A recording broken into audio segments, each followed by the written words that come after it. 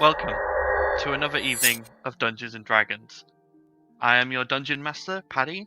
Sorry for such a delay between episodes. Obviously, unfortunately, real life is a thing, and yeah, it got away with us. But we're back, and we are going to continue our story.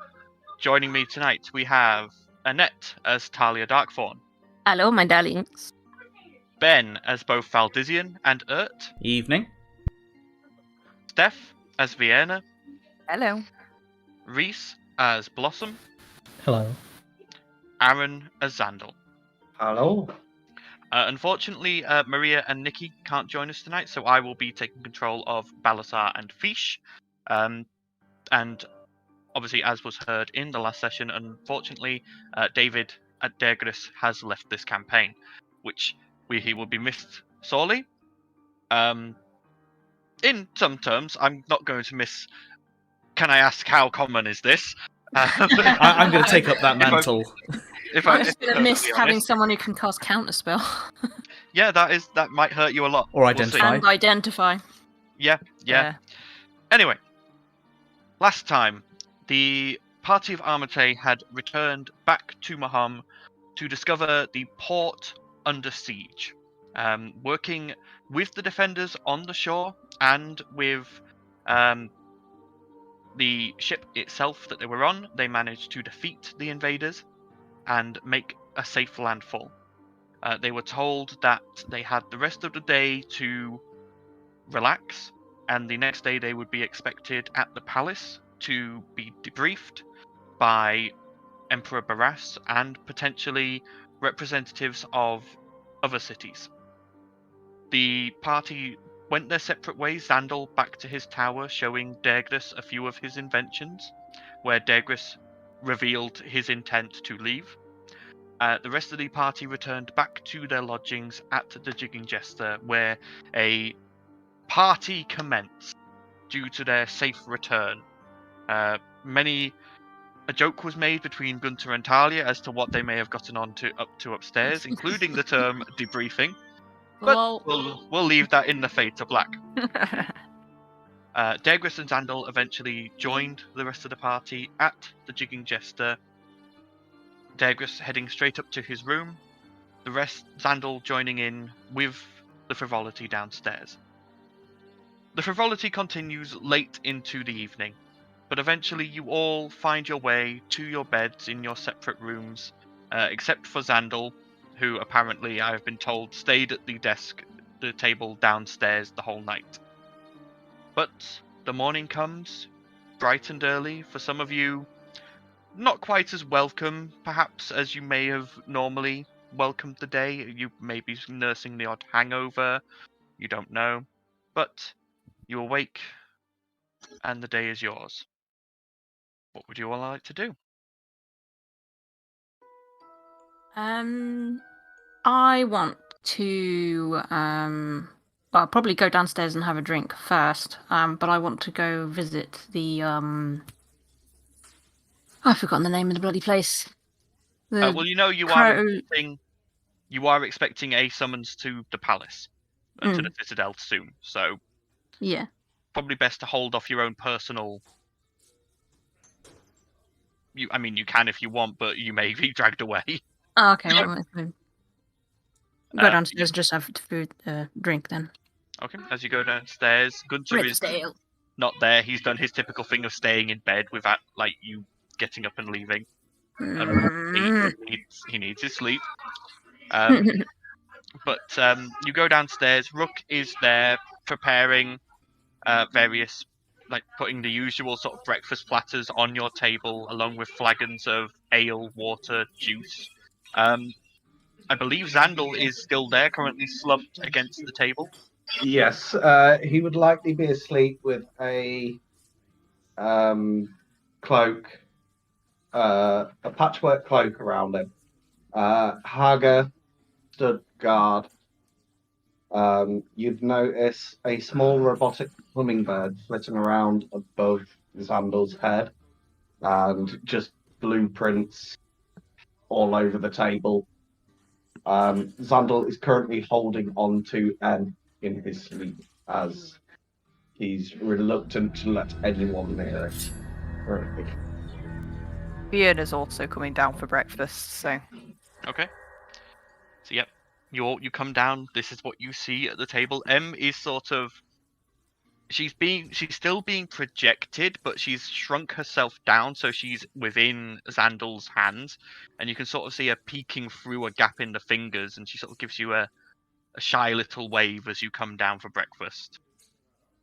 Fiona sits next to Xandal, but she kind of rolls the blueprint to one side so she can put a plate down. And then starts tucking into some food. Alright. Val is probably going to go downstairs after his usual routine of a little bit of weapon training, a little bit of prayer, a little bit of music practice, and then he'll come downstairs. Okay. Urt comes down as well and immediately starts digging into the Danishes. A little while later, Balasar and Fish, who you'd put up in a guest room, also come down and join you. About 30 minutes into your repast, there is a knock at the Jigging Jester door, and a squire, a guard, walks in. One of the more likely armored into ones. a tavern. Admittedly, at the point he's been told to go and summon people to the citadel, it's like you're gonna be polite. Okay. Armatae, Yo! Emperor Barras requests that you be in the citadel within the next hour, please, if possible. Okie dokie. Very well. I will tell him that you have received the message. He turns and walks out. Cover everyone then. Val kind of. Oh, you go. Go on. I was going to say, Fiona's just staring into space whilst chewing on her breakfast. Val grabs what looks like the thing of very strong coffee, pours a cup, and kind of lifts Xandal's head back a little bit and waves it underneath his nose to try and wake him up. Okay. Xandal kind of open one eye and be like, what time is it? Time you were up. He sort of like sits up, gathers his bearing, realizes that all his blueprints are all over the table, and just sort of like scruffs them into his scroll case. I hope you're ready. Considering the ink that would be available at this time, does he have ink prints across his face where he was sleeping on his blueprints? I would say that quite possibly, yes. I mean, his portrait, he's got smudges all over his face. He does have smudges. And you watch as Haggard just sort of looks at him, shakes his head, and just picks up a napkin very gently off the table and just starts very carefully daubing Xandal's face. Stop, it's too early. Well, you better wake up. We've got an hour to get to the palace. Debriefing time. Fine.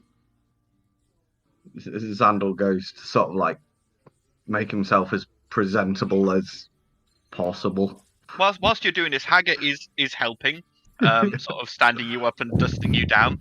And Adomiet, your new hummingbird, is actually flicking around your hair and using its beak to pull at loose strands and try and get it to lay at least slightly flat. The hell is that fluttering around your head? It's Adomiet, What? my new friend. Does it have a shorter name? Dolmio for short. Well, to be fair, that is the short name. Dolmiet? Adomiet. Right. Aerial Adomiet? device of magical extension and transference. I'm just going to call it Bird. Let what you will. You watch as this little mechanical hummingbird flits over to you, Talia, and it just sort of flits back and forth, hovering in the air with just this noise. And What? I can't pronounce your name! It just sort of looks at you with these crystalline eyes and just gives a little boop, and then zips back over to Xandal. Not It's not doing anything at this moment. She's not like stroking her mechanical snake or anything. No. Excuse me? Is still just stuffing Danish pastries or like sweet pastries into her mouth. I didn't mean that as a euphemism. I just meant like because snakes like to eat birds, and they're both mechanical. So No, she does not have the sentry snake out currently. I'm never going to look at that snake in the same way again. But no, she is currently. In fact, you watch as like she stuffs one pastry into her mouth, and then another seems to vanish under the table. And she seems to be one in mouth, one under the table as you watch. Where are you putting those? Nowhere. Are you pocketing them for later, like your snake? You watch as she pulls the Book of Holding out from under the table, slams it closed, and puts it in her pack. I should have known. I suppose they don't go stale in there, do they? I guess we'll find out in a week or so. Right. Are we as prepared as we're going to be for this debriefing? Fiona's kind of like shoveling her breakfast down her, as if you can tell she's forcing it down rather than enjoying it. But she's just like, need to soak the alcohol. Are you a little hangover? Nothing I can't handle. Balasar is also just stuffing food in his face, as usual. Whereas Fish is sort of picking at some things, like not quite sure like what stuff is. Being from the elemental plane of water, things like, bacon and sausage don't really come across them very often. So she's a bit suspect of a few things here. Perfectly edible. She nibbles on a few things and tries them, and she seems to be enjoying it. However, you do all notice you are currently still missing a member. Where is that lazy dwarf? I'm going to go wake him up. I'm going to go upstairs to his room. Okay, you go upstairs to his room. The door is closed. I knock on the door. Okay, you knock on the door. Wait. There he is. No answer. You test the door. Is the door locked? The door opens. What the hell? And she'll push the door open and look around. If you walk in, you can see the window is open. The breeze being allowed to flow in freely. The room, because of this, is slightly chilly. And on a small round table, Dergus hadn't really gotten around to personalizing his room yet, so it was just a plain sort of bed, table and chair, that sort of thing of the guest room. On the table is a staff, a flask, and the flask is sat on top of a piece of parchment. She'll lift the flask up and keep hold of it and look at the note. You pick up the flask and you can see it is the hedonistic flask of the hit flask of hedonistic healing that Dergris had, and the staff was the staff of draining that you had recently found. Looking at the note, I will show it to all of you. Right. I will pocket the flask with an arrow die at the paper, kind of pick up the stuff and just carry it downstairs to the table. I think he's gone. He left his stuff, and she puts it on the table, and he left a note.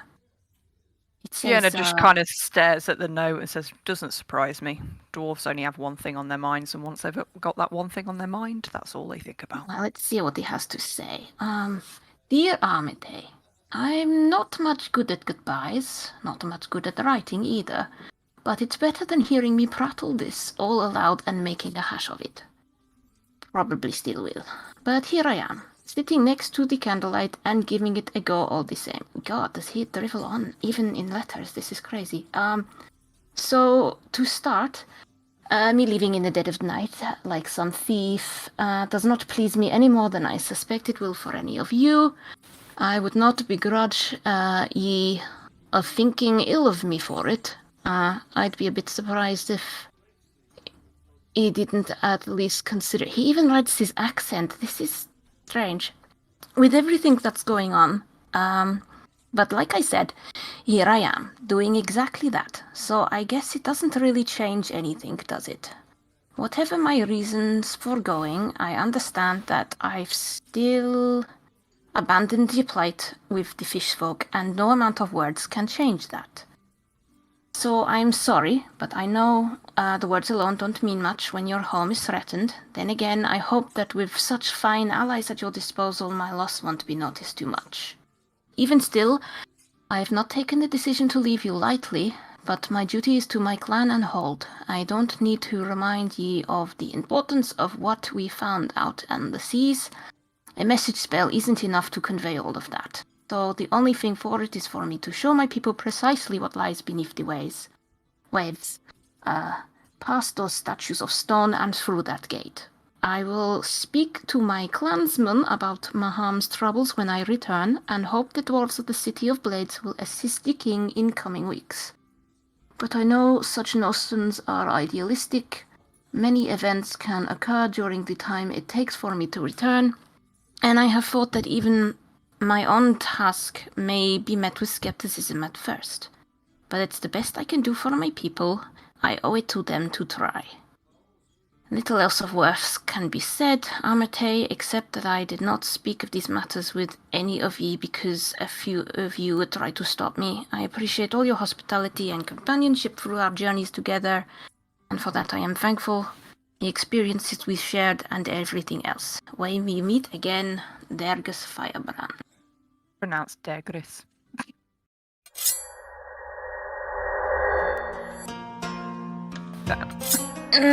Yes, I would say that, wouldn't he?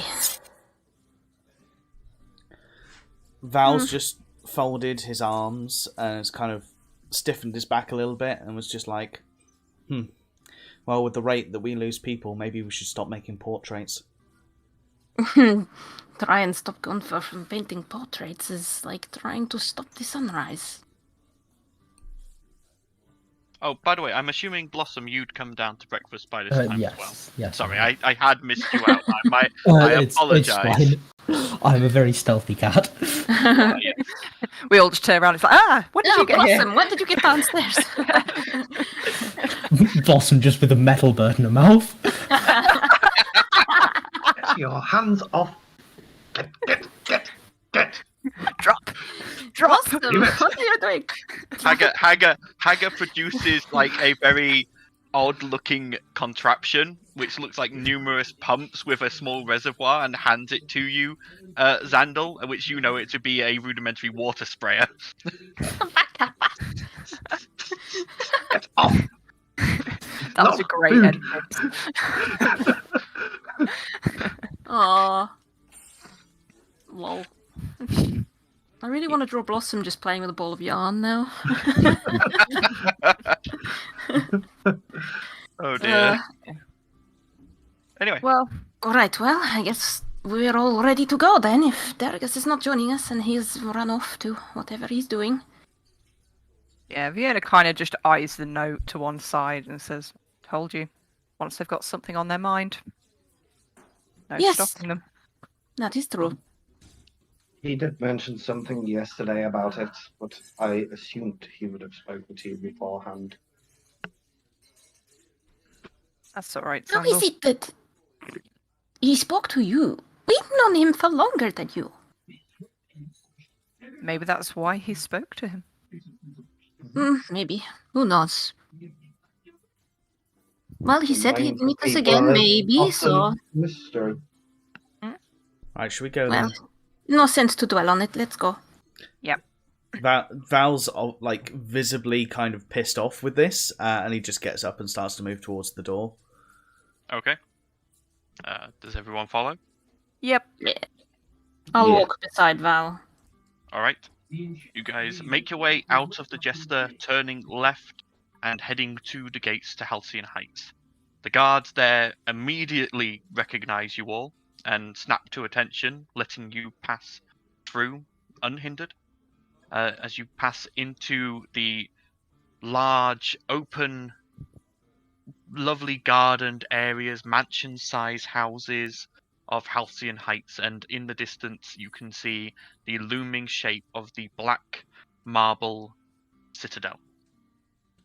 You make your way through, walking down these silent streets, as even at this time of day, there's not really a huge amount of people about. The city is still fairly subdued due to these attacks, and people are still spending most of their time indoors where possible. But eventually you get to the Sovereign Citadel and are met by one of the courtiers there who goes, Armatae, excellent. The debriefing is taking place in one of the meeting rooms if you'd like to follow me. Lead the way.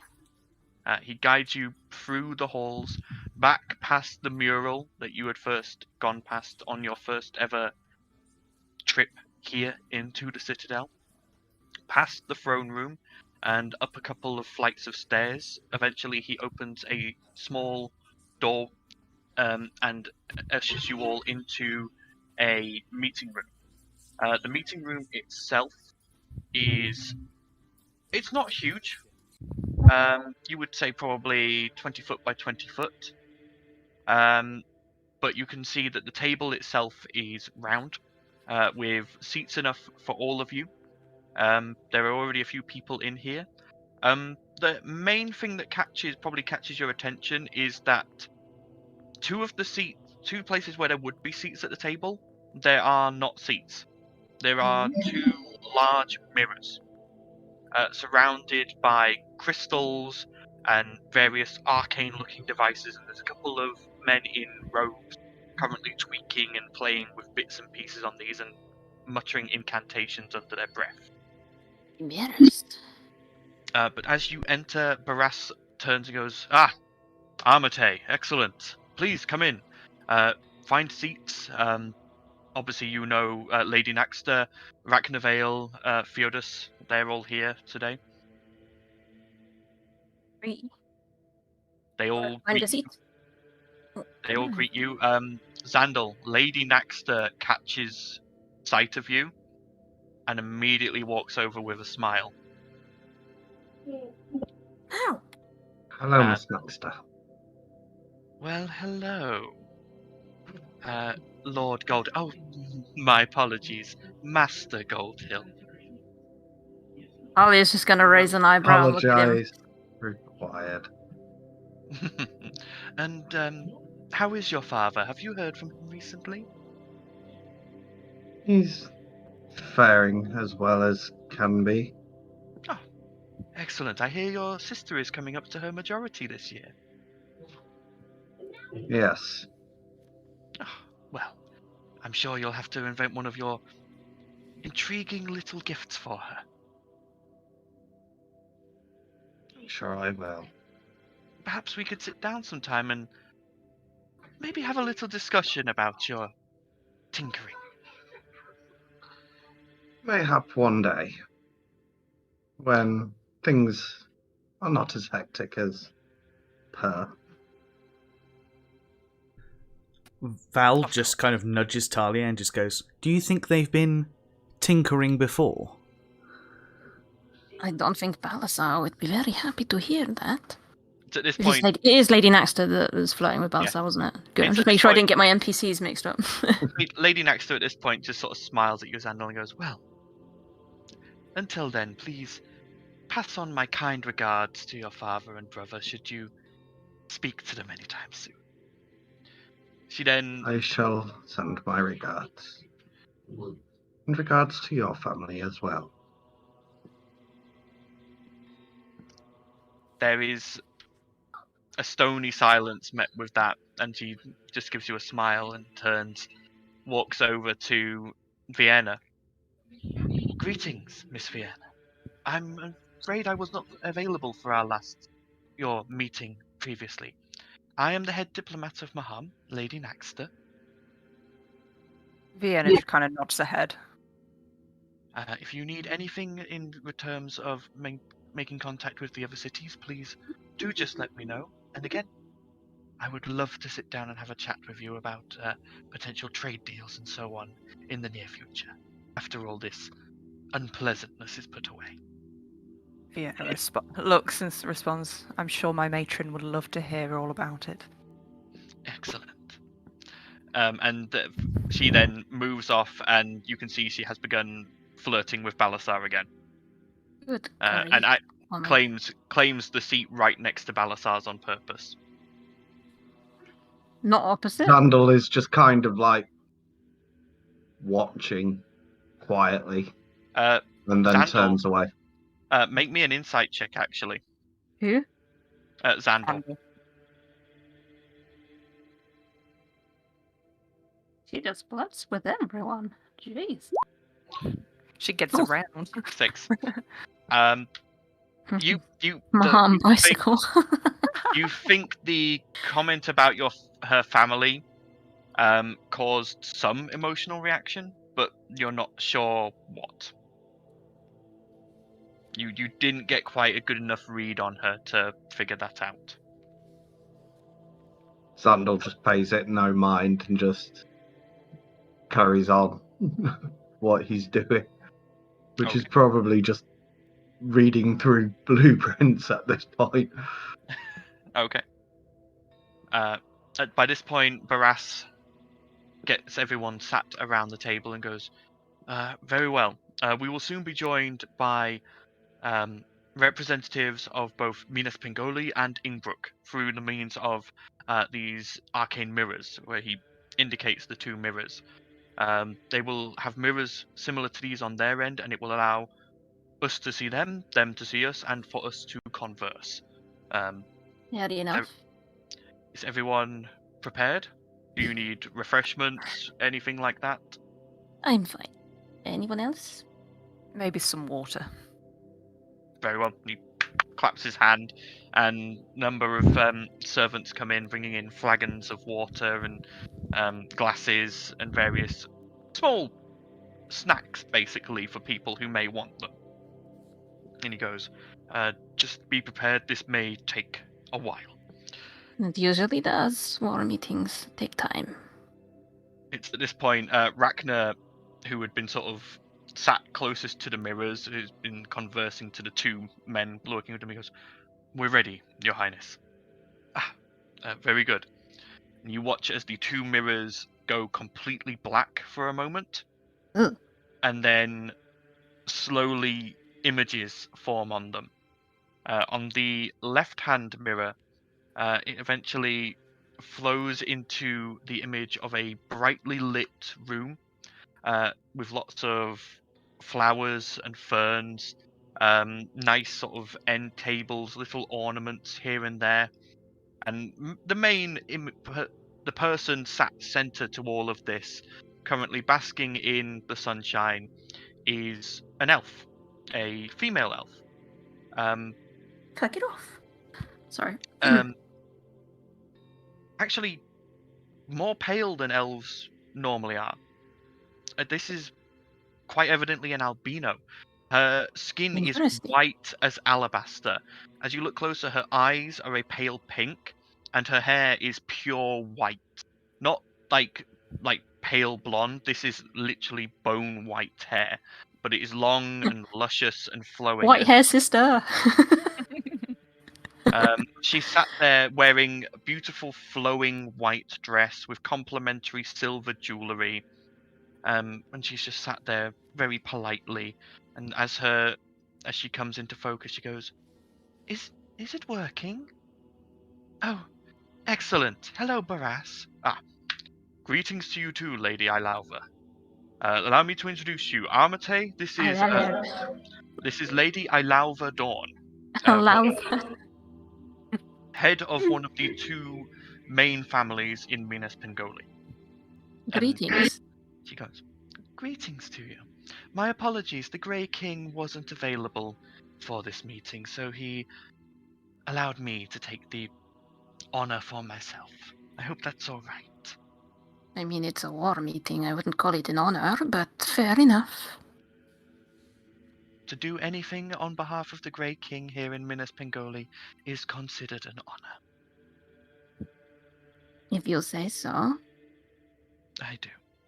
But I'm glad to finally meet all of you. Or at least see you. We've Her tale of Armatae even here in Minas Pengoli. At that moment, the second mirror flickers into view. Mhm. And this one shows a study with rows upon rows of bookcases as the main sort of background, with what looks like a large astrolabe just in one corner, but it's a very strange astrolabe in that it's not attached to anything, yet it's still moving. Everything's just levitating there in place. And sat center in the image is a humanoid that none of you will have seen before, actually. Yellow skin, large green eyes, white dreadlocks that are tied in a ponytail that falls down to his mid-back, a flattened nose with long pointed ears that stick out a little bit like a bat, wearing beautiful flowing black and purple robes that are both functional yet elegant at the same time. These are robes that he could wear into combat if he so chose. And he goes, excellent. It's all working then. Very good. I did wonder whether your mages would be able to handle this, Ragnar. Ragnar goes, greetings, High Master Brazag. And he goes, yes, greetings as all things. Greetings to you, Emperor Barras. And Barras goes, greetings, everyone. This is High Master Brazag of Ingbrook University, also the obviously head of their whole city. Brazag goes, yes, I am High Master Brazag. You must be the group known as Armatae, I believe. That's correct. I see. Interesting. Well, shall we get down to it then? Please. Barras goes, yes, very well. So, first off, your journey there. Please, fill us in. I mean, we went there on the ship, got Yes. attacked a few times, made it there safely. Very Not good. much to tell of the journey. Were you intercepted by Vodawowed forces? Were they expecting Yes. you? Well, it was weird actually. We bumped into some tridents. Lady Ilava leans forward. Tritons? Yes, I had hoped to perhaps get them on our side, but they have a no violence pact with Vodawowed. They won't get involved or help Vodawowed, but they won't attack them either. Interesting. Would they be able to share information, though? The only thing they shared was not to go too far north, I believe. Big void of magic or something, I don't know. Think it might be a crack into the plane of water, or I can't remember what they said. Brazak goes, interesting. A gate to the plane of water. Yes, it would most likely spawn somewhere like that, most close to its own normal habitat. Could be potentially worth investigating. Interesting. He watches. He sort of, he's got like a quill and parchment sort of floats into the mirror beside him, and he just sort of makes a note. Whereas Ilava goes, but the Tritons didn't say that they wouldn't be open to a diplomatic discourse. They had nothing to do with fighting Vodawowed. They will not attack them. Not necessarily attacking. No, they have a non-aggression pact. That doesn't mean they won't share information. Surely if they have a non-aggression pact, they are allowed access to Vodawowed for trade and so forth. That could be crucial information that we could use for... You could try, but you'd have to convince them. I'm very good at convincing people. Sure you are. You can probably see next to you that every time this woman speaks, Vienna is taking very slow sips of her water. You probably, if you're paying a close attention, you can see she's giving a shit on you. I think Talia's kind of, every time the woman talks, her eyes get even more narrow because she finds her voice very irritating, and she's used to dealing with like superior officers, and she can just tell from her tone of voice she feels like there's a superiority kind of complex. Yeah. And she knows when someone's pretending to be sweet and when they're actually sweet. Talia, because you're paying such close attention, could you roll me a perception check, please? Oh, okay. With my character sheet, I'm excited now. Perception. Where are you? Blah. Ah, 17. Could be 17. worse. Could you just move over to the whispers chat for me? I get a whisper. No. Yeah. Everything's fine. This is where we slag off Paddy, yeah? Whilst he's Yeah, out the yeah, channel. definitely. Oh my god. You stop. Quick, everyone move to the waiting room. Mm. I don't think I'm brave enough, to be fair. No.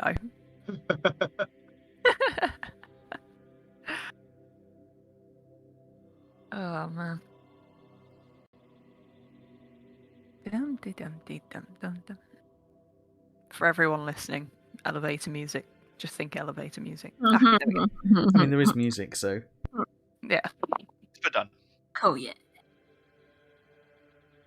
But for us, So, well, interesting. The Tritons may be a potential line for communication, at least, and at least maybe some extra information. Could be worth it, yes. Your descent into the trench. I trust that the apparatus performed correctly. Yes. Sandal, could you give us your thoughts on that as the expert here?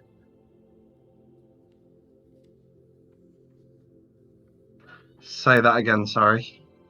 Your thoughts on how the Qualish operated. Qualish operated incredibly smoothly. No faults, as far as I know. Razak leans forward in his mirror and goes, "An apparatus? Interesting. Saved our asses on more than one occasion. Very Indeed. good. Did you not find it a rather crude way to go about this? Would it not potentially more easy means of facilitating your journey?" I that mean, was swimming's the not that easy hard. means. Fiona finally speaks up and says that was the easy means for the situation we were in. At the time we got there was heavy storms above our heads, so this seemed like the most logical and simplest way of getting down there. Speaking of storms, Sandal, well, I'll let you decide what you want to say. I see, but surely the Arcane Academy, and here you watch as he sort of glances at Rachna, surely they could have provided you with more easy-to-use means. And warp I'm sure healing they would be features. greatly flashy and not stealthy. We needed something that could blend in, or be unnoticed because it's smaller. Just because technology could be more complex doesn't necessarily mean it's the best thing. Did you not In attempt? all honesty, the Qualish was likely the best option. We were searching blind and we needed something that had a certain amount of, what's the word here? Reliability to sustain us for the long periods of times that we were searching for. Unfortunately, the magic schools can only last for so long, and if it were to fail at the indue moment, could have spelt disaster for everyone.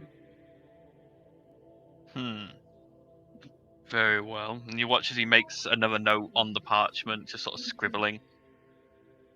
Well, please, continue.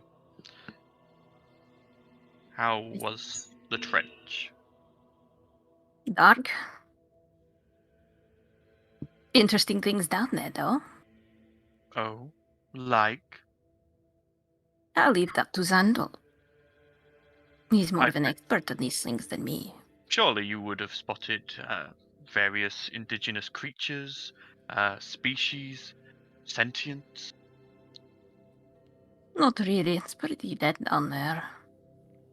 I find that hard aside to from believe. the camp that we found. Getting to that. I'm talking about the ship! The fucking ship with the storm thing! Yes, there was a Xandor shipwreck. kind of shoots Talia a bit of a glance. I was trying to be vague and let you decide, but you're fucking walking through it, so I was gonna let you decide what to say, but if you're not... Everyone It's else around the important table information. is just sort of sat watching this, just sort of like, what are they doing? There was a destroyed ship that held And- the cause of the storms. The cause is now dealt with, though it has left the strait completely open. Which means we can Brazag. get ships there. Brazag at this point leans forward and goes, there was an artifact capable of creating a localized weather pattern of such strength and potency, and you managed to deactivate it? Yeah, those pretty clever. It required more than just myself. I see. Effectively, the magic within the artifact, if you wish to call it that. And you say this artifact was on a ship. I know of no ship that carries such an artifact. That's around Many now. lands that hold their secrets. What was that? There are many lands that will hold their secrets, as everyone in this room can attest to.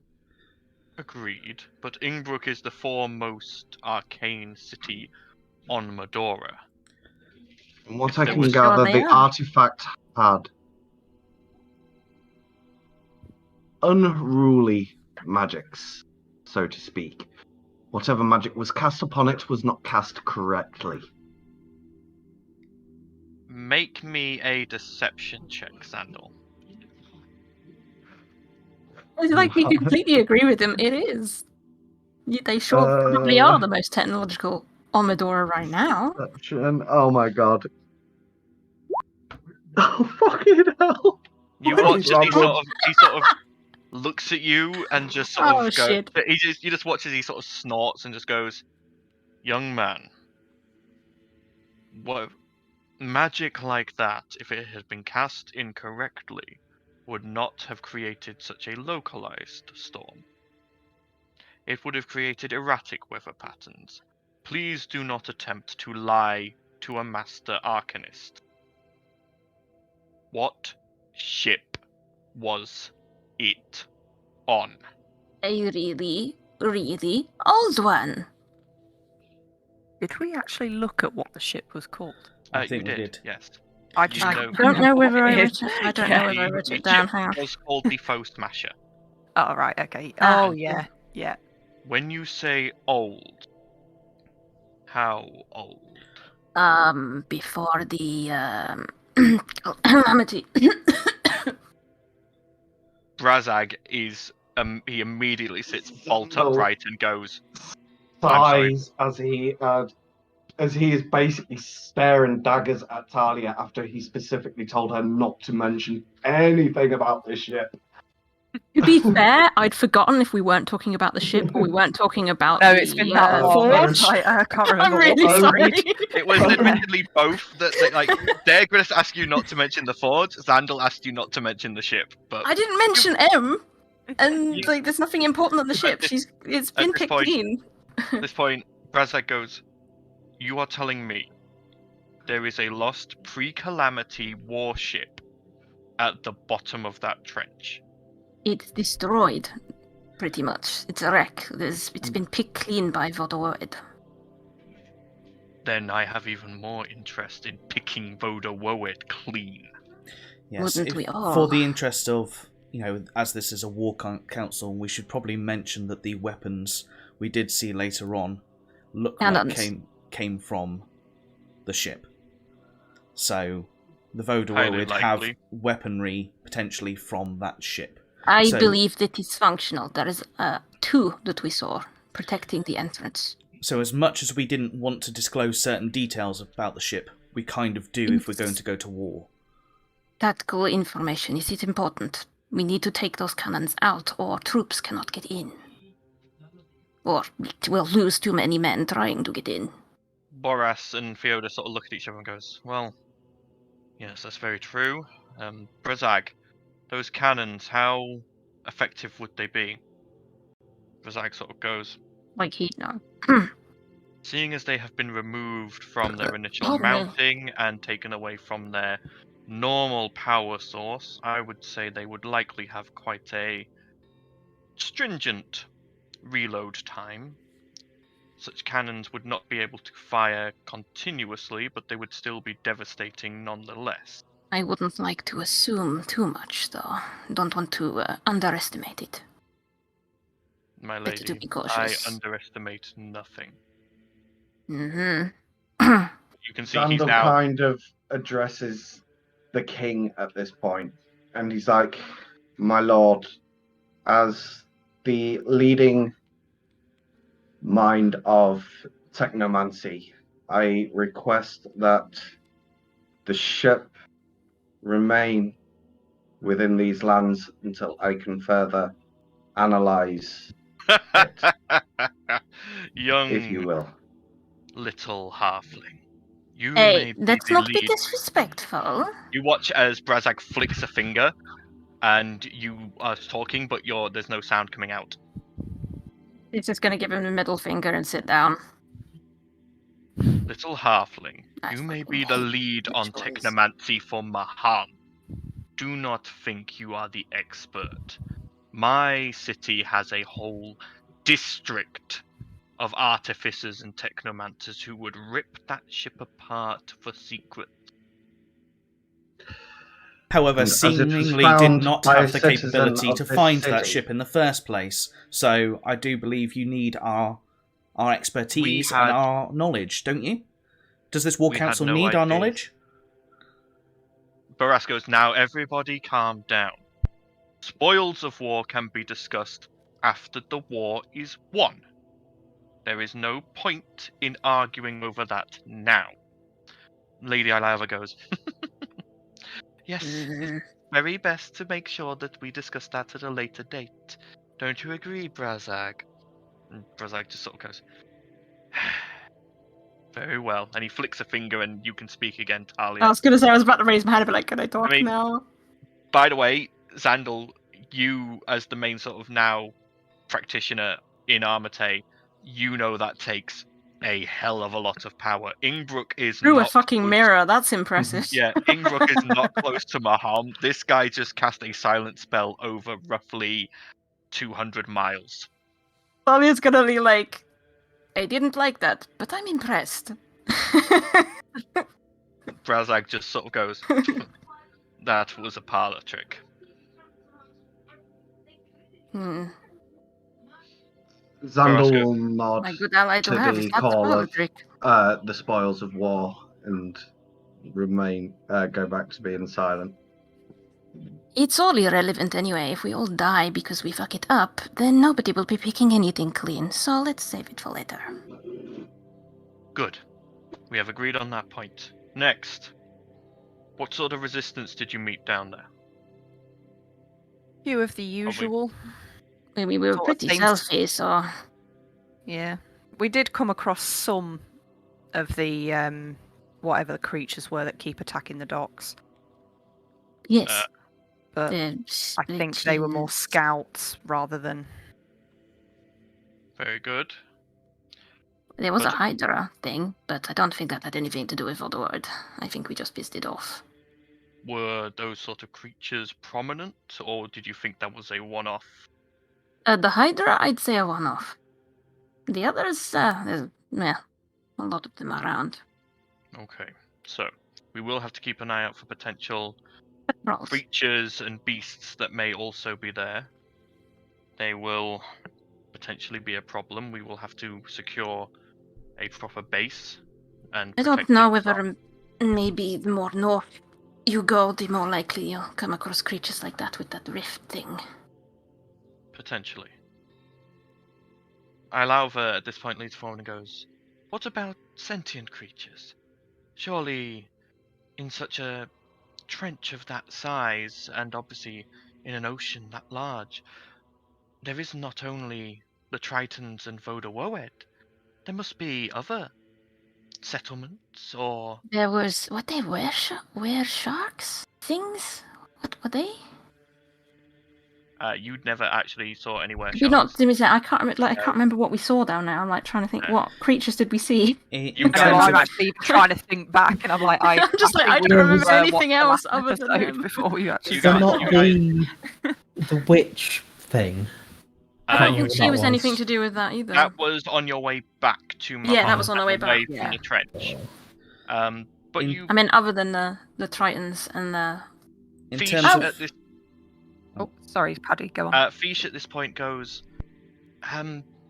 there were a few, when I tried to go to the gates, I got approached by a Triton, but I did see other water ganassi in the queue, a few merfolk going into their outer settlement for trade.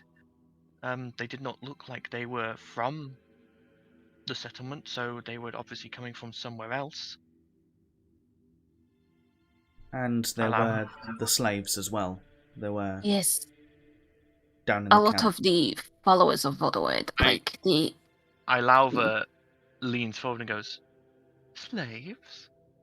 How quaint." Yeah, you know, when you make someone do something against their will. Sorry, don't say that pay again. them. Say that again, sorry, Paddy. How quaint. Such a backwards way of doing things. It shows that this city or nation of Vodawowed hasn't quite advanced properly to use such an archaic means of workforce. Agreed. Val just raises an eyebrow for how that's been phrased. Can I Yeah, also so do? she's like, agreed? What are you implying? Would also Val's interest in what she's saying, would that be enough for me to do an insight check and see kind of what she was trying to imply with what she was saying? Yeah, go ahead and roll an insight check. 15. 15. Move over to the Whispers channel for me. Yeah. Yeah. Here we go. Okay. So with a 15, sort of listening and watching her, you get the sense she's not against the idea of slaves. Okay. She just thinks that the whole using slaves is pointless. Like, she obviously believes that you get the sense she thinks that if someone actually is putting their whole towards something, like they actually believe in it, you will get more out of them. She just doesn't think that slaves are worth the time. Like, it's not an efficient way of doing things. Okay, no, that's Basically. fair enough. That's the way she's thinking about it. Rather than like a negative, that's kind of a positive. I thought she was going down a different route. Cool. Yeah. It's not that she, like I say, she probably wouldn't go out of her way to stop slavery, but she personally just doesn't care for it. Okie doke. Okay. Yeah, all makes sense. So I didn't see how Okay. how to do that. All right. Never mind. Ilauva sort of goes, well, we may potentially have to send out a few scouts, see if we can find any of these outlying settlements who send traders, and we might be able to get something from them. Wonderful. Not sure how much time there is to gather allies. In a war, things can be done quickly. Good. It needs to be quick. Hmm. Element of surprise is always a good thing. Boras at this point goes, so, you stopped the storm, so we can approach. Yes, That's good. it seems like a tactically good thing to do. Can't fight if you Where- can't get your men there. What position would you say the city is at? Where is the entrance? How big is the city? What sort of troop numbers are we looking at? What were we saying? The city just seemed to be more hundreds? trading rather Yes. Well, there's Well- then like an outer city and then an inner city. You guys, unfortunately, at this point, realize you don't know the answer to these questions. As you saw the outer settlement, you never discovered whether that was all there was, whether there was more deeper in. We can only say what we saw in the outer city. Yes. And mentioned the door at the end. So yeah, there's like an outer city which to me seemed a bit like a supply line. If you can take the outer city, they seem to be, I believe, a friend of ours, Derges. He's familiar. So forges, they were making weapons and stuff. If you can take that from them, that would hopefully help. Didn't his familiar see like a throne room style thing? There was the steps There was going a up. hallway. He someone couldn't went get in. past. He could not get past. Yeah, It was he saw guarded. that there was a. So the troops that you had seen up to that point looked sort of regular troops, but in standing in These front guards of were- this tunnel with another gate, they were Chul dressed in gold armor, Ornate armor and stuff. ornate Looks armors like that looked like royal guard. Yes. You would assume. Yes, the inner city looked to be the most guarded and most likely where the Yeah, main and boss Fish- is. Fish, when she spoke to the Triton, had found out that that tunnel did lead to a inner city. Yeah, The we can't actual say. city. We can't What say you- what happens in the inner city though. Baras goes, I see. It's a little bit disquieting that we don't know full troop numbers, types. Did you Also, find... the slaves, if you could free them, it could cause good chaos. If you can Potentially. make a big enough commotion outside, we could get in, maybe, past the guards Tal- and get it. One moment, Talia. Did you find out what their aim is? What is Vodawowed's end game here? We're not entirely sure. Take the land back from us, I think was kind of what it was. So we have no idea what end game they have here, what troops they have, or what we will be facing. We also have the problem that they are still, unfortunately for us, thousands of feet below the surface of the waves, where it is difficult for us to launch an assault. A little easier now that we've got rid of the storm, but unless you've got a way to part the sea, nothing's going to... You're gonna have to swim. Dive from the top? Talia, make me a perception check. Okay. Wait. Sorry, hang on.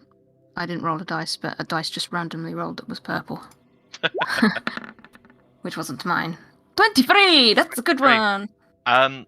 When you say part the sea, Brazag visibly twitches. Something to say? He doesn't say anything, and he doesn't do anything. He just sort of twitches and then just sits still. But yeah, if you can do that. Or we bring in ships from the above.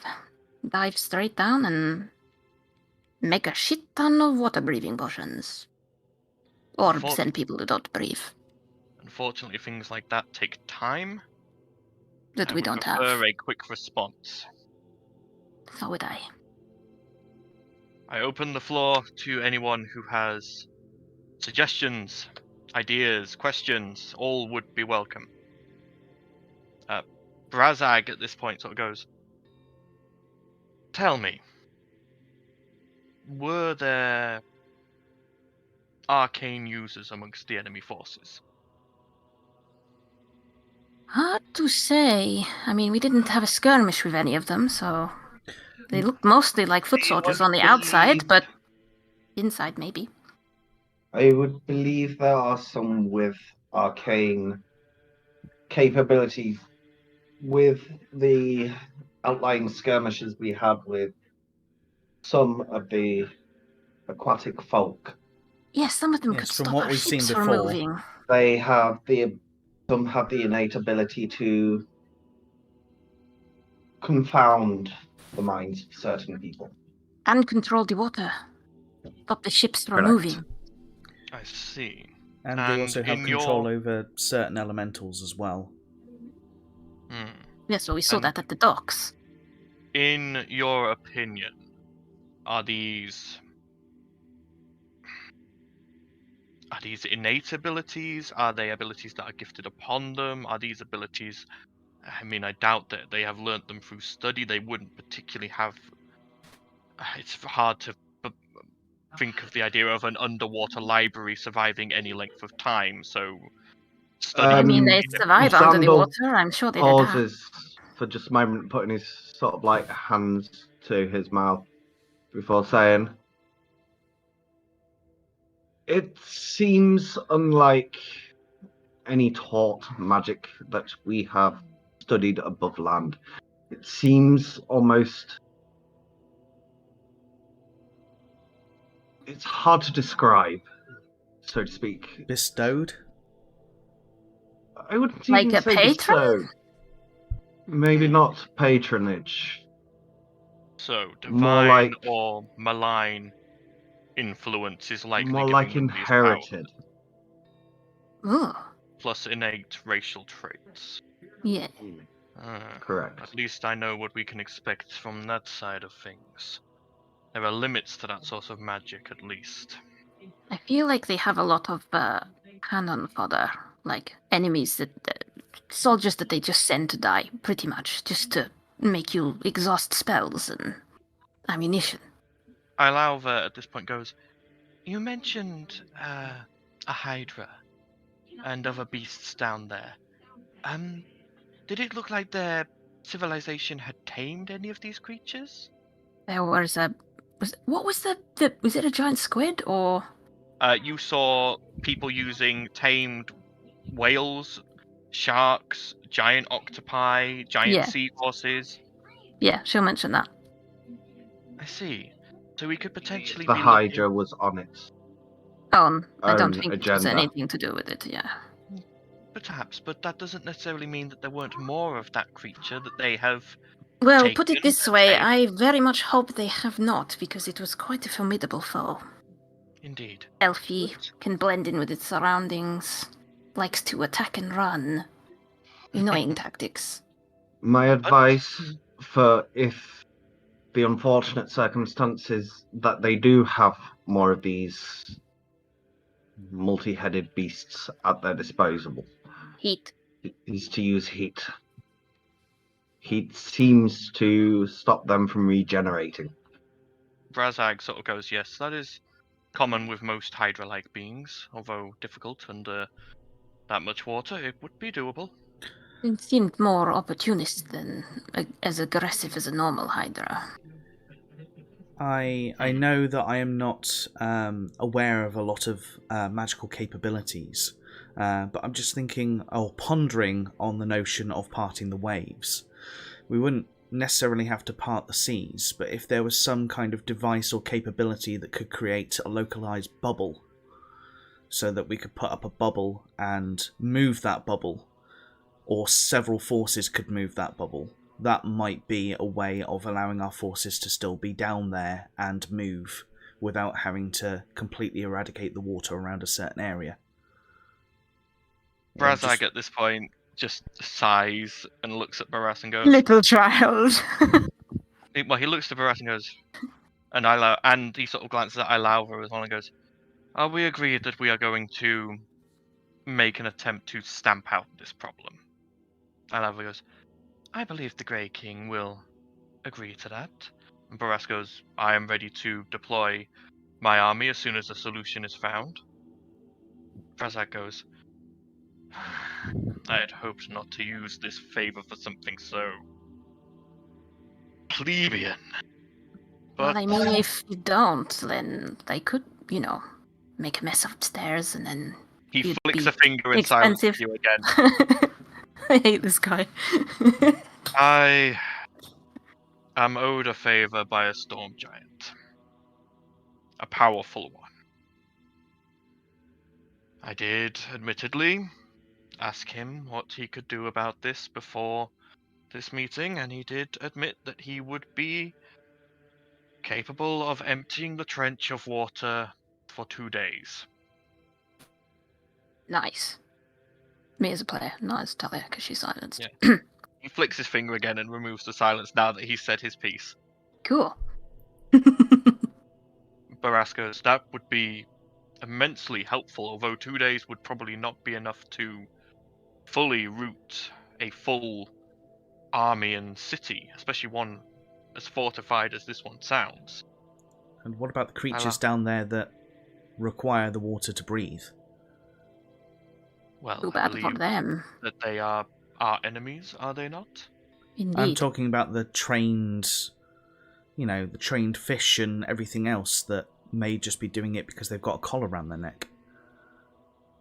Then we will be releasing them from their bondage. There are casualties in war. Not always so simple, Valdisian. Valian, the fuck? Sounds like some antidepressant. What the hell? But we will, of course, make it... Ilalva at this point sort of goes, well, I'm assuming this will take a few days to fully sort and get our troops into the correct positions. So during that time, we could at least send messengers.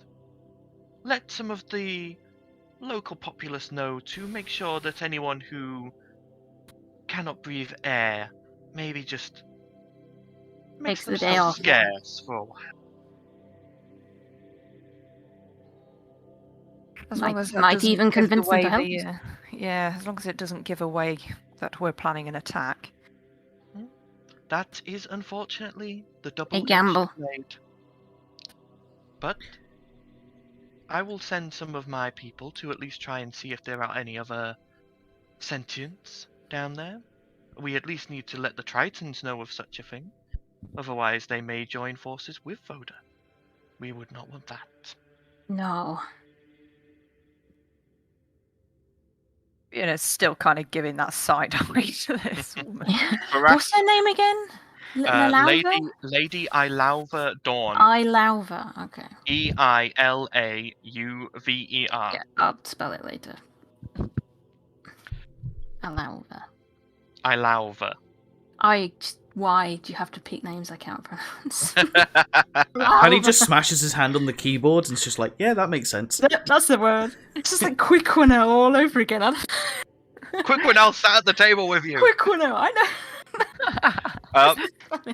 Barras and Theodos have actually been having a hushed conversation and sort of Barras leans forward and goes, 2 days. 2 days is not enough to put a big enough dent in their fighting forces to remove the threat. So I propose this. We go for the head. Yes. We need a beheading strike. My bring in- forte.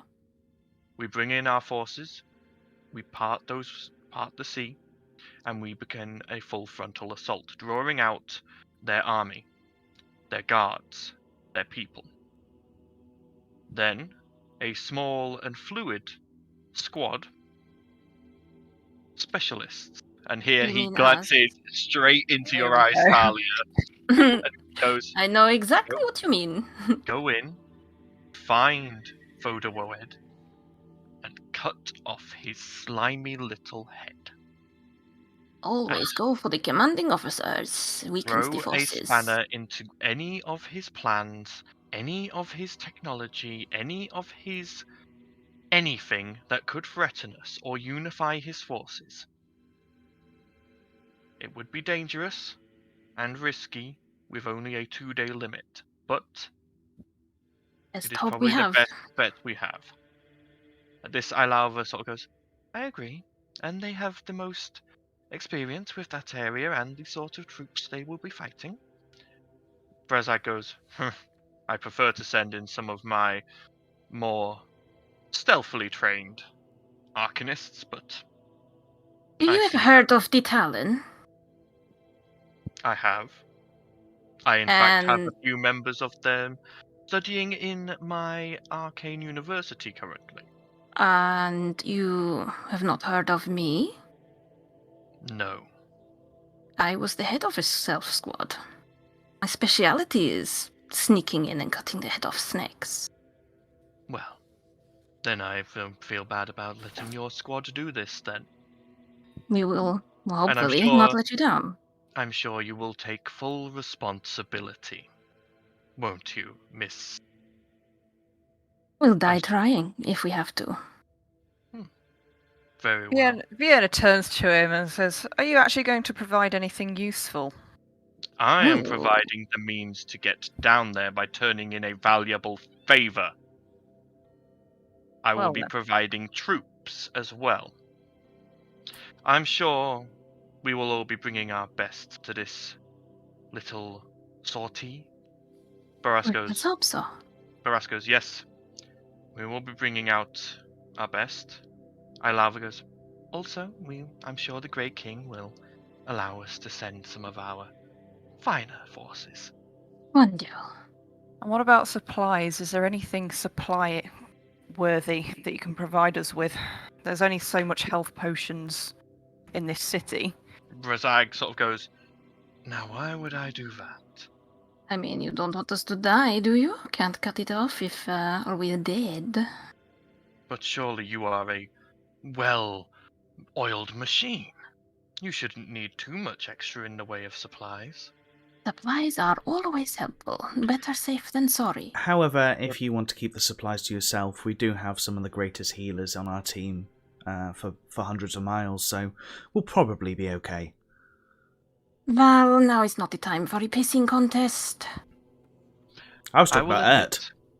admit, Ingbrook cannot I know, supply but healers. We are not we don't need healers. I don't a need to cleric babysit. city. We are a arcane city, a majocracy. Potions is And more what- than enough. We will not be supplying potions. Not My for you, resources darling. will go to my people, as I'm sure Lady Ilalva and the Grey King will supply their people. You are a squad suggested by Emperor Barras. Therefore, you are under his employ.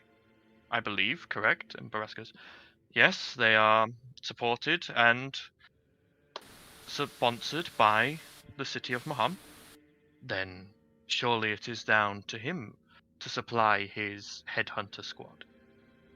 I'm sure I can speak for Lady Ilalva as well when I say, though we will be putting our trust in you, we're not going to put all our eggs in one basket. Of course not. That would be stupid. So we will take our resources and put them into our own plans, and we'll see who comes out successful. Mm-hmm. He turns to Barras and goes, how long will you need to prepare? And Barras goes, 2 days. We'll be ready in 2 days. Ilalva goes, I believe we can be ready by then as well. Brazak goes, we'll be there. And with a We're in agreement then? click of his fingers, his mirror goes dark. That guy is an asshole. Agreed. I think I've... Ah, no! What have you done? Have I frozen? No, Ah, we, no. we- Sorry, we, I can, froze. we can hear you. It's fine. It's all good. Everything's I couldn't hear any of you. I just but yeah. basically said that guy's an asshole when he hung up, and then Vat was just like, I agree. Lady Ilalva goes, you have to forgive him. He's a prickly fellow. You have to understand, he's the head of a whole city of mages. Lots of Yep. strong personalities, and lots of locking He's the themselves away with books. They don't do social skills. Not cultured. Oh, They plenty probably don't cultured. even play music. Oh no, they have some very good music in Ingbrook. Really? But, oh yes, very good. You should see I the could, Bard Quarter. Lady what's her fucking name again? I can't say it. Ilalva. Ilalva. Yeah. Not to do with the council, I just couldn't help but notice that's a rather beautiful lute you have in the background. She sort of looks back at it and goes, oh, that old thing. I met a lovely young sorcerer recently when I was touring the city. She was playing on a street corner. Such a waste of talent. A young lady by the name of Rowan. That was it, Rowan. Oh, Rowan! She's an old friend of ours. And Val just Really? smiles. Oh, well, I have brought her into my household as one of my personal entertainers. Perhaps you should visit Minas Pengoli sometime. I'd love to put you all up and maybe have a chat. Sure, that would be lovely if we survive this. Well, we'll have to see, won't we? But would you like me to pass on anything to Rowan for you? And there are regards. Of course, I shall do just that. Well, I best go report to the Grey King about the happenings of this meeting. Barras, lovely to see you as always. Lovely to meet you, Armatae. And she just sort of waves a hand and her mirror goes dark. I don't like her either. I will not be visiting that place. What a shrill little thing. Ugh. Can't stand it. hoity-toity royals. Ugh, no Barasco's offense for us. none, Jubao. none taken. Unfortunately, the elves of Minas Pengoli are not the most humble of folk. Well, when you live that long, you tend to get a bit arrogant. Indeed.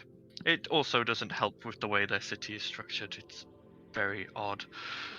But, like I said, 2 days. Will you be ready by then? You'll have to be. I was literally Alright. about to say that. Bill stands up at this point, and I'll offer my services to Armatae as well. I will assist them. Oh, Very good. Zandal, apologies. I didn't know how to broach the subject of the cannons without mentioning the ship. It's fine. I didn't mention the her. That is no issue. This issue will fall for the king, for afterwards over claimers' rights. Indeed. From this I point will, on. myself and Lady Naxter will deal with that. Don't worry about that too much. You know Lady Naxter is very good at her diplomatic duties. Indeed, Cross she that bridge is. when we come to it. We have to get through this first. We'll worry about that later. Very well. What will, just out of curiosity, if other things are found around the area that is being separated from its water, how will that be divvied up, or how will that be explored? If other things get found whilst we're on this mission. The main problem we have is we will be able to part these seas for 2 days. I would say, seeing as the armies will mainly be focused on fighting, anything you will find will count as finders keepers. You will be deepest in, no one will be watching you. Should you happen to find anything and just...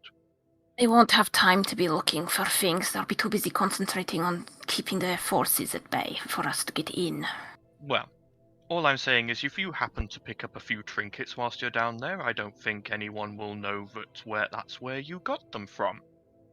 You can tell right now he's being very diplomatic in saying, I know we're meant to be doing this as divvying this stuff up later, but at the end of the day, no In one's all going honesty, to be watching you guys. If you pick something up, the other it's only cities are going to be doing good exactly to the same. Yeah. Let's face Finders it. keepers, They're this whole, oh yeah, we'll help you. It's a teamwork thing. It's like, no, you're sorting out your own interests. He just Indeed. happens to have a we have been mutual brought together foe. by mutual foe doesn't Yeah. mean we all have mutual interests. I will say, any discussion of the spoils of war will be difficult anyway, due to the fact that after 2 days it will all be underwater again. So, I wouldn't worry too much about it. There is a good chance that potentially most of this will take years to recover. And with us knowing where all the important things is, we could probably get there first anyway. As well as the standing that we are an independent, or you are an independent company. Unfortunately, everyone else involved in this war will be acting under orders. Armatae is... We're sponsored, but we're not. We Armatae don't is have to take sponsored by orders. Maham, but you do not have to listen to me.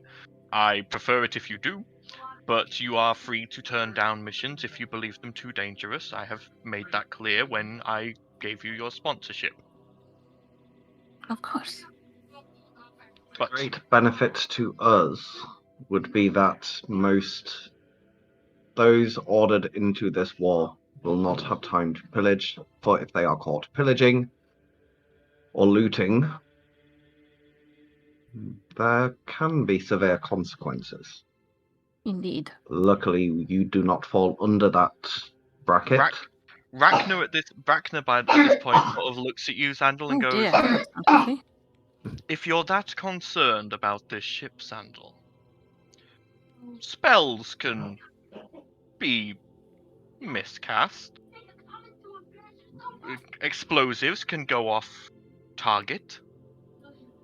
There's nothing to say that such a thing will survive a war.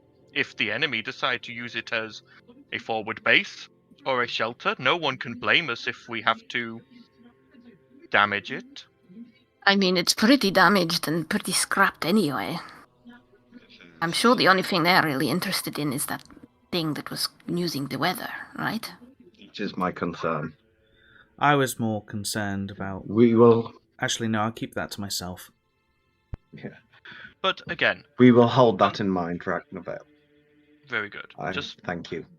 Just bear in mind, things can be dealt with.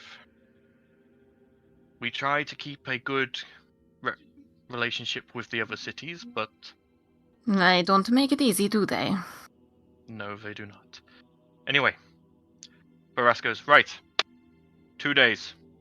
We must In prepare. 2 days at dawn, all of you report to the Zeppelin fields. Agreed? Agreed. Agreed.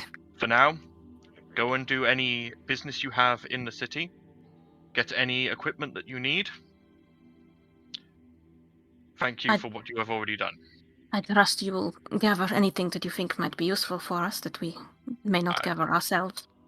We will see what we can. Most of our attention will be going to mustering the army and getting it ready to move. 2 days, though it is a trial, we can do it, but most of our effort will be going into that. Of course. Very Fiona well. claps a hand and says, right, first up, Wilma, and she's already taken off to the shops. Okay. Let's get supplies. I have there's- to make it first. You watch. Yeah, you watch as Barras, Rachna, Theodos, and Lady Naxter all leave out another door deeper into the citadel, discussing amongst themselves, with Theodos already sort of when you guys described the trench and what there was, you could see that he was sketching, and you can see he's holding up a rudimentary map of the trench and like key features. Cool. They're already planning what to do and where. But As... you are. Go. Oh, shit. I was going to say, as we leave the room, I turn to Talia and I just go, the reason I was concerned about spoils of war is what our little dwarven friend who has left us is after.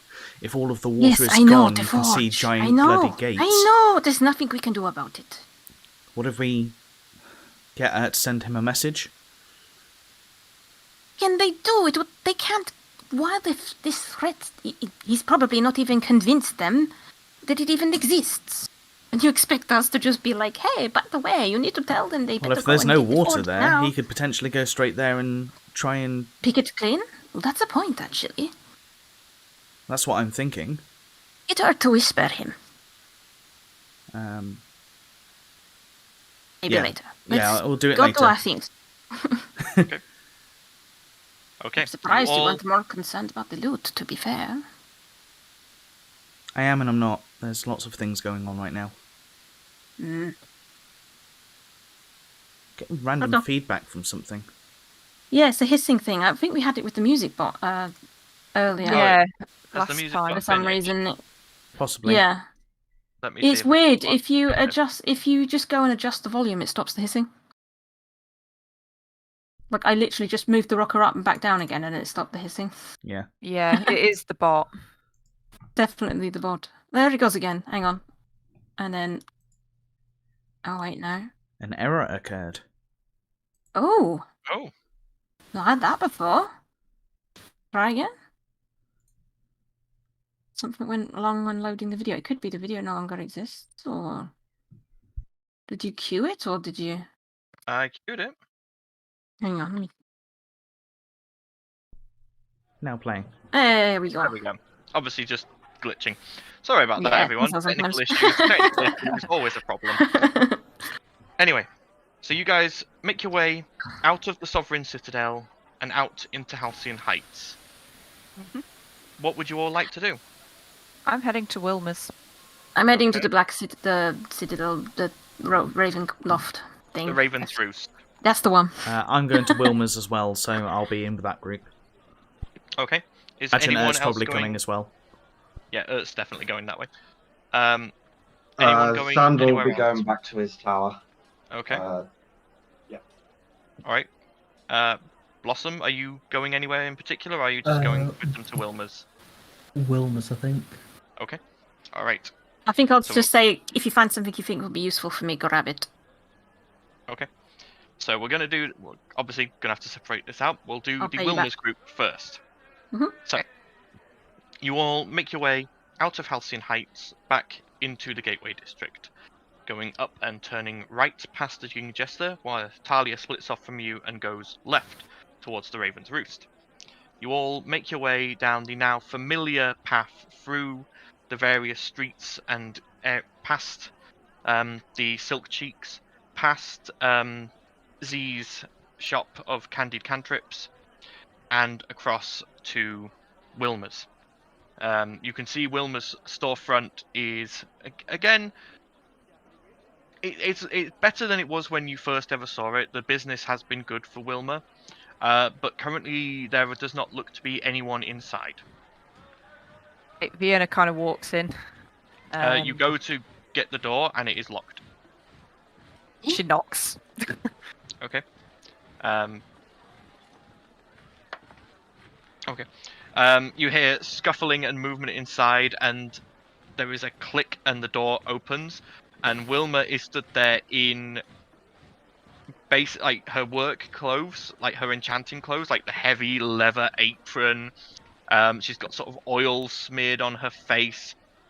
She's got goggles on with multiple different magnifying glasses that come down. Her hair is a mess. She's got giant bags under her eyes, and she's currently rubbing one and goes, "Yeah? What do you want? Oh, it's your lad! Oh, thank goodness! Come in! And she grabs Ert by the hand and pulls it inside. Yeah, we kind of follow her in. Oh, I'm so glad to see you're all alright. Well, how did it go? Well, we're alive for now. Mixed. I'm just gonna yeah. I'm just going to go straight to the point, Wilma. We are going into the heart of a battle in 2 days. Is there anything you've got that will help us underwater, preferably? Or is there anything you can make in less than 2 days? Very good. Right. Hang on. And she runs out the back, dragging Ert with her. Like, she hasn't let go of Ert's hand. And Ert's just like, ah! There is a lot of clanking and crashing. And she comes back out with what for her is a big chest. For you guys, it would not be too bad, but for her, this is big. And she thumps it down in front of you and opens it up. And inside, there are 24 identical chokers. Like silver collars. With blue gems dotted throughout the silver. And she goes, "This is all I've been working on. Since you guys left. It's taken me 2 weeks to make this many. And I've not slept a lot." We And can she see that. holds one up and goes, I wanted to have these ready in case, you did have to go back out there. These are water-breathing chokers. They sort With of... that, Vienna has a massive smile on her face. It's like, I knew you wouldn't let us down. They're not perfect, because obviously with the limited time, these are one shot.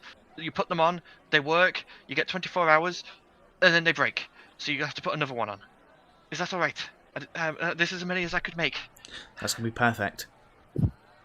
Better than I imagined. She immediately shoves them into your chest, Valdizian, and goes, "Good, free of charge. Just come back again, alright?" Vienna says, "We will, and we'll make sure Ert's ready too." And winks. Make an insight check, Vienna. So Inside. cute. Oh. My profile picture. What? How? It's the main thing you notice is Wilma has still not let go of Ert's hand. Oh, right, okay. That's about all you get. How's Whether my that's roll because 20 thing? I don't know. Sorry. whether that's hang on. because of being tired or what, you're not sure. Yeah. Wilma, this is going to sound like an odd request. But I'm guessing these work by you've created a magical gem that then imbues it around our throat to allow us to breathe. And that's basically what the build of this is. If you had something like this, is there a way we could reverse it if somebody else had it? So, for example, is there something I could use to take that power away, or something I could use to cut through the material on the side of something like this? I mean, If you had enough time, a set of enchanter's tools would probably do that, but it would take a while. How quick would you need to do it? Fairly quickly, if we were going to use it for any kind of combat or any kind of situation down there. The only thing I could say is your best bet is a dispel magic, or Okay.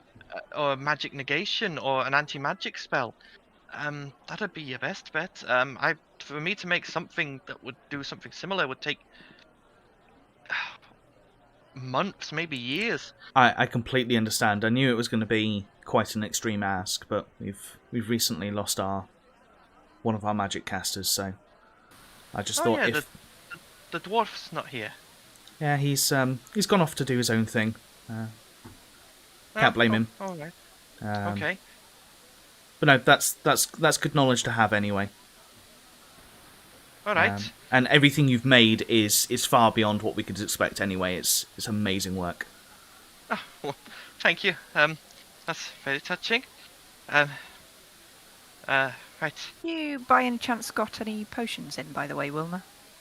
I've not really left the shop, if I'm perfectly honest with you. Alright, just curious. I've not left the shop. I've not even been open to the public for about a week. I've just been working on these. She just gives her a smile. You can tell in Vienna's language, like a slight smile is a thank you very much, you've done enough. Right. All right. Anything else? I can't give you anything else for free, but I've still got my current stock if there's anything here that would be useful for you. If there's nothing new, I think this'll do, thank you, Wilma. All right. Well, Get some sleep. yes. Sleep. Right. And you can let go of her now. She sort of looks down and Well, I mean, could always stay. There's no reason why Ert needs to come with us. goes, I stay. I make sure Wilma gets to bed all right. Okay, you do that. As I say, we're just going to go gather potions and stuff, so you've got a day or two before we need to go down to the Zeppelins anyway. Okay. All right. Right, and let's get this you- back. You all filter out, and closes the door behind you, making sure the sign still says closed. And you can see her inside, sort of taking Wilma by the hand and leading her out the back, obviously intent on getting her some rest. Rest. Mm-hmm. Anyway. Oh yeah, your turn. Actually, is there anywhere else we want to go after that? I guess we just head back to... In fact, yeah, there's the alchemist, isn't there? Yep, there's the Alchemist Guild if you want to try and source potions. Yeah, we'll make our way over there and maybe skip to Talia next. Okay. Yep, we're going to move over to Talia next as you guys make your way to the Alchemist Guild. Yeah. Talia, you move through the much more subdued than usual streets. Although moving into the temple district, there are still a fair number of people here, and you can see people going into the temples, obviously intent on praying for basically divine protection and favors against these invaders, so on. But you make your way to the Raven's Roost, and again, this tall, imposing, obsidian black tower with on its various crevices gargoyles of a hooded woman, grim dogs, and strange creatures. But the doors stand open, and you can smell incense wafting out. Nice. She'll kind of smile to herself. She's always found this place a little comforting. And she'll walk inside. Okay. As you walk inside, you just catch the glimpse of a number of the acolytes here, dressed in their black robes, their grey elven features, these Shadar Kai, carrying a coffin between them, with a number of weeping sort of... You don't like to think peasants, but basically peasants, You get Yeah. the feeling they're probably from Grimhaven. They're being escorted down. Oh, whenever you've come here, you've gone up. These Yeah. are going down, and from your previous visits, you know that going down is to go to the Maudlin Mausoleum. We'll kind of just step to the side and bow our head in respect and wait for them to pass. After a few moments, they've passed completely, and another acolyte comes up to you and goes, "Greetings, Death-Touched. Are you Greetings. seeking a meeting with the Black Mother?" Yes, I would like to speak to our matron. Very well. When you say matron, do you mean the Raven Queen or the Black Mother? Which you know the Black Mother is the head priestess. Yeah. The queen. Very well. They guide you up the stairs, going up, and I believe it's 2 flights. Let me just double check. Yes, 2 flights. They take you up the 2 flights of stairs to the oh no, it's only 1 flight of stairs up to the chamber, down the small hallway, opening the doors into the communion chamber. Chamber that is familiar to you, made of dark stone, the red veins leading into the large central pit filled with the black viscous liquid. And already stood in here actually is the Black Mother. And she sort of turns and goes, "I thought you'd be visiting Death-Touched." Really? Really? The Raven Mother does on occasion grant a little bit of insight. That's what I'm hoping. Please. But remember, there are no guarantees with this trip. I know. That's what worries me. She steps back and the acolyte leaves the room, closing the doors, leaving just you and her in the chamber.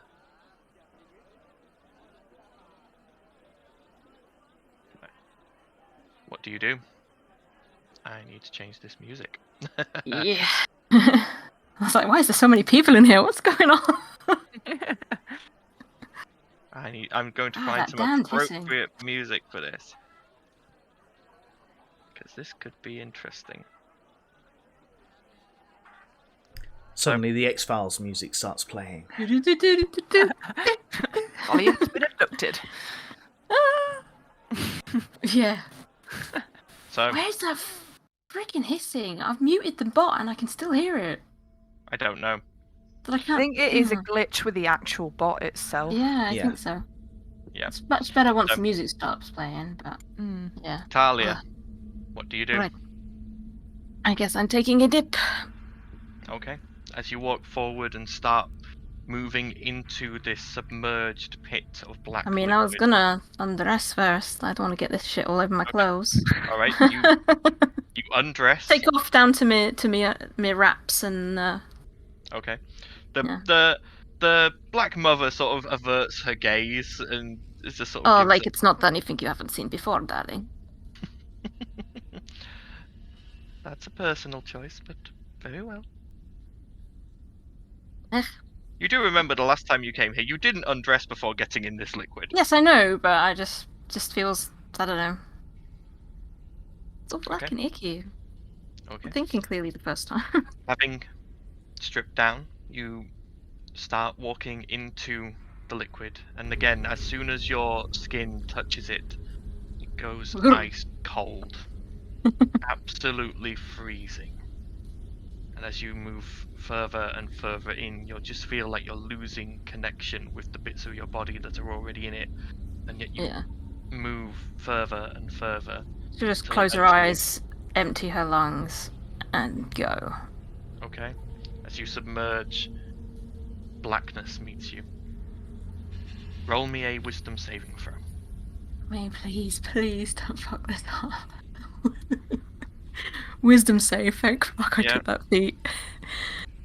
Here we go. You rolled twice. Admittedly, I was going to give you advantage, but that's fine. Okay, 19. I'll take 19. Yep. You feel the darkness surrounding you, and then as you sort of open your eyes again, your feet are on a surface, and looking down, it's white. And then I'll you raise sort an of look eyebrow, around. not expecting it to be white. Well, no, just what you're stood on is white. Mm. And as you look around, you suddenly realise you're stood on an enormous hand. Whoa. You watch as you are raised up, and a white, featureless mask is now in front of you. Greetings, Death-Touched. We'll kneel. Greetings, Mother. What brings you here? Many things. As is the way for most mortals when they seek an audience with... Yes, well, I know you are the reason I am what I am. In part, yes. And I know that someone beseeched you on my behalf. Indeed. But I know that you wouldn't have done this if you weren't going to get something out of it. No god does. And, I've... Has a funny way with things. Doesn't it? I killed the man responsible for my death. Avenged my squad. And it only led to more questions, and I'm still here, which makes me believe that the business you brought me back for is not over yet. Do you believe your fate to be finished? No. Then why would I reclaim you? I fear that this next mission that I go on could prevent me from finishing everything. I know you can't make me invincible. That would be ridiculous, and that would not be what you do. The circle must continue. But, I'm sure you've had hundreds of people beseech you for things, but I need your help. You wish a boon?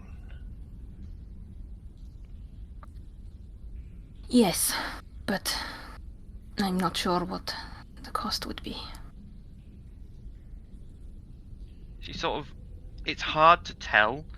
This is a being of just such immense power, and the blank mask doesn't help at all with judging what they're thinking or what anything like that.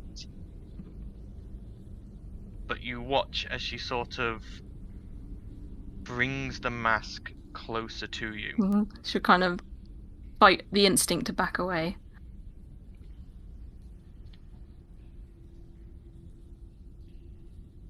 Let us see. And suddenly you feel a strange feeling in your chest. And your back. Eh? And from you just feel something burst from within you. And from the center of your chest, thousands upon thousands of strings of threads glowing in various colors spread from your chest and lash out into the darkness all around you, forming into this massive tapestry-like web in front of you. That's And glancing cool and over weird at the same time. Glancing over your shoulder, from the middle of your back, a single thread leading off behind you into the darkness. The Raven Queen sort of looks at this tapestry and then down at you and goes, I have found mortals are unable to grasp quite what fate is or what fate does on occasion. Complicated, she says, looking down at the threads.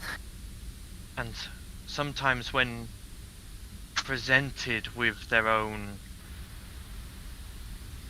fate, they have issues. They break. Whatever for? Touch a thread. Anyone? Any thread. Is there a blue one? There is a blue one. There are a number of blue ones, all in different shades. Yeah. is- Ooh. The closest one to you is a very deep blue. Is there a paler blue? There is a more sort of periwinkle blue, yes. She'll go for the blue closest to Gunther's skin colour. Okay. Out of As instinct. you touch that thread, your mind is assaulted with images. You see you and Gunther walking along hand in hand along a beach. The flashes and you get all the senses and sensations of that. And then the scene changes and it's you and Gunther on Deshabille. Hey! And then it flashes again. And now you're walking up an aisle with Gunther ahead of you dressed in a suit. What? And then another flash. And you and Gunther are standing behind the bar in the Jester together, laughing. And then you're back in your body, sweating. That was a trip. That was one potential fate of thousands. Oh god. Touch another thread. She'll go for a deep red like her father's skin. Okay, you touch the deep red thread. Everything around you is ablaze. Ooh. Everything is on fire. And you see yourself standing naked What the fuck? with a pair of black wings spreading from your back, bat-like, with a evil grin on your face. Your foot on Gunther's dead body, Oh god. and arrayed in front of you on various stages of wounds and dying are your friends. Valdizian missing an evil. arm, blood dripping down his side. Vienna missing her head. Jesus Christ. Broken and twisted on the ground. And you just watch as you laugh. I need you to make me a wisdom saving throw. Oh man, I guess there's one potential for me to be a bad guy then. Wisdom save again. Uh-huh. God, 14. You snap back out of it and pant harder now, sweat pouring down your face. When you see these images, you experience everything in them. You felt yourselves hatred and anger for these people in front of you. And it took a moment for you to sort of shake it off and let go of the thread. That was unpleasant. Guess we all have the Okay. potential for evil. A darker fate. Again. Oh god, how many times do I have to do this? Is there a golden one? There is a golden one, yes. I'll touch a golden one then. You touch the golden one, and you see yourself smiling, and you're old. You've aged. And you're sat in a rocking chair in a cottage. And coming running through the door is a purple-skinned young tiefling. A boy. And he runs up to you and goes, "Grandma! Grandma!" Grandmother! And you smile, pat him on the head, and you give him a cookie, and he gives you a big grin with a number of teeth missing. And you hear a chuckle, and you look up, and leaning in the door is a young tiefling woman, also purple of skin, and she goes, "Mama, Don't spoil him so. And you need to make me a wisdom saving throw, please. Who the fuck is she? God, 10. You fucking snap break it back this into rate. yourself with just a feeling of longing in your heart. You want that future. You felt so much love for those people and such a sense of peace, Who are they? of potential. Touch another. Oh dear God. A black one. A black one. There is only one black one, and it is thick. It is actually like the thickest thread. It looks like multiple threads wound together. What the hell? As you touch it, you just see an aerial view of Medora, of Maham, and you watch as it just starts to blacken and blacken and crumble and start to flake away. And you watch as rising above it a shadowy figure of a woman with a horned crown and just this deep Oh fuck. and arrayed around the bottom of this figure an army of blank masked people. The faceless. And this figure is holding in her hand 5 glowing gems, and she crushes them. What's this Infinity Gauntlet shit? Make me a quick perception check. No, that's performance. Wrong one. I clicked the wrong one. Hang on. I do a little dance. I do a little dance. 22. Even better. You recognize a gem. Oh shit! The diamond of is the Maham? one- Yep, the diamond of Maham is in her hand and is crushed into dust, along with 4 other gems. Ah. Okay. And as she crushes them, just the like I say, the world flakes away into ash, and you watch as feel so shadowy demons and creatures of the abyss claw their way out of the ground and swarm over the world. Make me a Oh, wisdom saving throw. Oh god, come on.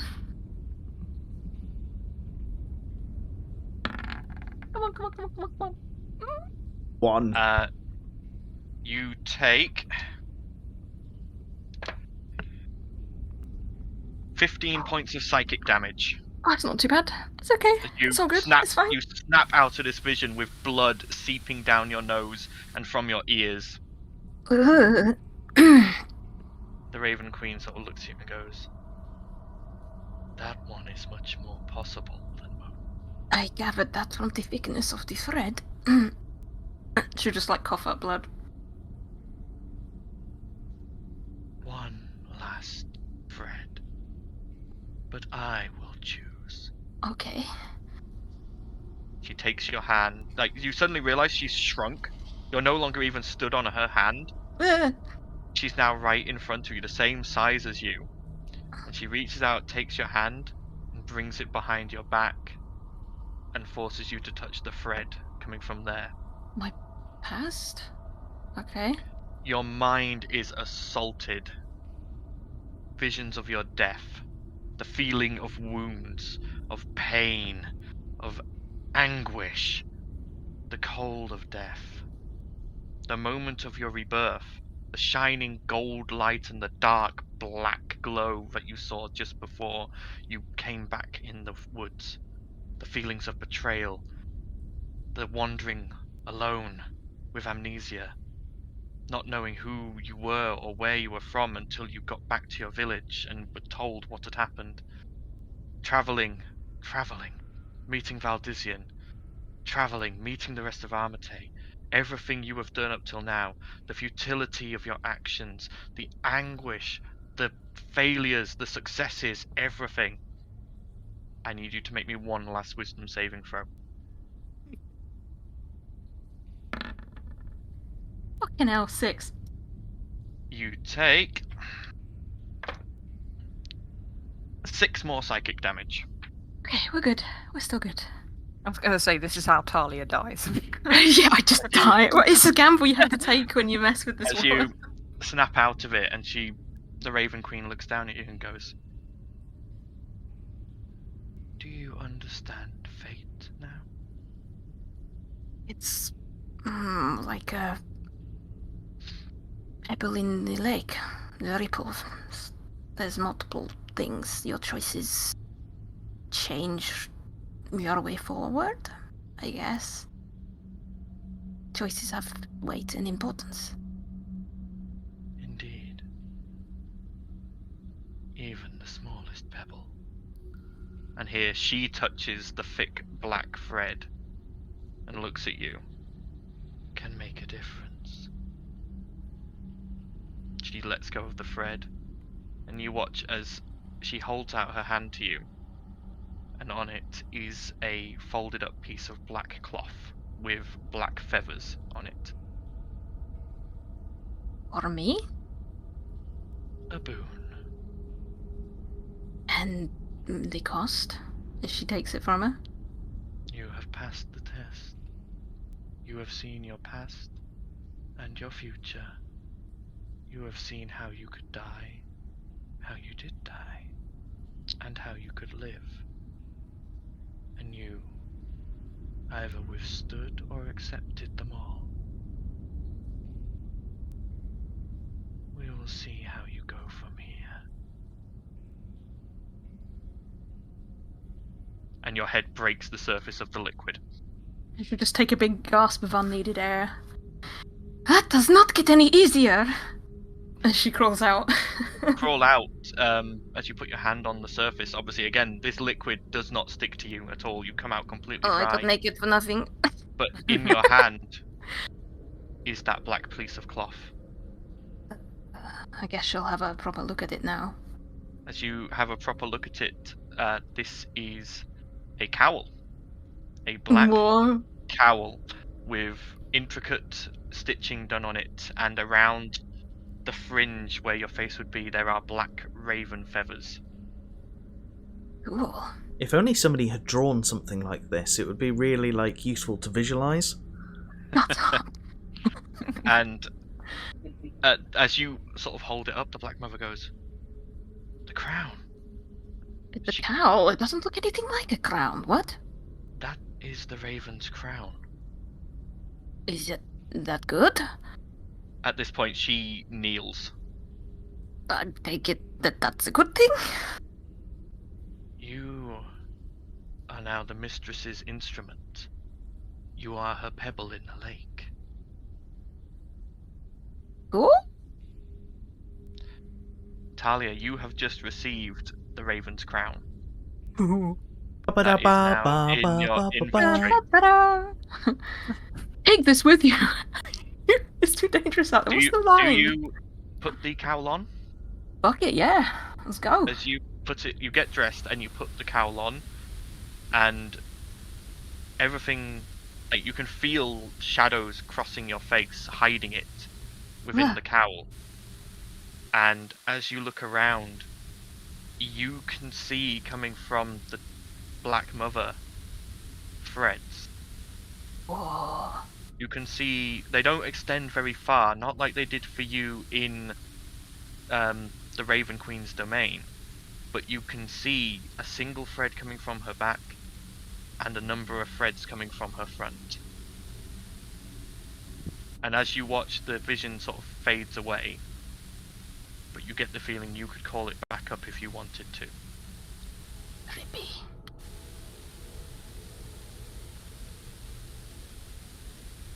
But yes, you have received the Raven's crown. The item has bonded to you. You may never take it off. You will die with this cowl on. Nope, you can remove it. But this is a soul-bound item. So this item is now bound to your soul. You may only have one of these items at a time. This item will grow with you, depending if you meet certain fulfillments. If you lose this item, you can summon it back to you with a click, with a thought. That's cool. It cannot be taken away from you, effectively. The item cannot be destroyed by any means. And if anyone tries to take it from you whilst you are unconscious, they will take damage from doing so. Nice. The Raven's Crown gives you the following abilities. You gain the ability to see fate. Once per day, you may for 1 minute see the threads of fate extending from creatures around you. As a bonus action during combat, you may tweak those threads to grant advantage or disadvantage to one creature. You also have the ability to cast Detect Undead a number of times per day equal to your proficiency modifier to a range of 30 feet. And you have the ability to cast the Gentle Repose spell at will without components. That's helpful.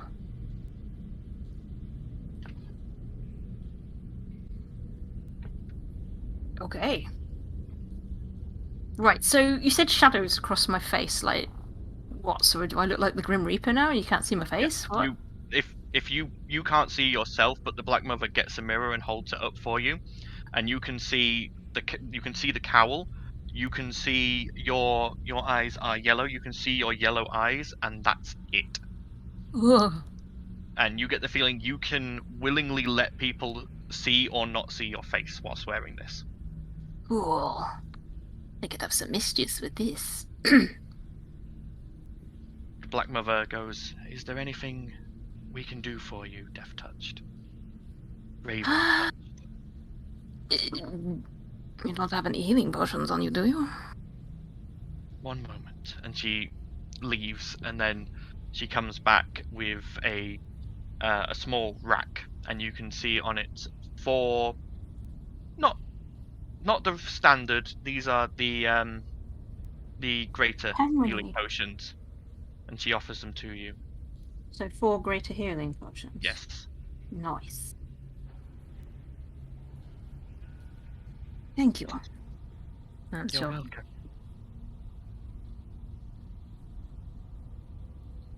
Is there anything else that the Raven's Roost can do for you? Not at this moment, I don't think so. This is plenty. Very well. Please go forth and do the Raven Mother's work. Of course. Good day to you. May the Raven Mother be with you. And you. And you are escorted out of the Raven's Roost by a very reverent acolyte. This is weird. Why are you Like, acting weird around me? But they escort you out, and you are free to go about the rest of your day. Right. Okay. I'll Moving. head back to the Jig and Jester. Okay. Sandal, what would you like to do at your tower? So Xander wanders into his tower, pinches the bridge of his nose, Well, takes. Before you get to your tower, Okay. make me a perception check. Percepi coming right up. Add those to my inventory. Hey. 19. It's a bit odd. People normally avoid your tower, but as you're walking towards it, you notice there's a couple of people nearby, just sort of loitering. Bit odd. Not something that normally happens around your tower. Sort of like looks at him. Can I help you? One of them sort of goes, "Free country, I can stand where I want." And from that, you can tell these are not people from Halcyon Heights.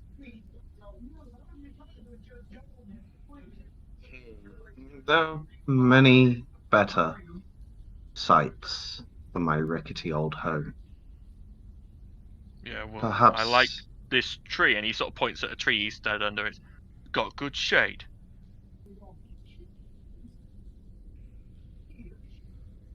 Would I be able to ascertain the accent? You can tell he's from Maham. With your high perception check, you can see he is armed. He's dressed fairly roughly, sort of just like leathers and rough trousers. You would guess possibly from Grimhaven, but you're not certain.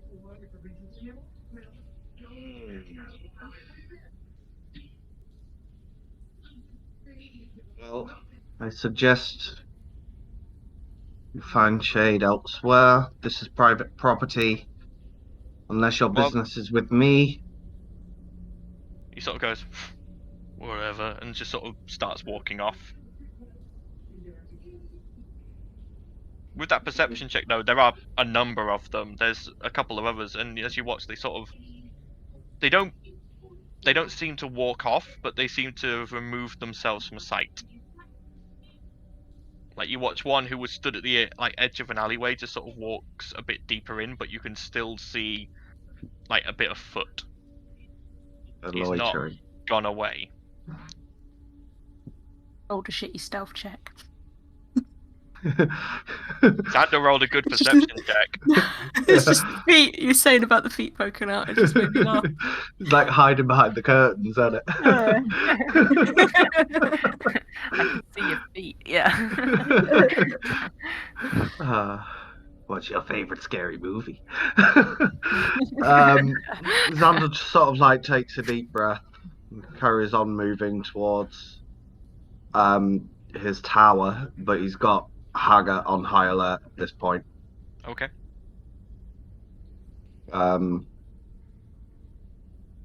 Once he makes it in, he ensures the door's locked, make sure. Just sort of like a quick check around. Mm-hmm. Make sure everything's as it should be. Okay. Yeah, everything looks like exactly how you left it. The door was still locked, so you had to unlock it. Yeah. Everything looks fairly normal. Okay. I head down into the The basement. success room. Yeah. Yep. So you open up your hidden trapdoor and head down. What would you like to do in your success room? Again, it's just double checking. Ever since coming out of the meeting, Sandal's been kind of on edge. Okay. So Again- he's running through the motions. He's double checking everything. Okay. You go through everything, and everything's here. Everything's in working order. Nothing. All the hidden trapdoor to the outside is still hidden and locked. Yeah. Damn spiders and no webs. With that, he's going to head up to his workshop, and with he's going to effectively start preparing for at least a temporary version of what we've been talking about with her. Yep. Okay. So go ahead and roll me. This will be an intelligence check plus your proficiency modifier. Okay. So that would be a 9. A 9. Okay. So you managed to get a start on it, but you're having a few hiccups. M is obviously showing you what you need, but there's hiccups and there's mistranslations and there's issues taking it from an abstract idea and putting it into material. So you've made a start, but it's not as good a start as you would have liked. Okay. But yeah, no, he's pretty much going to be working on that occasionally, sort of like glancing out of the window at the people Yeah. that suddenly have taken an interest in his little home. Make another perception check. Okay. Glancing outside, they are still there. And you watch as the one you had previously spoken to walks back up, talks to another one, and then that other one walks off towards what you would know would be the Grimhaven gates.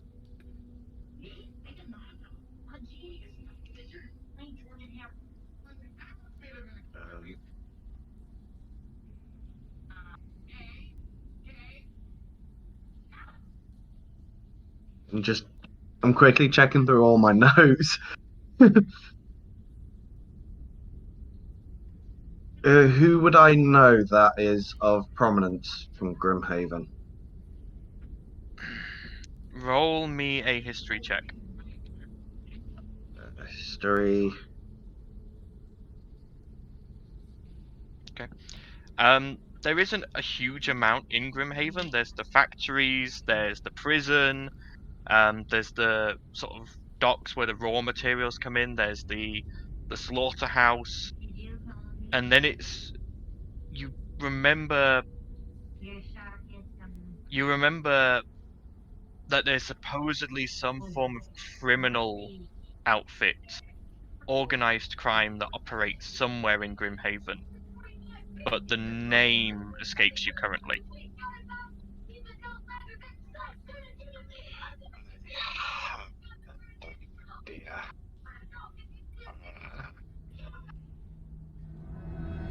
And this would be personal knowledge, so the history check doesn't affect this. Yeah. You do know that Lady Naxter apparently at one point Yeah, had I knew dealings full with- well who it was. The with moment this you saw, outfit. I saw the people there, I had an inkling, which is why I literally went to search everything.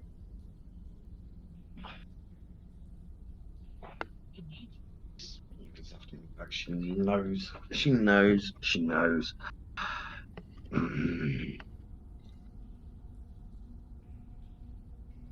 Shit.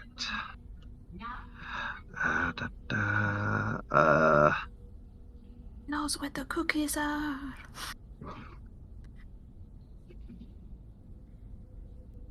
Perhaps it was not best to have said what I said to her. But these things are inevitable in such situations. Haga, prepare. Building defenses. Haga just sort of gives a nod and you watch as Haga picks up a number of wooden boards and just starts like barricading the windows. Hagar, red alert. Pretty much, yeah. But yeah, This could get Haga nasty. begins setting up a few things. Before the window is boarded up, I'm going He's to... not boarding them up so much that you can't look through. Yeah, it's more I'm going to send a dummy to the tavern. Okay, so you say send Adamite to the tavern. Okay. Yeah. Right. Is that everything Xandal's doing then? Pretty much. He's now just holding himself in for the foreseeable until he's fully certain of what's going on. Okay. All right. Pardon me. Everyone else who went to the Alchemist Guild, you arrive at the familiar Alchemist Guild building. You walk in. The front desk is currently unmanned, but you can sort of hear people in their various rooms with the bubbling of concoctions going on. What would you all like to do? Vienna, I'll let you do the talking. Okay. Vienna kind of... Has Vienna been here before? I can't remember. I believe Vienna has visited it. Oh yeah, she did come when Talia. Talia I can see you came with me when she Yeah. experimented on me, yeah. Vienna heads to that very room. Okay. Walking up the stairs, you turn left down the corridor, and you see at the end the door obviously around it all the scarring from various accidents. The door has been replaced again. The door is now a solid metal door with very, very strong looking hinges. It has a eye slot at gnome height and like a little hinged door lower down. She'll knock on it or try to.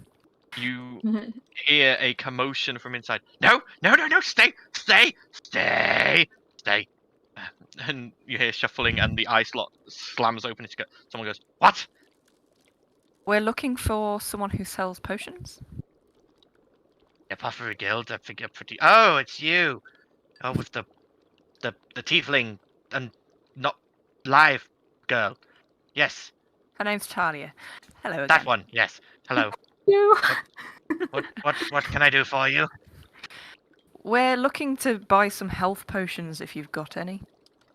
Potions. Health potions.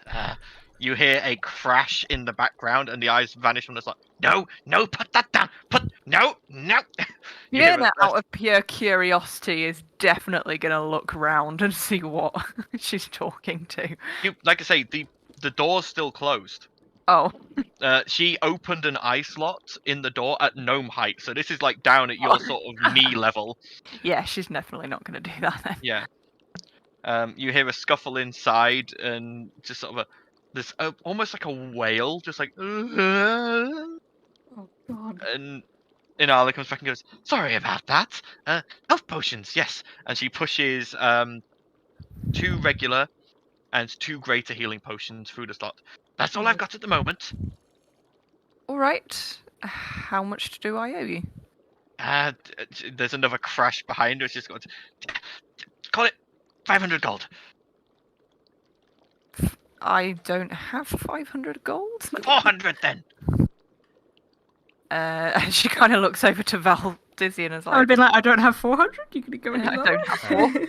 Can we have them on tick and pay you back later? We are going to war.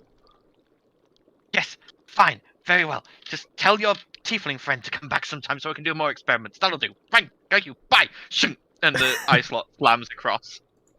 And Yeah, you just- Vienna turns around to Val and is like, I don't think there was much talking needed. Nope.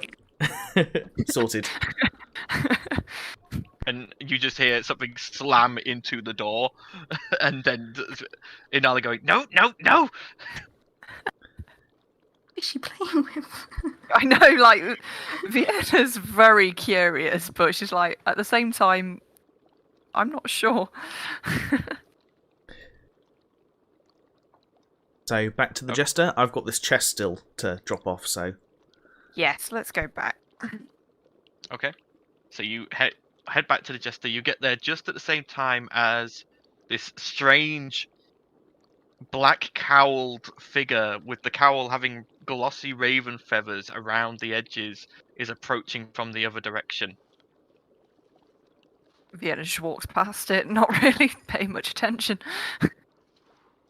Nice to see you too. I mean, she's got a cowl on, but she's still wearing Talia's clothes, so Wearing Talia's You clothes, still but, like- see the necklace, you'd still see the scars. Yeah, but at the same time, when you walk past someone, if they're wearing like a hood, do you immediately recognize them?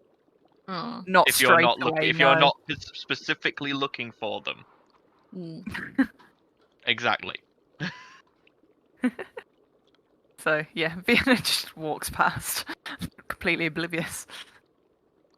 What were the potions? Sorry, Paddy. 2 regular and 2 greater. 2 regular. So that's 4 greater, and then your ones as well. So we've got a good supply. Yeah. That means I've got 5 on my person. I think I've got an extra health potion as well. Yeah, I've got 3 graters altogether. Nice. Okay. We'll step into the jester, and You'd be like, who the Gunter- fuck is this? Yeah. Gunter is still not present. He's obviously probably still in bed. Rook is there, and he sort of looks up and sort of cocks his head and goes, "Welcome back." Is he still upstairs? Yeah. Right. So you go upstairs and wake him up. So you go into basically now your and Gunter's room. Like, you have your own room and he has his own room, but you know, We always share. yeah. And you sort of look in, and he is sprawled out, sheets sort of kicked all over the place, snoring his head off. She's just gonna grin because she knows that she might be able to scare him. And she'll just kind of get as close as she can and, like, bring her face to hover over his. And be like, it's time to wake up. It's time to go home. He wants his eyes open, and then he sort of registers what he's seeing, and he goes eyes wide. Does a 24 hit? Yes. You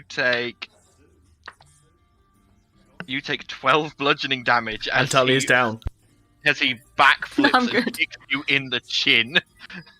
Ow! I just take me. And then she'll like pull her hood back. He was stood on the bed in like a martial arts position, ready to attack again. And as she pulled her back, goes, I've still got blood running down my nose and my ears and my chin. "Oh my, Talia, I'm so sorry. I did not know it was you. Why are you bleeding?" And he immediately rushed over to you. By the way, he's buck naked. I don't care. He immediately comes over to you and he starts like sort of touching your face and going, "What happened? What happened? Who hurt you? The Raven Queen. You got attacked by a god?" Yeah, it was pretty cool. Like, there were like threads and stuff, and I got this cool hood, and it hides my face. Okay. And does all the cool stuff. And I saw things, and she'll just kind of go really, really quiet, He and then puts just the blush finger- furiously. He puts a finger to your lips and goes, "I think I need a beer before this." And also, he looks down. Oh. Und pants. I mean, you don't And have he- to wear them for my sake, but you probably should if you want to go downstairs. Exactly. He sort of pulls on a quick pair of breeches and just like a rough shirt and just comes with you downstairs, gets a I'm beer. just like off- wiping blood off my chin, like, and the tissue. The rest of you watch as she comes downstairs with Gunter with just like still like caked blood coming out of her nose and her ears, and now a bruise forming under her chin. Fiona just looks at her and says, "What's happened to you?" Fun stuff, and then she'll just waggle her eyebrows. Fiona just kind of looks as like, I'm not even gonna question. Some not so fun, but without tissue, I'm getting blood everywhere. What time of day is it now? By this point, it's probably about midday. Okay. Rook hands you a like bar towel, Talia. Thank you, darling. And she'll just kind of trying to wipe the threads. I mean, luckily blood's red and I'm red, so kind of blends in. Not so much on my Gunter shirt. Gunter has downed half a beer and goes, "Right, that's a bit better. So, Raven Queen, Hood, Yeah, Thread. threads of fate and stuff. And I saw things, and and she'll just kind of look away and like fidget with her fingers and be uncharacteristically shy and just blush. And like really bad things. And I think that actually no, it's probably not important information right now. We'll worry about it if we live through this. But it's important, like super important. But I can't tell you right now. Okay. So basically, God gave you nice new item. I'm just Yeah. going to take it at that, okay? Yeah, it's pretty cool. Okay. I can like do things, I think. Well, I look forward to hearing about them. Probably best not to try them out willy-nilly.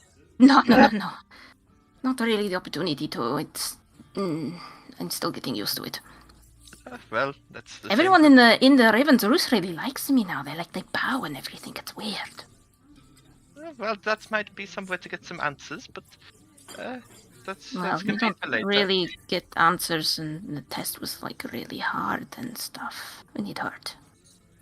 It's at this point you see buzzing in through one of the windows a Domiat. That bird again. I mean, the term. That one. Haggard's thing. I mean, Hansandel's thing. I get the names mixed up. Fiona kind of goes towards it. Okay, what's the matter, Fluttery? So the little hummingbird just kind of flits around your head and pretty much just sort of like heads towards the door. Fiona follows it. Okay. Are we going somewhere?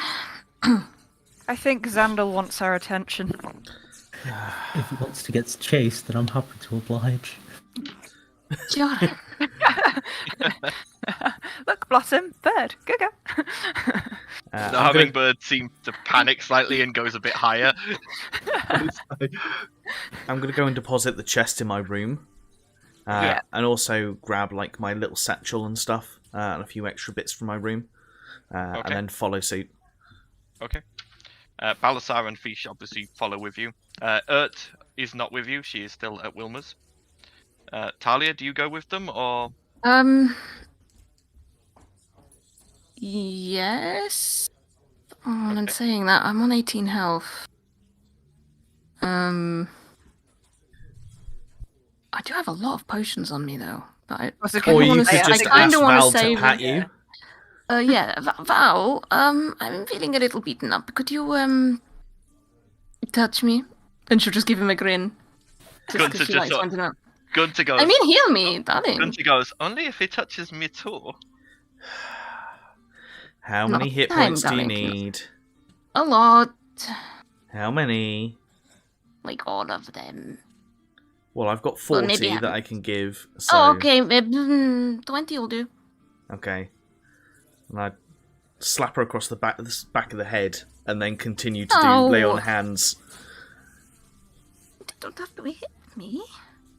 So you get 20 hit points. Okay, that'll do. I'll come with. Okay. You all head out with Adomiat leading the way back into Halcyon Heights.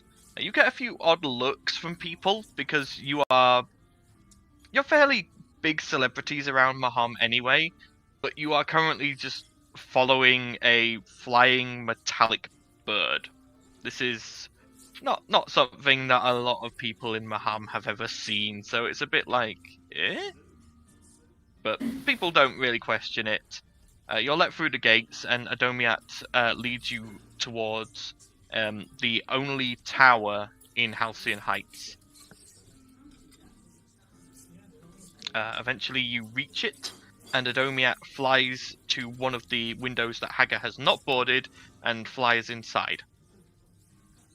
Do we see the people? Oh, you go. Oh, go ahead. Do we see the people that were surrounding the tower You and see everything? people, but you don't register them, because to you that's like, these are just people. This is an area where people could be. It's people. You don't know that you're looking for them, so to you it's just part of the background. To you it's just, these could just be people on delivery runs. These could be people looking for work. You just blank them. You note them. They're there, but that's about it. Do you guys want to try the front door whilst I go to the window? The window Adomiat flew in is on the third floor. Yeah. It's high up. It's near the roof. I can still fly. Climbing. Yeah. Well, fly. I might be tempted to chase the bird. I can't fly, so... Just climb. Well, that's why I was saying, do you guys want to check the front door? Do you know what? Blossom. Yeah. Blossom, make me a wisdom saving throw. Sure. We're going to see if your inner were-tiger comes out here.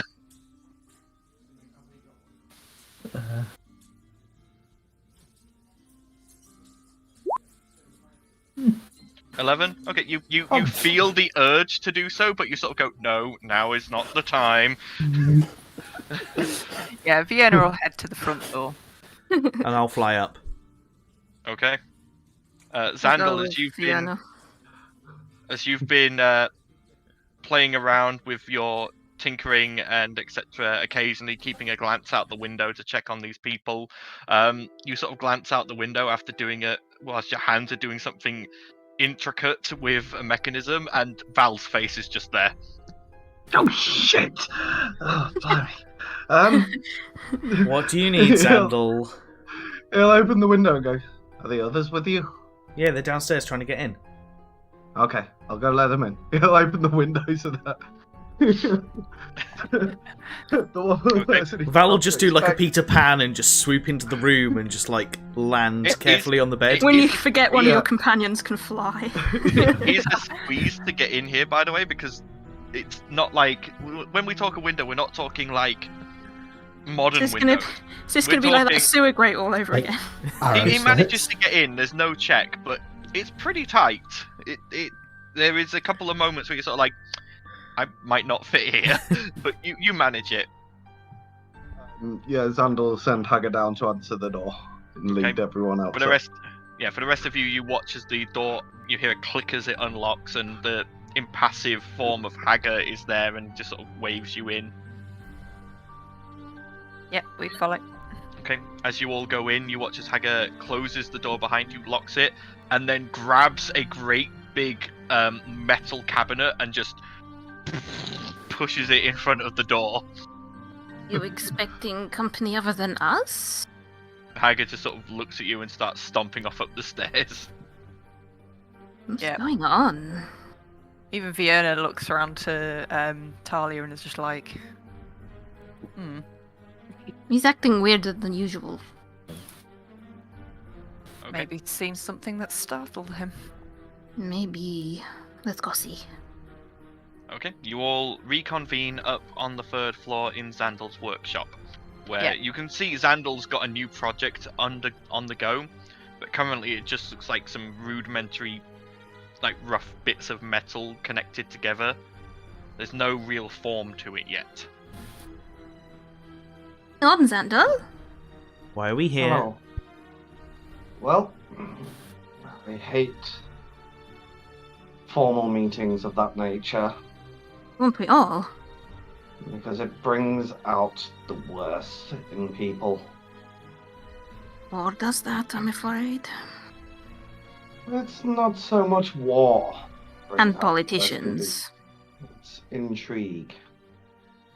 And he sort of like glances out the window and then he sort of like begins counting aloud. Why are you counting? Just wavering odds. You're making me nervous. What is Not going making on? much sense either. Well, certain people pay a certain interest in what I do. Wasn't everyone? You're like a doohickey person, right? You're odd, Xandal. Everyone's theirs. I'm eccentric, far from odd. I don't know, you're pretty weird. Fiona says, Oh. alright, so who's giving you the extra attention? What's going on? I have an idea.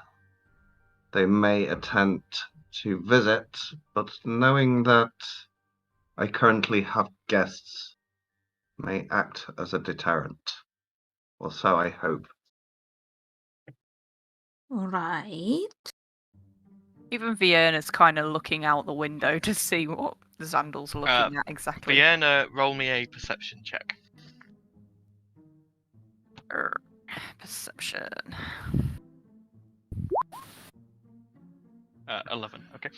With an 11, you don't spot anything untoward. You do see one person paying a bit of attention to the tower, but that's about it. Would I be able to tell if these are the same people that would normally come up for the food supplies when I'm walking through Grimhaven, or would they be different people? You haven't made me a perception check yet, so you have no idea. Okay, doke. Can I do a perception I mean, check do then? you want to look out the window and see what you can see? Well, obviously, I walked past We them all and want stuff. to look out the window. I meant, Yeah. like, in terms of when I walked past them, you said that they kind of blended into the background, but you said that they were from Grimhaven, so... Yeah, they look rough, but you don't recognize anyone Okay, from Father Nicholas's armhouse. okay, doke. How many in total can Xandal count? With the earlier 19 perception check, you would know that there are 6 in total in the area around your tower. See, I've heard of Armatae. I've never paid much mind to them until recently. Right. And you've obviously been here a short while. Yes. The point. How often have you been through the Heights? Not that often, I guess. 7 or 8 times? We spend most of our time in either the Jester or Grimhaven. And through your short amount of times, how much attention have you said that you paid to this tower? I mean, it sticks out like a sore thumb, but I figure most of this place is pretty weird and eccentric. I just figured it was just hoity-toity and ignored it, to be honest. In my years of living here, none really pay much attention. Unless there's something that... Exactly. However, just to counter that point, you have just been on a mission with us, and we do create a lot of noise in town. So, the fact that you're now semi-associated with us, that would give you more attention. Exactly. And attention is not what I am after. You hiding from Especially someone? from that spider. Spider? What spider? There would be a kind of side eye towards the Balasar. Balasar, yeah. Balasar is currently stood over in one corner looking at one of your, like, tool racks and just sort of, like, playing with the tools. He's not really listening. What's your problem with Balasar? Not Would Vienna Balasar. work out that it's probably the lady that we met earlier? Roll an insight check.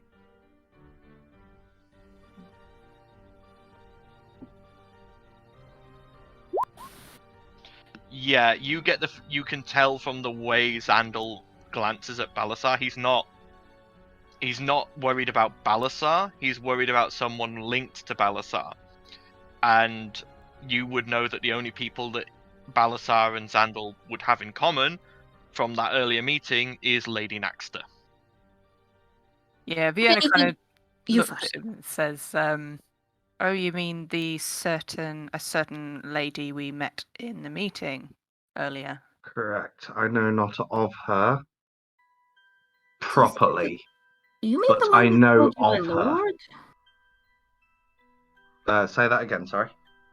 This wouldn't have anything to do with Lady Naxter calling you a lord or something. Allow me to formally introduce myself.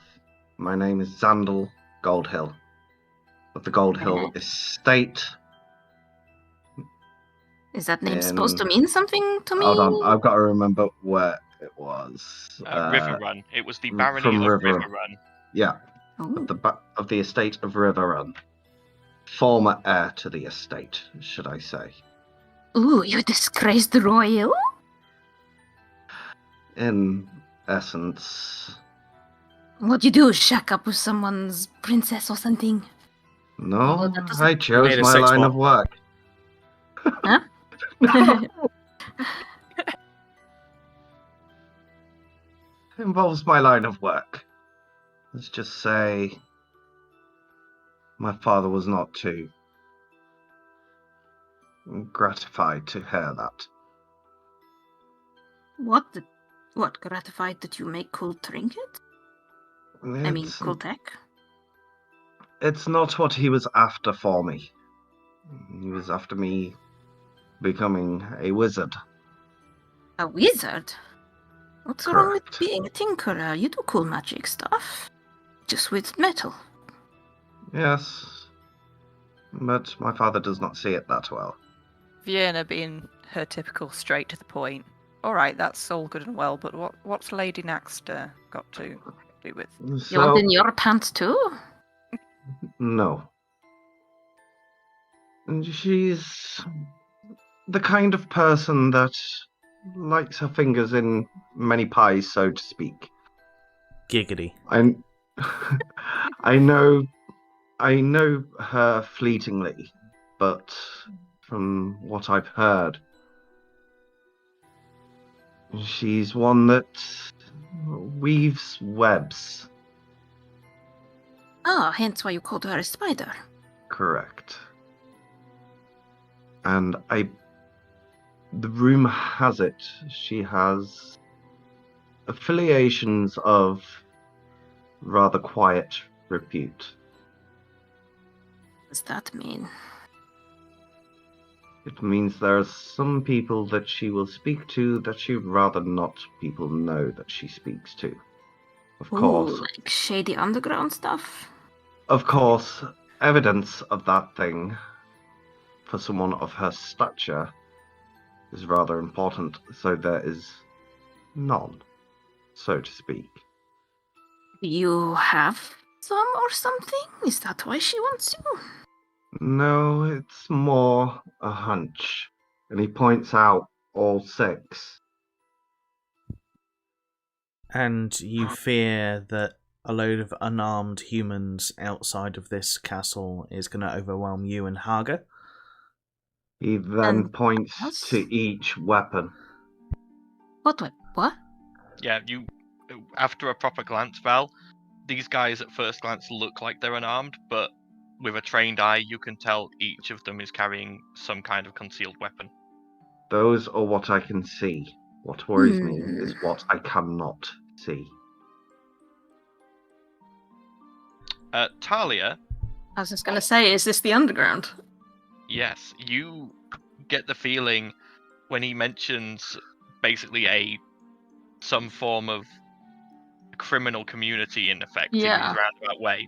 You remember when you were I've in been the Soviet approached by Jeep them. in Grimhaven and you stopped a pickpocketer, you were given a slip of paper saying the underground welcomes new diggers, Yeah.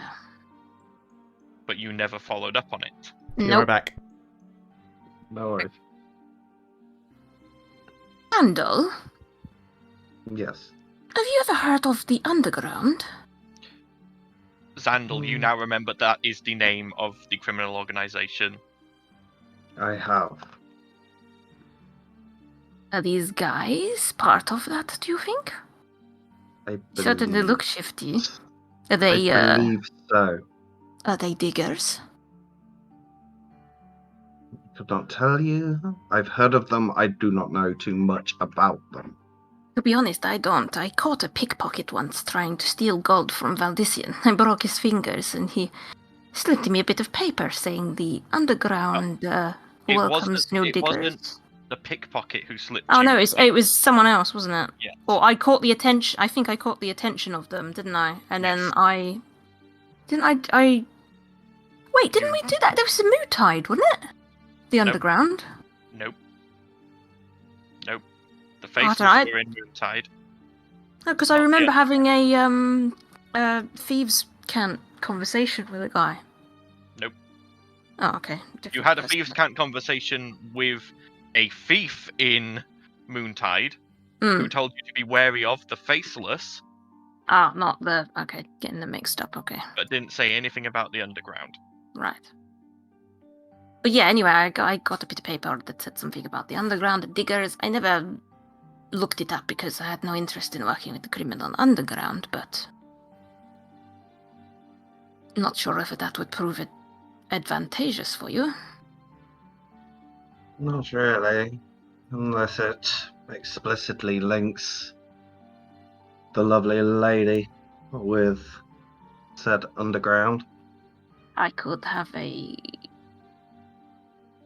conversation with them. Us rogues have a way I of would. talking. I could probably maybe make them think that they could turn me. I And could get now some information. it may be beneficial to wait until the war is over. Then why are we cooped up in here? Can't prepare for the war if we're all in here waiting for these rogue elements to come in. The issue is the artifacts I have in my possession. They're valuable.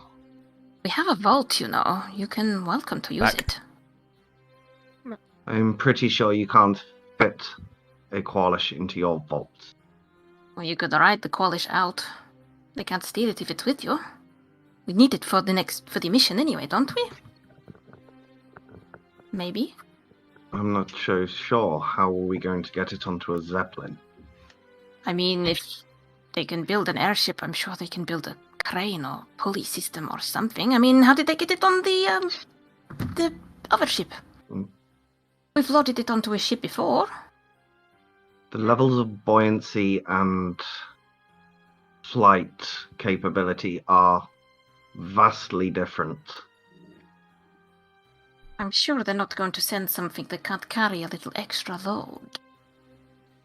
Yeah, I was going to say, we grabbed it on a Zeppelin, so... Oh, No, we did you? didn't. We were on we a not? normal ship. We Was it? It was an walked on. airship that you yeah. took Yeah. Yeah. to get the thing, but I thought we were in a You- watership to yeah. get.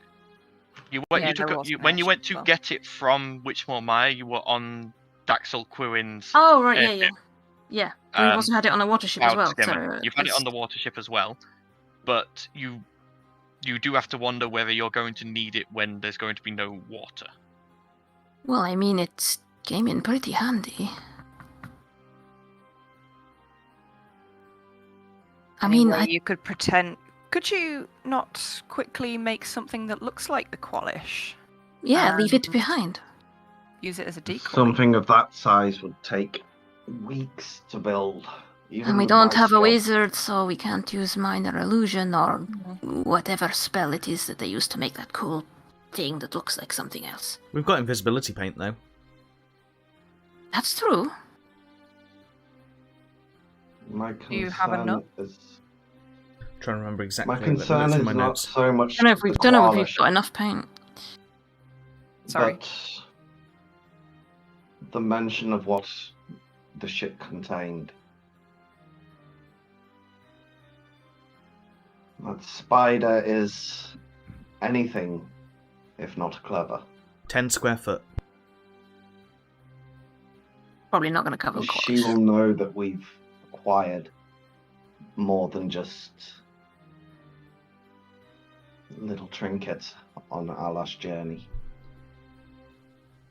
Her interest will be piqued, but for now, her value to the war probably outstands our need to be rid of her. He sounds like someone who's going to be very, very pally with my matron. Indeed. In fact, they sound very alike. Well, you don't get into those sorts of positions without being persuasive. And turkey. Persuasive. That's one word for it. I mean, she's a bit of a hussy too, let's face it. No offense, Balasar. Balasar's currently picked up a hammer and is sort of looking at it and seems to be. You watch as Balasar pulls out a piece of dried jerky, puts it on an anvil, and starts tenderizing it with the hammer. Balasar's not really paying attention to this conversation. So, I mean, I don't think you really have anything to worry about Balasar. I think he's pretty much unreachable to her assets. so what exactly is our main concern right at this moment? What she is after now. Right. Obviously your stuff, right? Correct. She would not send these people out if there was not something of pressing concern to her now. She would have bided her time. Why don't you just tell them to fuck off? I did.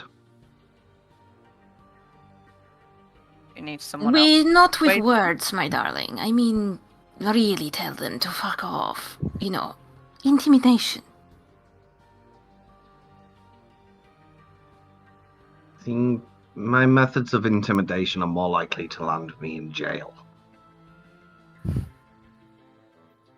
Or you could always try something, and then she'll pull her hood up and hide her face, so all you can see is her glowing eyes. I have a new Not toy much I'd help. want I to mean- play.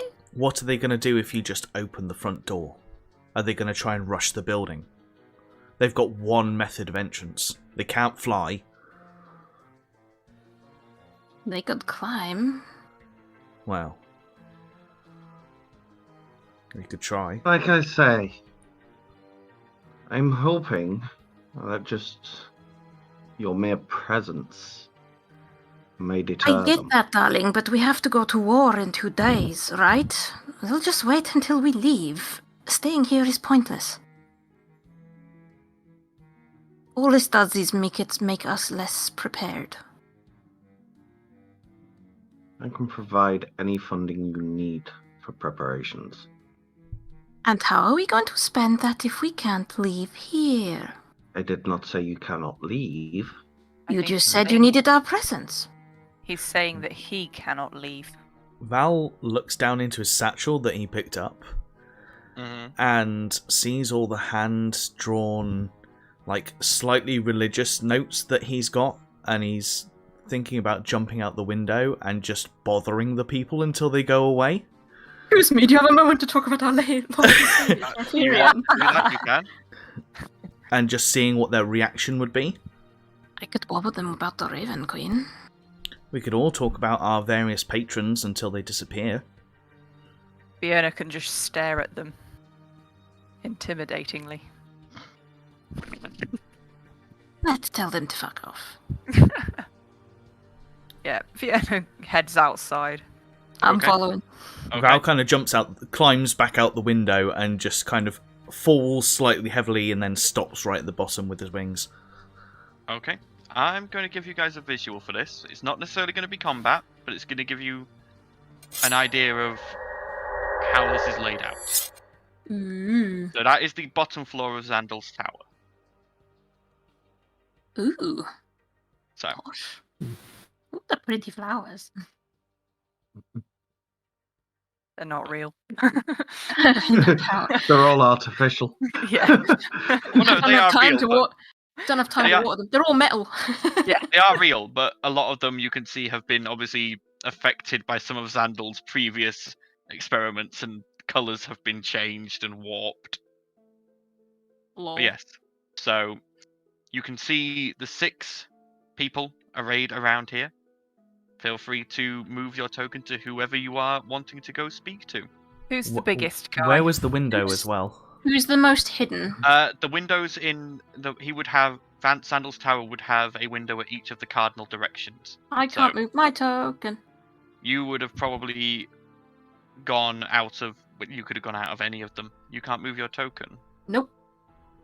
Why? What the? There you go. Hey, no, I can move. I was just like, help, let me out. Who's the most hidden? So Talia can see. The most hidden would probably be this guy down here in the corner. Right, He's I'll go doing a for pretty that good one. job. Just to try and intimidate him, the fact that I spotted him and he didn't do a very good job of hiding. And Okay. apologise to those who are watching, I can only fit so much of the map on the screen, so there are bits that are cut off. Should do like a best impression of a haunty voice. Right, What we're are gonna you doing here? Yeah, we'll start with Talia. Yep. Okay. So as you say that, the guy. Let's see. Were you trying to be stealthy in your approach, or just walking up? Oh no, just walking up as if I'm very obviously aware of his presence Okay. and being all like haunty and creepy and stuff. You're walking up, and this guy, he's shabby, dirty brown hair, got a scar through one eye, human, and he's just sort of leant against the edge of this house, sort of peeking out around a tree, and he sort of sees you coming up, and he just goes, "Piss off." That's not very polite. And then she'll get right in his face. He sort of looks at you and roll me an intimidator check.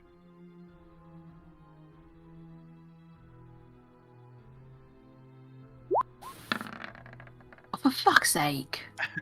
He sort of looks at you and goes, "Look, piss off."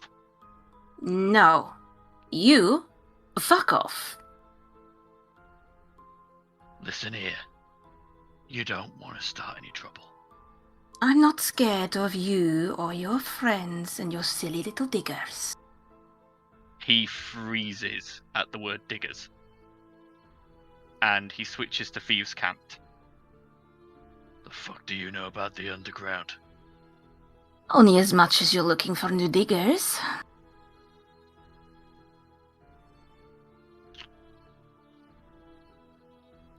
What do you want?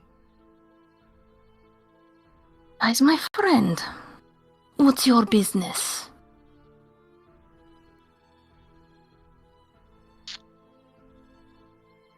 None of yours.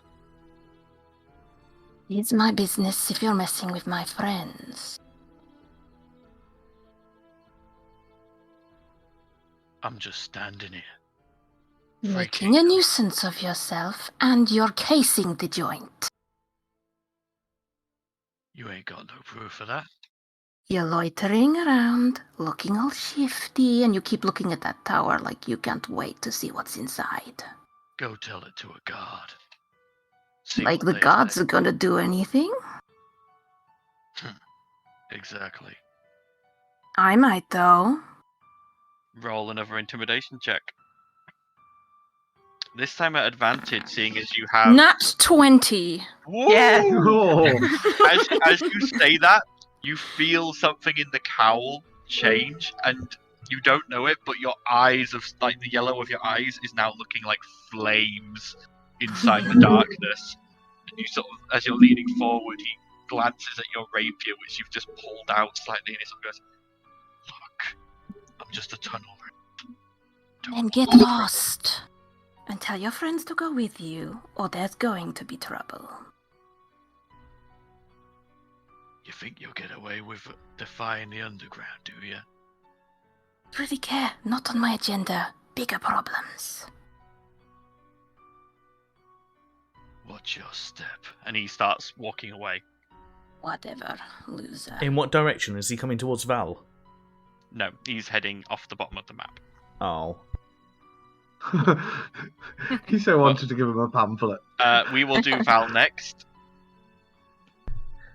Good afternoon, how's your day going? Huh? What do you want, lizard?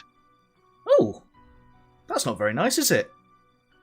Don't care what some stinking lizard thinks. Oh. Go back to your dragon parent. I would, but I don't know where they are. They might be dead for all I know. What I do know is that religion can save us all, and I'm here to talk to you. Potentially, as you are an able-bodied individual, to convince you to do your part and potentially help this city and see if you want to, do the greater good. He just looks at you, he's What's just staring going at on? you. Oh, now come on! Don't you think about the righteous good that you could do and all that you can benefit this town? You must have seen the slums in Grimhaven and how bad it was a little while ago. Through religion and through a couple of financial waivers. Everything in Grimhaven's starting to pick up. Business is starting to pick up. People are living better lives, and you could be a part of that. Oh my god, if he converts him to Tritherian. I will He- fucking laugh he my just- ass off. He just keeps staring at you and goes, "Does it pay? It pays for your soul. If it don't pay in cash, I'm not interested. Now go away. Well, benefit your family and everything around the city. Ain't got no family. Go away." No, I think I can still save you. I think you can still. I think you still He have good pulls in your out a heart. knife and holds it against your neck and just goes, "Don't think you heard me." Do I get a reaction? Yeah, you can. What would I mean, you it's like not to do? combat, but... I mean- He's not attacked you. He's just holding a knife to your throat. I would have been holding my spade, which he would not have seen as a weapon, which is Mortimer. So I would Yeah. just basically. He's not like I say, he's not attacked you, so he's just sort of holding a dagger near you. Yeah. So Well, this is my area, and this is where I talk about religion and God. So, if you want to be rid of me, you can always move to a different location, a different zone. And I flutter my wings, and I start flying 5 foot off the floor. he sort of looks at you. So I'm basically taller than him. I'm a little bit Yeah. higher than him. He sort of looks up at you and goes, "I think I'm going to get me a new snakeskin rug." We're going to leave that one there. Vienna, Snake skin. what are you doing? Rude. I'm Yep, gonna bear in come mind, round. you guys have so far not met most of the racism that is against Dragonborn. There is a lot of anti-Dragonborn racism. Oh, I just meant more the ignorance of saying I'm a dragonborn, not a snake, dipshit. Can you not tell the difference? That's fine. That's why I was being overly positive. Kill with kindness. It's racial slurs, basically. Yeah. Snake skin twat. Right. Yeah, Vienna creeps round and just stands in the space of this man Okay, and are stares you- down her nose at him. Are you stealthing or are you just approaching? Oh no, I've just approached him. Okay. He sort of sees you approach and just sort of goes, "What?" I quite like this tree. You're standing in its space. And Piss off. you piss off. You piss off. Or what? And she stands over him. Yeah, he's actually quite small. He's only about 5 foot. He's quite squat, but he's very broad in the shoulders, this one. And he sort of looks up at you and goes, "Now look, love. Don't make me do something that'll mess up that pretty face." I think As it's he your pulls fingers. his He's got mace little out man from behind complex. his back. Yeah. Sorry, Oh Paddy. yeah. Say that again. He pulls a mace from behind his back. I think you'd be worried more about what I can do to your fingers. Roll an intimidation check. Please be good. Come on. Join the Nat 20 gang. Intimidation. Yeah. Awesome. Okay. Just as good. As you say that, your mouth opens, showing you're slightly sharper than human canines, and the gem in the center of your gauntlet just starts glowing with dark purple energy. And he sort of glances at it and goes, "I'm not paid enough to deal with a caster. Fuck this." And he just turns and starts walking off. And will the guy over here have seen this? He has. He's also he clocked the interaction between Talia and the other guy as well. And you watch as he turns around, and unlike the others who have been sauntering off, he runs off with purpose. Yeah, you walk away. Vienna walks but round. We'll now- just start. Oh. We'll just start. Well, at leaping this around point, that way. I need Val to roll me initiative. Yep, okie doke. Oh no! No one else needs to at the moment, but That's fine. Look, Val. Oh, it's been a while since I've jumped on here. Where the hell's my initiative gone? Next to you, armor class. Thank you. I'm starving. Hey! Nat 20? Okay. nice, nice. We're doing well. Okay, so you get to go first. Plans are going well. This never happens. So he's currently holding his knife out to me, isn't he? Yes. Okay. Well, I did try and do it the nice way. However, I think it's going to be a Mortimer's Lance. Okay. Does a 26 hit? Definitely hit. Oh, Let's go. Get him. Kick his butt. And can I put oh God. Let's level not 2 waste too many smites on it. Jesus Hey, Christ. I'm probably not going to get in combat again for another 24 to 48 hours, so can I put a level 2 smite into that, please? Yep, so that's 3d8. Okay. Ba-ba-ba. Oh, 21? oh. Oh shit. So that's what, 27 in total? Yeah. You slam your spear into this guy's chest, and there's a flash of burning divine energy, and he just buckles and almost falls to the floor. There is blood seeping from his mouth, from his nose. He looks really hurt. Now, can I urge you to reconsider changing your way of life and changing your value from money to rescuing your spirit and doing good deeds? Roll me a persuasion check with advantage. Oh my god. Oh my god, don't die. That's not good, man. That's not good. Jesus Christ. Hang on, it's Oh my god. That Okay. one. And a 10. Oh my. Okay.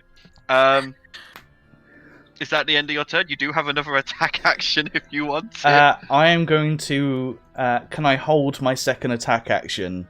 No, No, I can't. because Come on. attack is an action and you have to take both at the same time, or... Reconsider. Okay, I'm just going to take one. I'm going to see what he does. Okay, at the end of your turn then. Yep. Okay, he stumbles upright, looks at you and goes, "Fucking golden shagger," and he turns around and starts running. I Golden do believe shagger. if he is running away from me. You get an opportunity attack if you want one. Yeah. Slap that bitch ass. Can I go for a non-lethal? You may. Mortimer's Lance. Nat 20. Oh dear God, yeah. Yeah. Come on. Do I Yeah. need to roll for damage, or Um, if I'm going? I don't know what level he's what at. is so- what do you roll? You got a you go +2, and you already get a +5. Yeah, no, you don't need to roll for this. Yeah. You would have done at least 7 damage anyway. So Okay. He's So- unconscious. Once I've done that, he, I'll let you go. yeah, you just smack him on the. You like spin Mortimer so that the spade is flat and just bang across the back of the head, and he just collapses to the floor unconscious. Okay, I'm gonna pick that guy up and stick him over my shoulder. Okay, he is stable. So you don't have to worry about him going into death saving throws. Okay.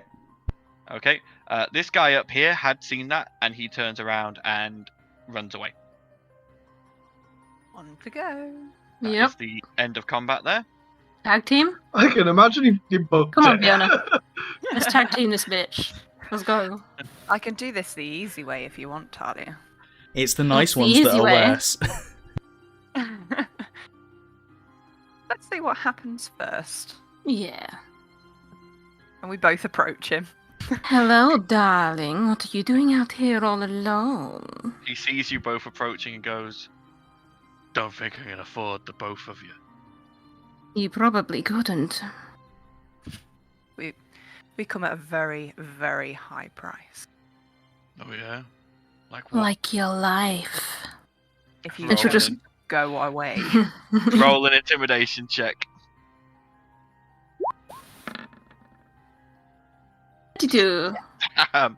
He just sort of goes, "All right, I didn't mean anything by it." What you doing here anyway? What's your game? I'm just, standing. He's visibly shaken. He's sweating now. I'm just gonna run my hand down his arm. You can tell me. I won't hurt you unless you ask. Roll me persuasion with disadvantage, seeing as you just intimidated this guy. 17. With disadvantage. Aw, poop. Like I say, you've literally just intimidated. Ah, You've just threatened 7. this guy's life. Well, I was trying to be threatening more than seductive, but... It didn't come across as that, I'm afraid. He sort of goes, look, I don't want no trouble. Won't be any trouble. Yet. There definitely won't be if you tell us why you're eyeing up that tower. Hmm. Look, alright, I'm just doing my job. Okay, I'm I'm just- just doing what I was told.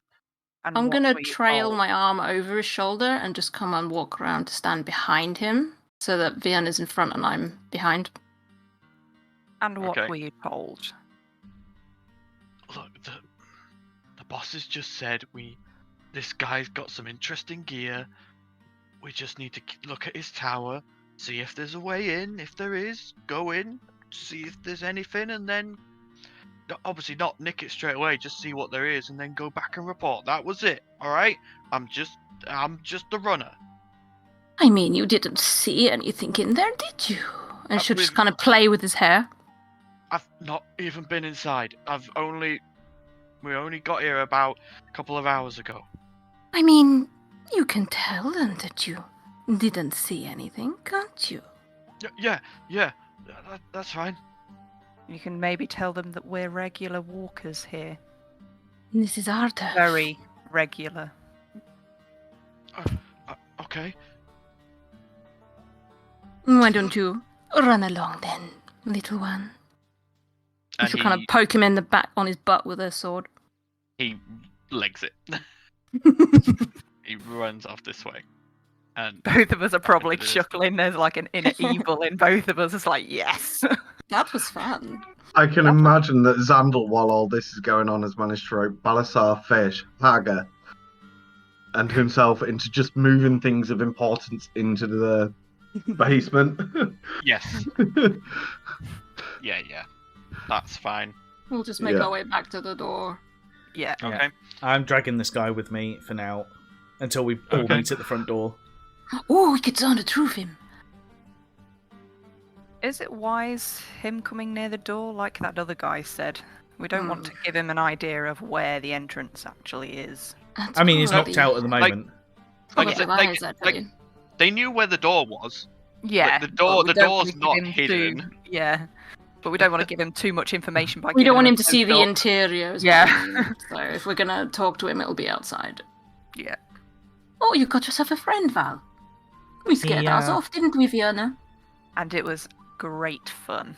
Oh, yes. This guy turned out to be a non-believer. Not So- what? He was a Oopsie. non-believer. Non-believer. What did you say to him? I was just trying to make him see the way of God and goodness and do good in his life and all that So jazz. we came out here to tell these guys to piss off, and you quoted Triviria not in. Oh, Val. Well, you know.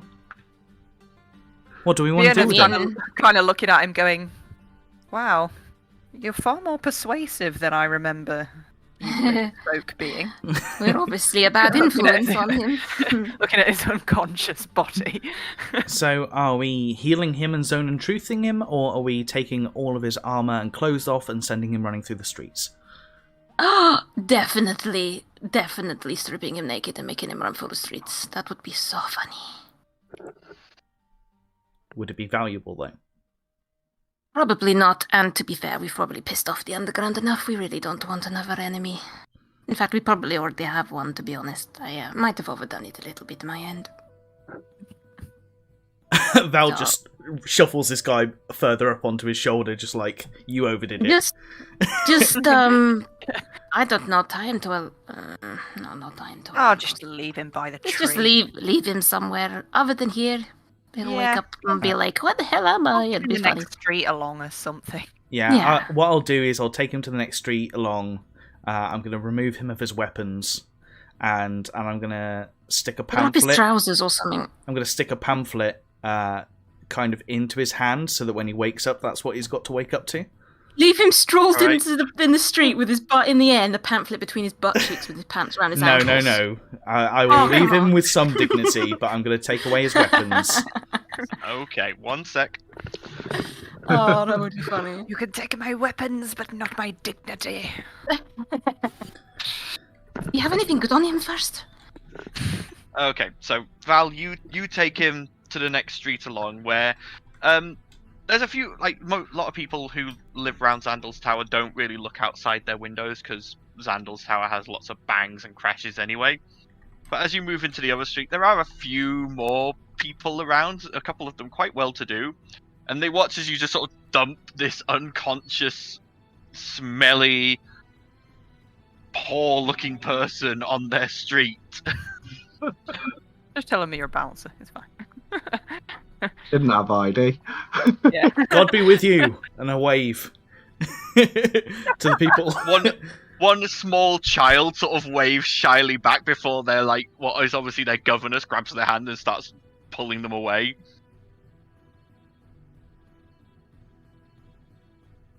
Yeah, I take think away his that's- weapons. I'm probably gonna, I'm gonna look for anything that could be used as a weapon, or if he's got any parchments on him, anything Yep. like that, I'm gonna remove, and then I'm gonna stick a flyer in his hand. Roll an investigation check for me. Okie dokie. Actions, no skills. 11. 11, you find the dagger he was holding, a mace, a hidden crossbow with about 10 bolts, but nothing else of interest. Okie doke. I'll come back to the tower. Okay. By this point, Xandal, you've probably moved most of your important stuff down into the basement. Yeah, I'm also just going to double check everything, like make sure the lead isn't damaged in any way, or Yeah, with the time that you've had, you've managed to do a good Yeah. check. Everything looks fine. okay. Once all that's done, I'm going to come up and hide the hatch, Okay. even more so than it already is. Yeah, you watch as Hagar moves like multiple heavy things to be over and around and near this hatch. Yeah. Done in such a way that it looks natural. Yeah. So basically, there's a mess everywhere. Yes. Okay. So the rest of you return into the inside of the tower, having seen Hagar just finishing this. Should take care of them for now. Thank you. No problem. They'll be back, though. You've got the course. underground on your ass. But they basically were sent to case the joint. See if you had anything valuable, have a look at it, go back, tell them, and then probably come back later to steal it. So my hunch was right. Yep. Very I well. mean, they also seem to only care about money. So, I mean, with enough money, you could probably pay the underground off, but that depends if you've got enough money. Money has never really been an issue for me. What my issue stands at is my work. But hopefully that is hidden enough that it will not be found. Very good. Right. I think we've earned ourselves a drink. Indeed.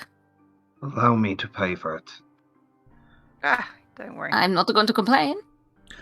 Xandal, since you're a tinkerer, and you've got a lot of things lying around, I don't suppose you would have some kind of box that has a timer attached to it. So that when you put something in a box, it doesn't open until the timer goes off. That's kind Perhaps. of a DM thing as well. Yeah, I'm not 100% sure. Let me have a look around. I might have something. It's not something you would have to hand, Xandal. It's not No. the sort of thing that really you would have ever focused on, but it's not something that you couldn't whip together in about an hour if you really put your mind to it. It would just be a simple case of a clockwork timer linked to a locking mechanism. Wouldn't be too hard. Then I'll probably fish out a chunk of the materials and take them with me to work with. Okay. If you wouldn't mind doing that, that would be awesome. Of course. Okay. The least I can do. So you all leave the tower with Xandal locking up behind him. And as Xandal does, Hagar actually produces a big padlock and adds that onto the door as well. And actually takes the key and puts it in his mouth for safekeeping, rather than even letting it be on your person, Xandal. Yeah, no, fully expected. You all make your way I'm out. also going to place inside Hagar's hatch and close it up before we leave the Okay. Tower. Okay. You all make your way out of Halcyon Heights and back into the Gateway District, making your way back to the Jigging Jester. Getting there, it's still fairly quiet. Obviously because people are still scared really to go out of their homes. But Gunter is there, Rook is there, and they sort of look over to you and go, welcome back. What's happening? I've not really caught up on anything other than you getting your new headpiece. We can fill you in. That would We've be had to lovely. deal with a side thing, that's all. Oh, okay. So, Hopefully it wasn't anything too bad. No, it was great fun. No, we just pissed off the underground. Nothing serious. As you say that, he spits out his drink and just goes, "Excuse me, you're pissed off the underground?" They were snooping around our friend's tower trying to steal stuff, so I might have told them to fuck off a bit too aggressively. Oh, that's what you did with yours. I tried to convert mine to No, I just be a told them better to person. piss off. I didn't try and preach to them. You can't with rogues. There's no redeeming factor. Gunther just has his hand over his eyes, and just sort of goes, "Did you hear what positions they were?" No, I just told him I was going to break his fingers. What did he say? What did mine say? He said he was I'm only a not Tunnel digger. rat. Just A tunnel tunnel rat. rats. I Yeah. think. At least the Oh. one I pissed off was a tunnel rat. I just Okay. smited mine. I mean, one of them I think is probably wetted himself and is probably going to run away. Okay. If they were just tunnel rats, you're probably okay. You've probably not stopped them. No, they said they haven't heard the last of us, but this should keep them at bay for a while. Yeah. They'll likely be back tomorrow. Different ones, anyway. Fortunately, No doubt. if you had pissed off a digger or an excavator or even worse, a drill, then I would not be. I'd take Talia and I'd run, if I'm perfectly honest with you. But Not fortunately, bad. you know how the faceless were bad? Yeah, really bad. Before them, the underground were the ones doing all of that. What, The summoning assassination- demons trying to take over kingdoms? No. The assassinations, the running of smuggling rings, all that sort of thing. Anything that could be considered criminal activity, the underground did it. They kind of had to go underground when Hence the the faceless. name. Yeah, when the faceless moved in, because the faceless were. Bigger and badder. They had more behind them, in the terms of probably arcane power. But the underground have their fingers in All the many pies, yeah. They run the black market, they run most of the more illegal prostitution rings, they run the smuggling, they run the drug deals. Since the faces went away, they've suddenly gotten back all their influence. So That figures. well, yeah, exactly. So, yeah, if it's quite common for if someone pisses off one of the higher members, then it's quite common that they aren't seen again until someone is digging a new foundation for a house and accidentally unearths a body. Oh, wonderful. We always That are was- good at that making was- friends, aren't we? That was buried alive. That is their main form of execution. Oh no, buried alive. I'll suffocate. Oh, wait. Yeah, they'd have to. It's think of alright for something you, different though. for you, darling. Yeah, they don't have to figure that out. I can just pretend to breathe and be all like, oh no, don't bury me. So if they were snooping around, whose place was it? Xander's tower. And we Have- figure Lady Naxter's probably got something to do with it too. He glances around to see if any of the other patrons heard this and just goes, look, Sorry. the less I know, the better, yeah? Oh, yeah. Also, if it has anything to do with Lady Naxter, I really don't want to know. Okay? Me either, to be honest.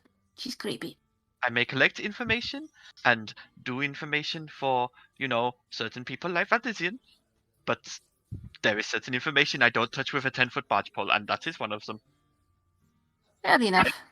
I collect the rumors and the hearsay. I don't go snooping too often unless it's to do with things like Valdisian does. Right. Good. So, drinks, food, anything like that. I can deal with that. Let's not talk anymore about shady underground people, yeah? Well, Or at least hopefully in not. my presence. Fiona kind of looks and went, oh, by the way, me and Valdisian, we went to Wilmer's. We've got water breathing stuff. Oh, helpful. You're welcome. For you. And we got some Oh. potions, but it was in exchange for some more experiments. Sorry, Talia, What? we didn't get any options. She just demanded it. and Or, took it or off. we've got to go back and pay 500 gold. One of the two. Either You one. get paid 500 gold. What do I have to be experimented on? Well, I didn't have don't 500 gold have at the time. You just It's- bargained with me life? No, we just said, can we borrow it on tick for 500 gold? And she said, tell Talia to come back. So, And she. So Just... you didn't promise me to experiments. No. Right. That's all right then. but it is fun to tease you sometimes. Mm, Gunther just goes, so you're going back out, sir? Is that what I'm understanding? I don't know what you've done today. I've been asleep. Yes, I'm we going do. to be in the enemy territory and going to try and kill Vodawowed. We're by gonna ourselves. kill. His Well, face, they'll... his face just goes completely blank, and he goes, "Ah." I'm sorry, darling. I don't He want takes to. your But... hand. He takes your hand, Talia, and goes, "How long have we got?" Wait, has it been a day already? Like a day? By this point, it's mid-afternoon. About 36 hours. Yeah. Okay, bye. And he shadow steps you and him away. Ah! Alright. It's at this point because like Xandel's just sat there quietly. Hagel would just tap Vienna on the neck and hand her a pouch of 500 gold. You don't have to give me this, Sandal. It's fine. I said that I could. Money wasn't an issue for someone Been like me. holding out on us? She kind of looks at the pouch. So, okay, I'll go drop it off at the alchemist tomorrow, maybe. Of course. Now, Okay. what is everyone drinking? I'll take an ale. Well, if you're buying some whiskey, maybe? Of course. Balasar just goes back up to the table and starts eating. Is Ert back yet, or is Everything Ert still anything other than at Wellness? Ert, you glance around. Ert is not down here. Okay. Fish orders like wine. Fair enough. And I'll put some money behind the tab for Yep. the rest when they're ready for your drink. Okay. Rook brings you some very good ale, whiskey, wine, and you notice the keg he pulls the ale from has a familiar-looking image on the side for some of you. It's a burned imprint of a satyr's head. Hey! Oh, I'm missing out on the good stuff. He's done business with that. It's not Rooster. magical by any Yeah. means, but it's very, very good. Okay, how much does all that set me back? Rook looks at you and goes, "Huh? 2 gold." He hands it over. Rook takes it, pops it in the till. Rook sort of looks at Adonia, and they do the very bird thing where they're looking at each other and they're both just sort of their heads to one side Heads at the cocking same to time. one side. Oh god, and Blossom's probably staring at the both of them now. I think Blossom has a problem with Rook because Rook is bird, but Rook is big. Big bird. This bird Like- gonna attack my face. Like Rook is 8 foot tall and built like Arnold Schwarzenegger in his prime. He's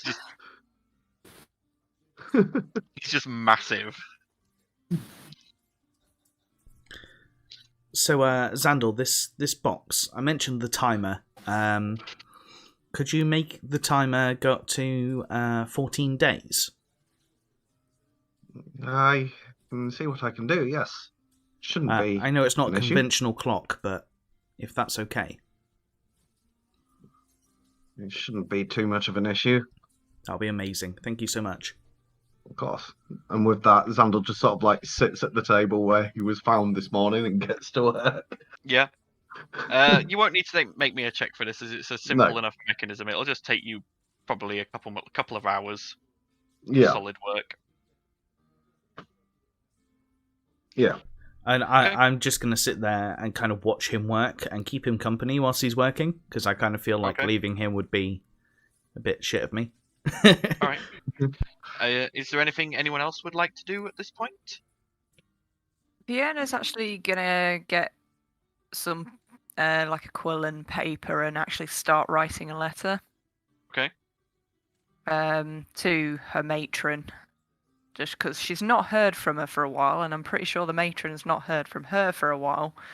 She doesn't really want the matron starting to chase her up, so she's just going to fill her in with the details of what Okay. she's gathered so far. All right. Blossom, is there anything you want to do? No, just eat and drink.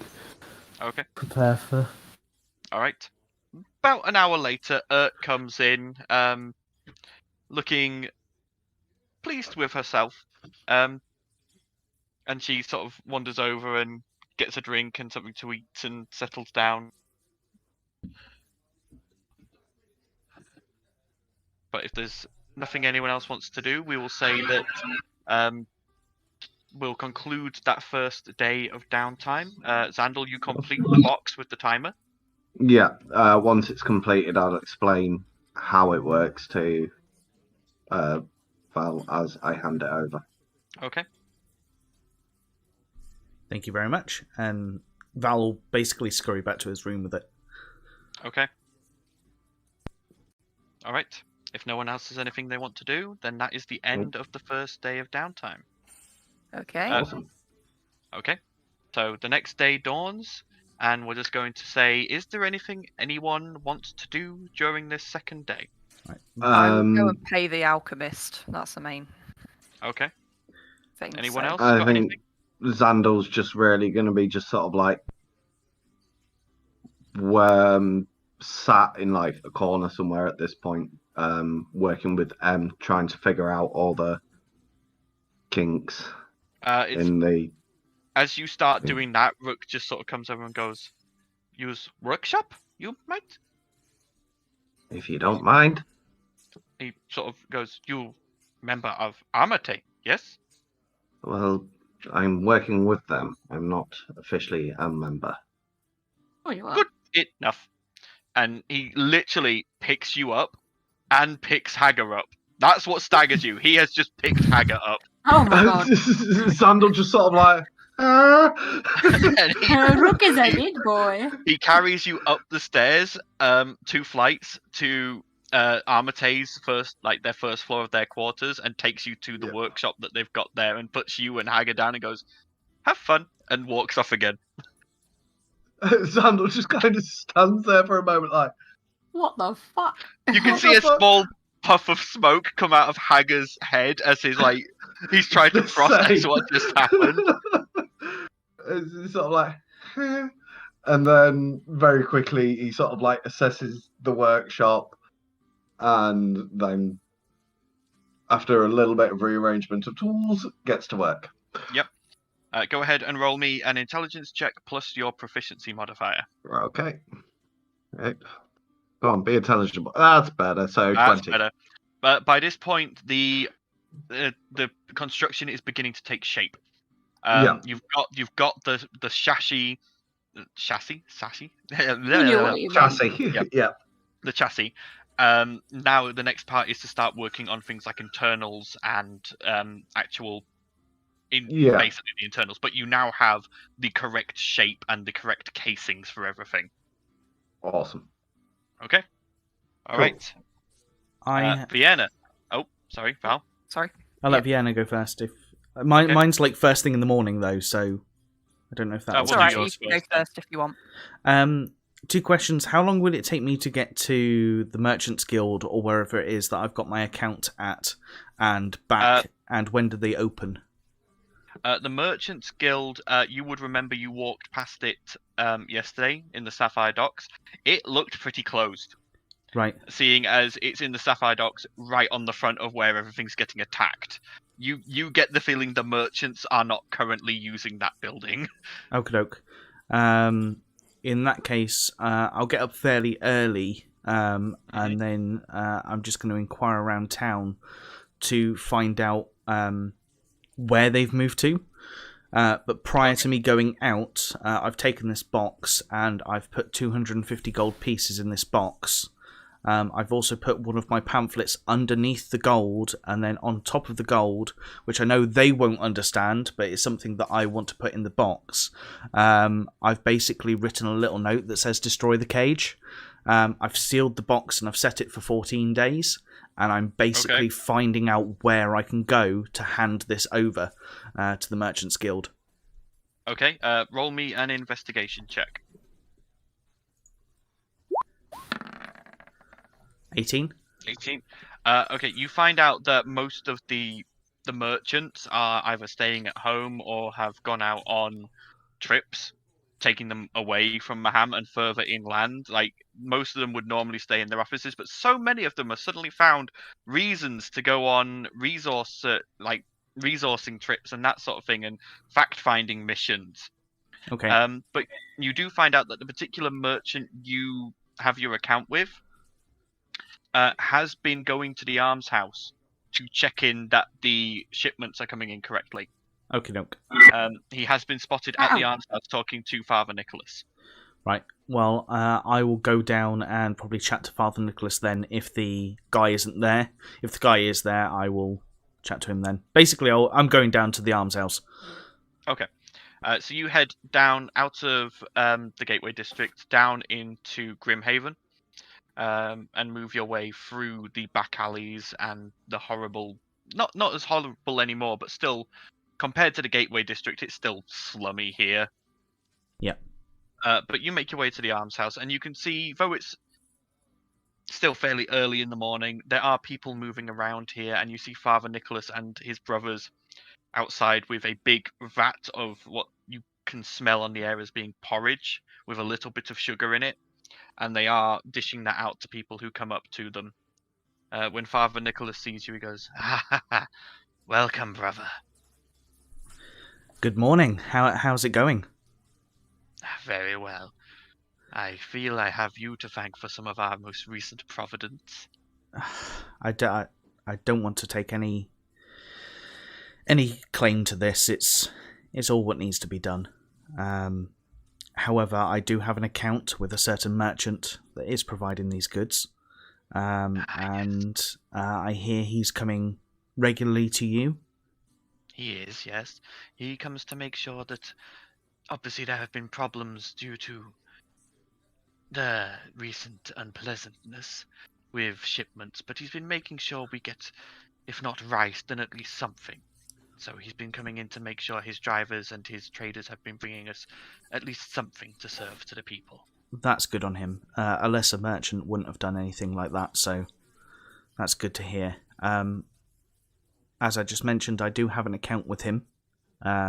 If he gets to a point where he comes and I am no longer here, and he is looking for money, I have a box that has...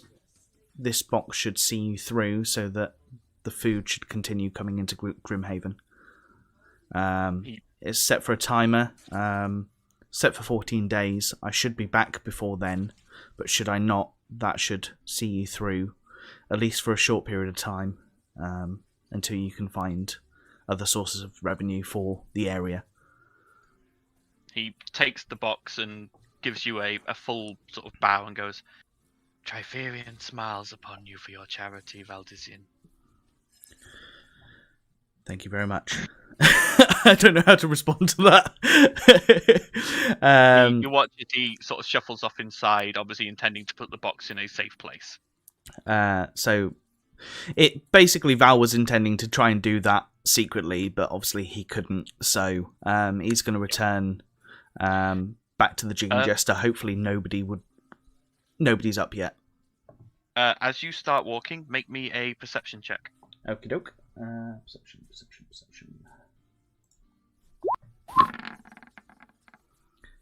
Okay. As you're walking, you hear a cry. Just like a pained cry from a child. Just like, ah! I'll obviously go and investigate it. As you get to the edge of an alleyway and you sort of glance down, you see three boys, probably about 12 to 13, surrounding a younger looking boy, probably about 10, 11, who's currently on the floor. quite evidently either having just been pushed or punched there. Gonna slowly walk down the alleyway and just go, gents, what's going on here? The three older boys sort of spin around and goes, What's it to you, mate? Nothing. I'm just somebody passing through. I just want to know, what you're doing at the end of this alleyway. Just having a word with the out of towner here. That's all. Just making sure he doesn't. He just sort of rubs a finger under his nose. Get ideas above his station, if you will. Words come from the mouth. They don't come from a fist. Yeah. Well, whatever. And the three lads start walk around you and start walking away. Val bends down to basically offer this guy a hand off the floor. This kid off the floor. Okay. You help him up, and he's got tears coming down, but he's obviously trying his best to look strong. He sort of rubs them away and goes, "Whatever. Didn't need your help." No, you didn't. You could have done this all by yourself. Yeah, exactly. Just don't take anything they say to heart. Yeah. No. You do what you need to do. Yeah. Who are you? As I say, I'm just somebody passing by. Alright. You good? He sort of looks at you, and you can tell he's very bashfully looking at you, and he sort of goes, "Thanks," and he holds out a hand. "I'm Grifter." Valdizian. You had breakfast yet? Yeah. Good. Food makes you strong. Just get a good amount of food inside you. You'll grow big and strong. And then anything they try and do, you'll be able to kick them down. Okay. I kind of ruffle his hair, and then I just carry on passing through. Okay. Alright. As you move through the alleyways, about 10 minutes later, you spot the same three young boys who had been bullying him. Gents? They're not close by, they're far away. Oh, okay. But you can spot them, and you watch as two of them split off and move off down one direction, and what you guessed was the leader, the one who spoke to you, starts heading towards an alleyway entrance. Okay. I'll probably walk towards where the leader's going, but I will try and make it as if it's along the path that I was intending to take. Okay. Make me a perception check as you are heading in that direction. Please make it with advantage.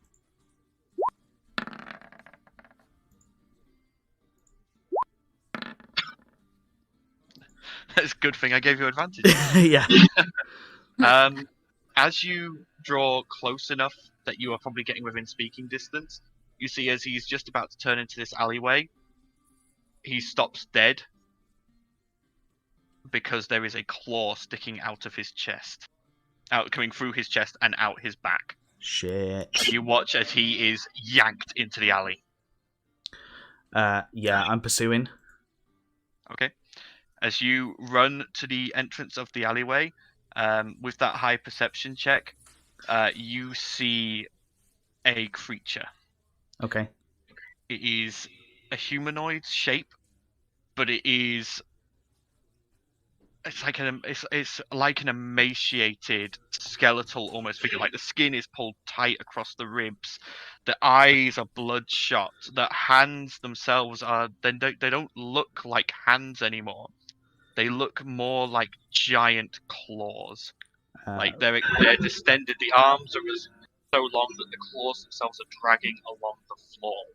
So, as soon as I would have seen the claw, I would have put my hand on Mortimer. Does Mortimer give me any suggestion on, is this undead? Mortimer is just howling in rage the minute you see this thing. Okay. And it looks at you and just sort of goes, as it rips the child in half. Christ. I'm going straight in for an attack with Mortimer. Okay.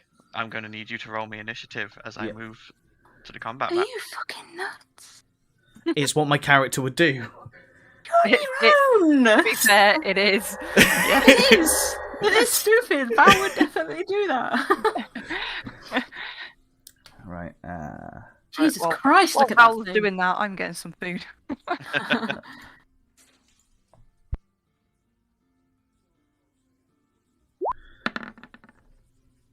Right, there you go. Okay. Okay. So let's get some combat music going because this is going to be full-on combat. This isn't going to be like against the weak little fug. I feel like I've fallen into your trap card. I feel like this has been prepped. Potentially. I know spaghetti. Okay. So, you are up first, Val. Okay. In that case, as I say, I went straight in with an attack with Mortimer. Okay, go ahead and I've roll had your attack. I've had a long rest since. You have had a long rest Yeah. since, yes. I'm just going to quickly apply that first. Oh yeah, we've all had a long rest, haven't we? Should Yes, probably do everyone's had a long... Well, it's debatable whether Talia's had a long rest. that. It's fine. 24. 24 hits. Although, actually, as you... obviously, you move forward to get here. Yeah. Before you actually do that, it does get to attack you due to its deadly reach reaction. Okay. So it is going to attempt to hit you with a 12. Does not hit. Okay. So, is that a two-handed strike or a one-handed strike? That would have been a two-handed strike. Okay, so 13 damage. And I want to pump a level 1 smite into that. Okay. And what do I get? Would it get a bonus because it's undead? I assume Mortimer was so howling. level for that. 1, level 1 smite, so it's a 2d8. Okay, and what do I get for Mortimer because it's undead? I Let me assume it's just check. undead. It is undead, yes. Let me just check Mortimer's. I might be able to find it. Have a look. Mortimer. Extra 1d6 damage. D6. Okay. So So another that 9 is, and another 6, so that's 15. And then I'm going to swing again with Mortimer. Yep.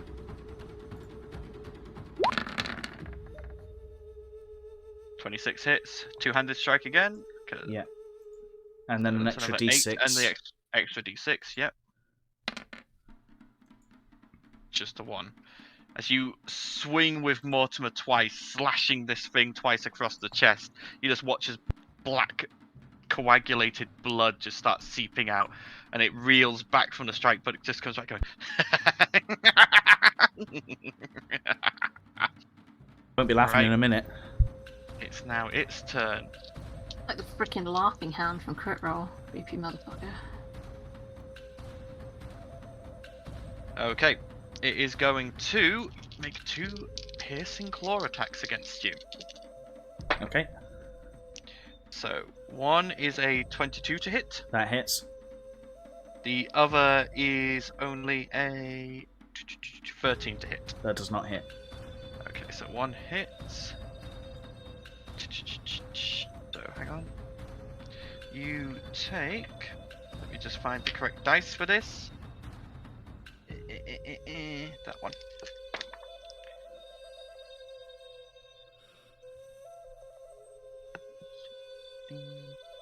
You take 20 piercing damage as it just slams a claw into you. Okay. And you are now grappled by the creature. Okie doke. Okay. So I can't attack it with Mortimer anymore. No, grappled doesn't mean you can't attack. It just Okay. means you can't move. Okay. And that is going to end its turn for now. Okie doke. Your turn again. Right. Yeah, since Mortimer's screaming at me, I'm just going to have to keep hitting it with Mortimer till he shuts up. Okay. 17. 17 just hits. Well, it's just over what you need to hit. So we've got that, and then we've got the D6, and then I'll pump a level 2 smite into it this time. Okay, so that's 3d8.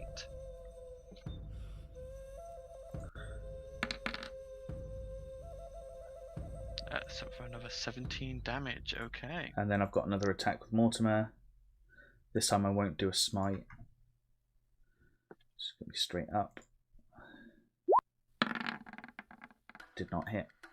13 does not hit, unfortunately. The first one, you stab it into its chest, and you go for the second one for a swipe against the claw that's holding you. It just brings the other clawed hand up and knocks Mortimer aside. Okay. Okay. It is then going to... Actually, can I... I've got bonus action. I'm going to bonus action Shield of Faith. Okay. So, Shield of Faith. Where's my Shield of Faith? I can't. There we go. It is going to... Yeah. You watch as this creature, still holding you, starts sinking into the shadow that it's standing in, dragging you with it as it magically teleports over here, right away from the mouth of the alley. And I need you to make me a Constitution saving throw, please, as does that poor hapless guard who happens to be there. Yeah, no, the guard fails. 16.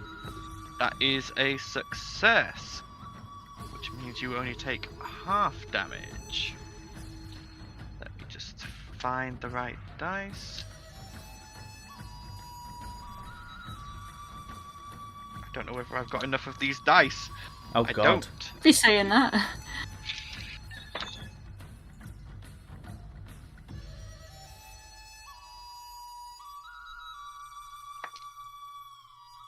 You take 33 points of necrotic damage, and you watch as this creature pops out of the shadow, this poor guard just withers and turns to dust. Right.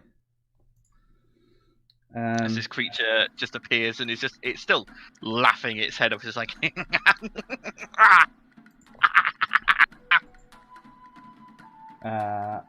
Okay. That ends its turn. It's now your turn. Does grappled inhibit my ability to cast spells? No. Grappled literally just means you can't move. You are held by this creature until you break out of its... I'm going to Misty Step. Okay. I'm going to Misty Step with my bonus action to here. Because Okay, I am that's too fine. low to continue fighting this guy. And Val's finally learnt to retreat if he needs to fucking retreat. And he's going to take his further 30... his movement to here. And he is going to lay on hands for the full 40. Okay. Because he's very fucking low.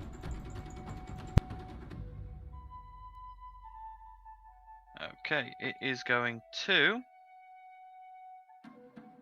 use its movement to get to there, which is within 15 feet of you, which is its reach. Yep. So it is then going to make 2 piercing claw strikes against you. Okay.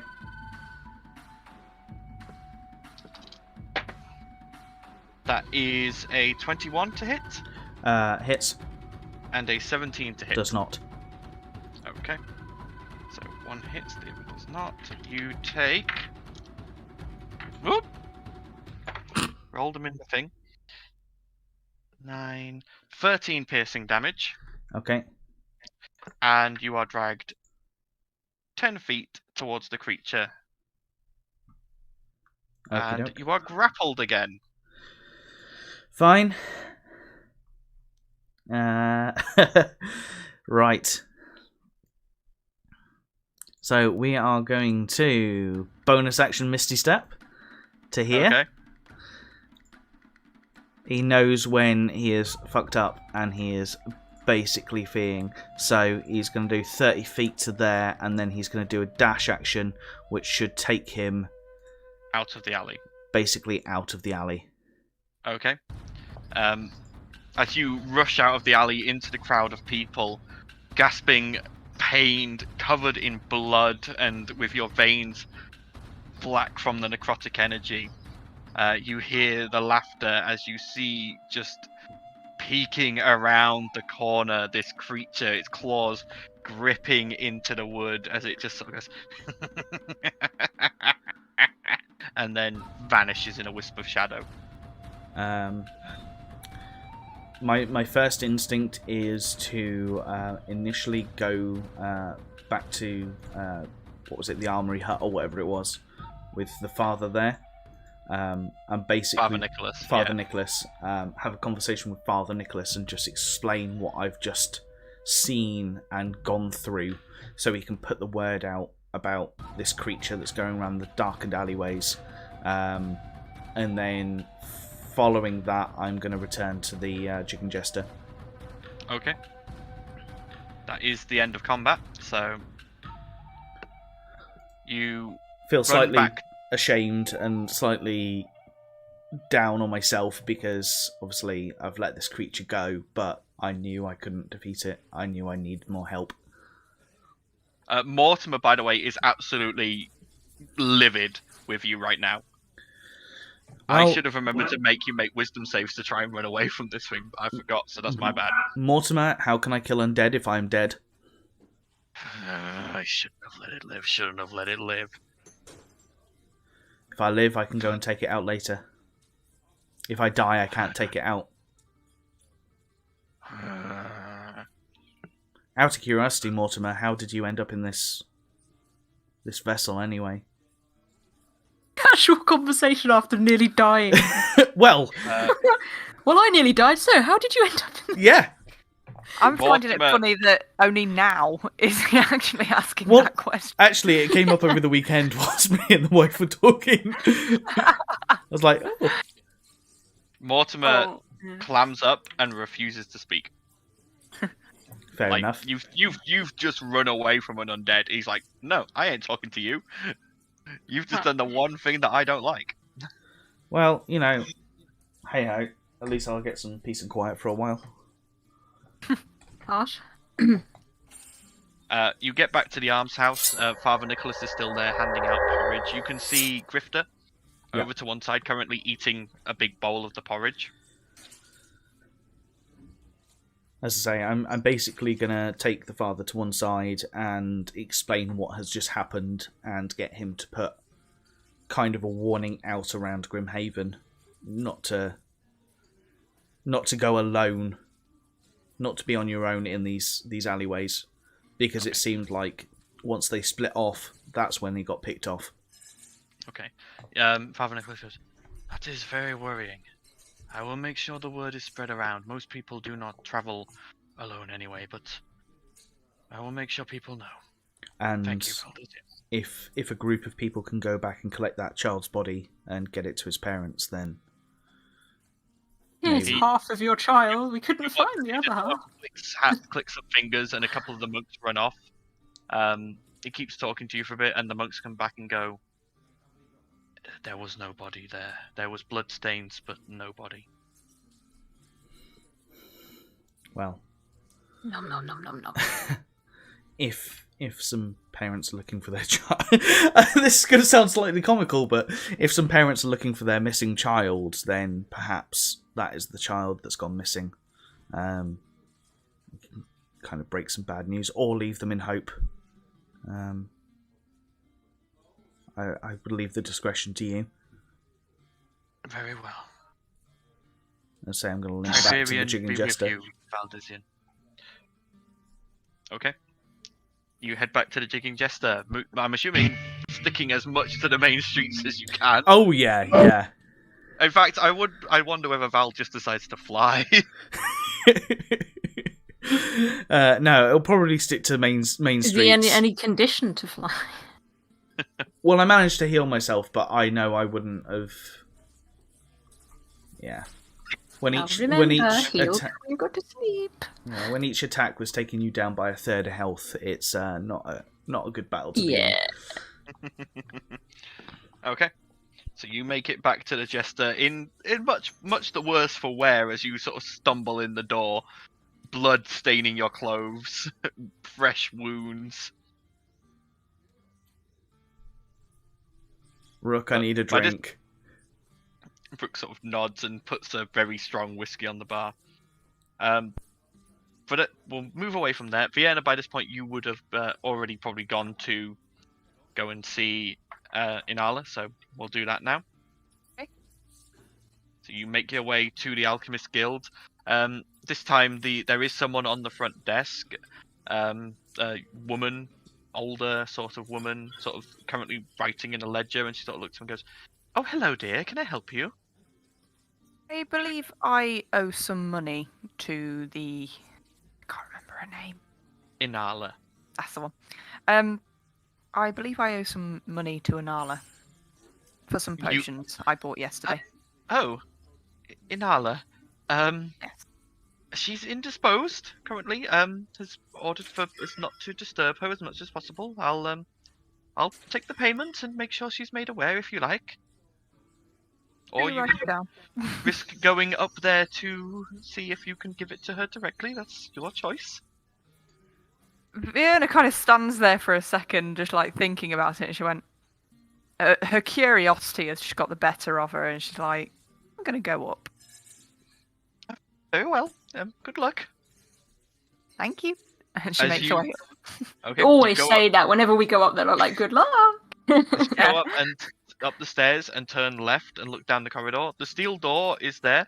However, there are now a number of dents in it. Like, Oof. coming out towards you. Like something hit it from the inside. She knocks. As you knock, you hear shuffling from inside, and the eye hole slams open, and Inala sort of looks out. She has a black eye now, and she goes, "What? Oh, it's you. Yes? I believe I owe you some money Do you? for the potions yesterday. Okay." She sort of, like, you see the lower hatch open up, and she goes, "Just pop it there." All right. She kind of, before she puts the gold down. She kind of what, sorry? She's... Hang on, make sure. I've just been eating. She basically asks if she's all right before she puts the gold. Yes, absolutely fine, absolutely fine. So at this point, you hear something like mumbled sounds and the rattle of chains. It's just you look a little beaten up. Just an experiment, that's all. Just an experiment. Nothing you don't want any help with? No, absolutely fine. All right, just checking. And then she puts the gold in the thing. You then, like, are you looking at the slot, or are you? I'm How trying closely are you to. observing this? I'm watch. almost like face to face to her if I can, probably hunched over because it's down there, sort of thing. Yeah. Okay. You catch a glimpse of something red go past Inala's eyes, and she sort of lurches away from the eye hole, and you hear scuffling and shuffling, and then a muffled, it's like a screech, and Inala comes back into view with blood sort of splattered, like some sort of red liquid splattered across her cheek, and she's like, "Nothing to worry about." Got like a demon in there. Vienna very slowly puts the gold in the thing and is just like... A hand reaches out, and you can see this hand is covered with scratches and like cuts and all sorts, and it just yanks the gold in and goes, "Is that it?" Yeah, that's it. Good. And the slot slams shut. The hell has she got in there? And yeah, she leaves it at that. Okay. You return back to the Jester to see Valdizian sat at the bar drinking a strong whiskey whilst quite heavily wounded. First Talia, now you. Yeah, but I didn't get a nice little trinket at the end of it.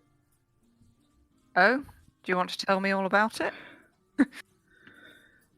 All I And she sits next to him with a drink. So, before we left for Durinar, there was rumours of a creature or something that was ripping people apart at a local town. We didn't go and investigate. We went to Durinar, I think it's come here, because I've just met it. Oh. Um, Any... What sort of creature? Undead, because Mortimer was not happy. Claws. Big. Fast. Could jump into shadows. Hits like a brick shit house. I saw it basically disembowel a child, so I chased after it, and I probably shouldn't have. I'm only in the state I am in now because I have used all of my healing abilities on myself, and I'm still damaged. That tells you how bad it is. Ow, and he coughs out and splutters some blood. It's just kind of looking at him going, one day you'll learn not to run into these sort of situations on your own. Yeah, well, when you see a kid get ripped apart, you kind of have to try and stop that happening again, don't you? No. Yeah, it's kind of like, in her head she went, no. That's what my character would say. That's... she did not say it out loud. She just kind of sips on I'm a sorry, drink. but if I saw anyone be disemboweled, whether I was Talia or not, I'd be like, bye! I'd be going in the opposite direction. I ain't fucking with that. Fiona's like, I see that shit all the time. What are you talking about? I'm going to say the danger words. I'm just playing my alignment. Yeah. Yeah. Oh dear. Yeah, Fiona kind of like tries her best in a drowish way to kind of comfort Val, and it's just like, we'll get him. Don't worry. If he's got comfortable, he'll show up again. Yeah, I've kind of put the words out not to go into alleyways on your own in that area. I'll chat to Gunther when he's done with Talia, and see if he can put the word out on this side of town and maybe do some investigation. But yeah, that guy was for a 1v1. That guy was strong. If I was Balasar, it would be dead though. He kind of chuckles and sips his whiskey. Yeah, Fiona kind of smirks and says, "Don't worry, we'll get it. Just bide your time."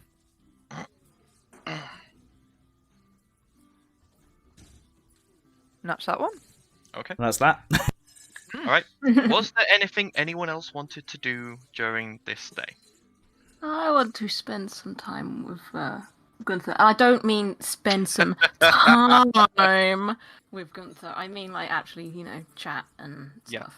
Okay. During a break. They're not nymphomaniacs. They're not doing it all the time.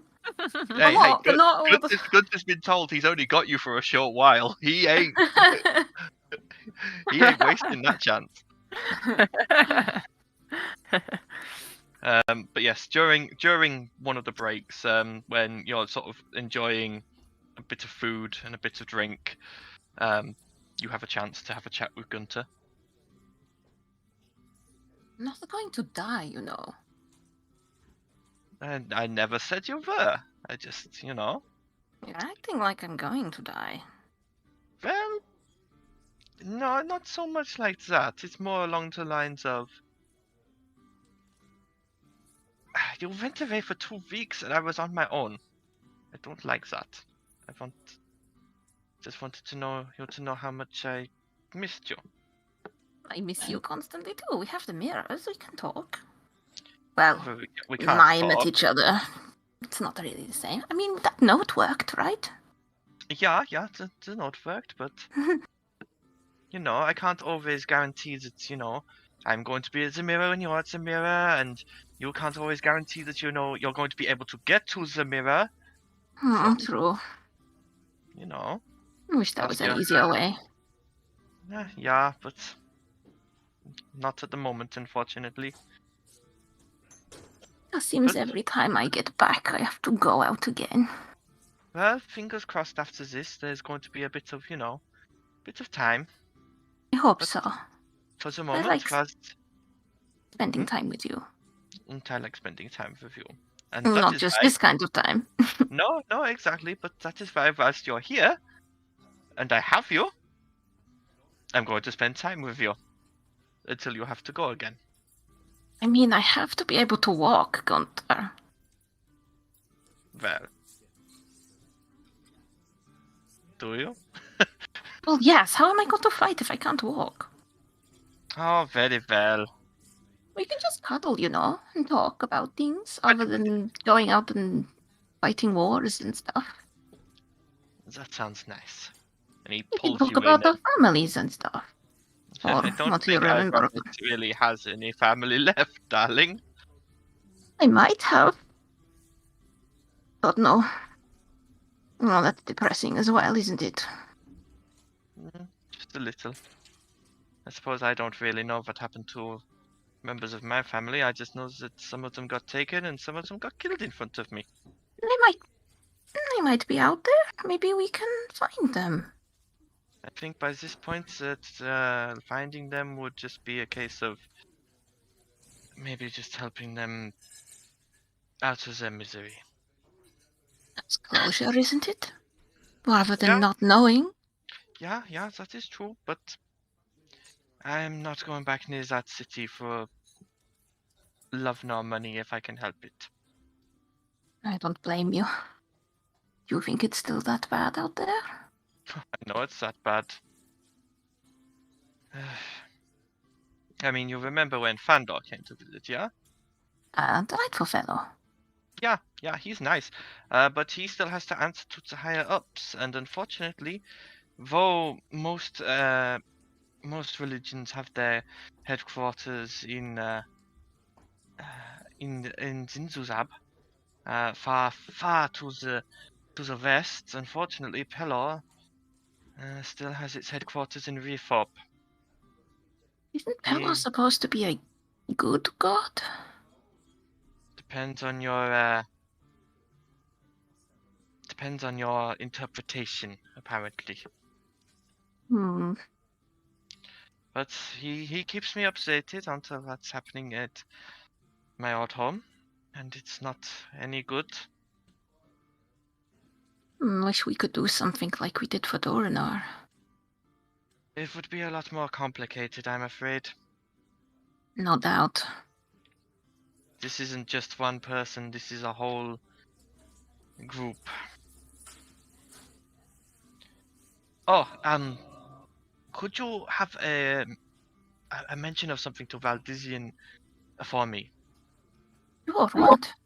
Just, well, actually, I should probably do it. So let's get dressed and we'll go downstairs. Yeah? Sure. Okay. I need to walk it off. You both get dressed and you come downstairs and you see Valdizian wounded, drinking, talking to Vienna. Valdisian? Did you pick a fight with, what was that drunken dwarf? No, if I had picked a fight with him, I would be in bed, knocked out. I mean, you look like you're about to keel over. What happened? And I'd regale the story that I basically told to Vienna. And you tried to fight it alone? Are you crazy? It was going after innocent people, and it had just killed a Didn't child you in front learn of the me. last time? I know it was a drunken dwarf the last time, but... I did learn. I fled when I realised that I was not man enough to be able to take it down. To be true, Charlie, he did actually do the right things this time. What? I suppose. But to risk yourself, especially with a mission so important, in less than a few hours. I can heal by tomorrow. It's fine. But when you see a claw, you go and assess the enemy. If you decide that you can't defeat that enemy, then you can either die or you retreat. And I decided Yes, to I'm retreat. not saying you're stupid for retreating, but seeing something... Do you have any idea how much strength it takes to tear something in half? Especially a person. Why on earth would you think that you'd stand any chance? To learn to pick your fights. Not True. every fight is worth fighting straight away. Sometimes you have to, well, retreat without getting your ass kicked and get allies. I couldn't leave there without trying to do at least something. And that's what I did. Oh, you're hopeless. At least you're alive. Yeah, that is good. Well, I would make sure that everyone knows to keep an eye out for this creature. But I do have some news for you, Valdizian. Okay. What's the news? So, you know that I am from Refop, yeah? Yeah. Yeah. Just obviously, you know, it's not a particularly nice city. Okay. Kind of, you know, racism, slavery, lots and lots of putting it behind the words of Pelor, etc., etc., etc. Not Yep. nice place. One of the noble families from there is going to be visiting Maham at some point in the near future. Just to let you know, just in case you see them, because they will obviously try and start some trouble. Yeah? Understood. Yeah. Why would they come to start trouble? They're not coming to start trouble, but they are coming. Obviously, there's a new emperor, new ties have to be made, so the noble families being sent. But whilst they're in town, they are racist, etc. If they can make it out that they're attacked, then they have to get concessions from the emperor, etc., etc. Politics. But yeah. Right. And Diplomatic continue immunity trading shit. routes and talking about slavery. Yeah. Well, they're unlikely to do anything about that, but us has a hard line against that. But yeah, if you see anyone from the Worthington family, keep away. Okay. Val, diplomats. make me a intelligence check. Right.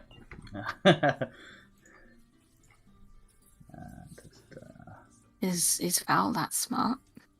We'll see. 12? 12. The name rings a bell. Right. You're not sure from where, but the name rings a bell in your head. There's something Worthington about family. it. You're just like Worthington. Worthington. Right. Sure, I've heard that before, but you can't remember where. Okay.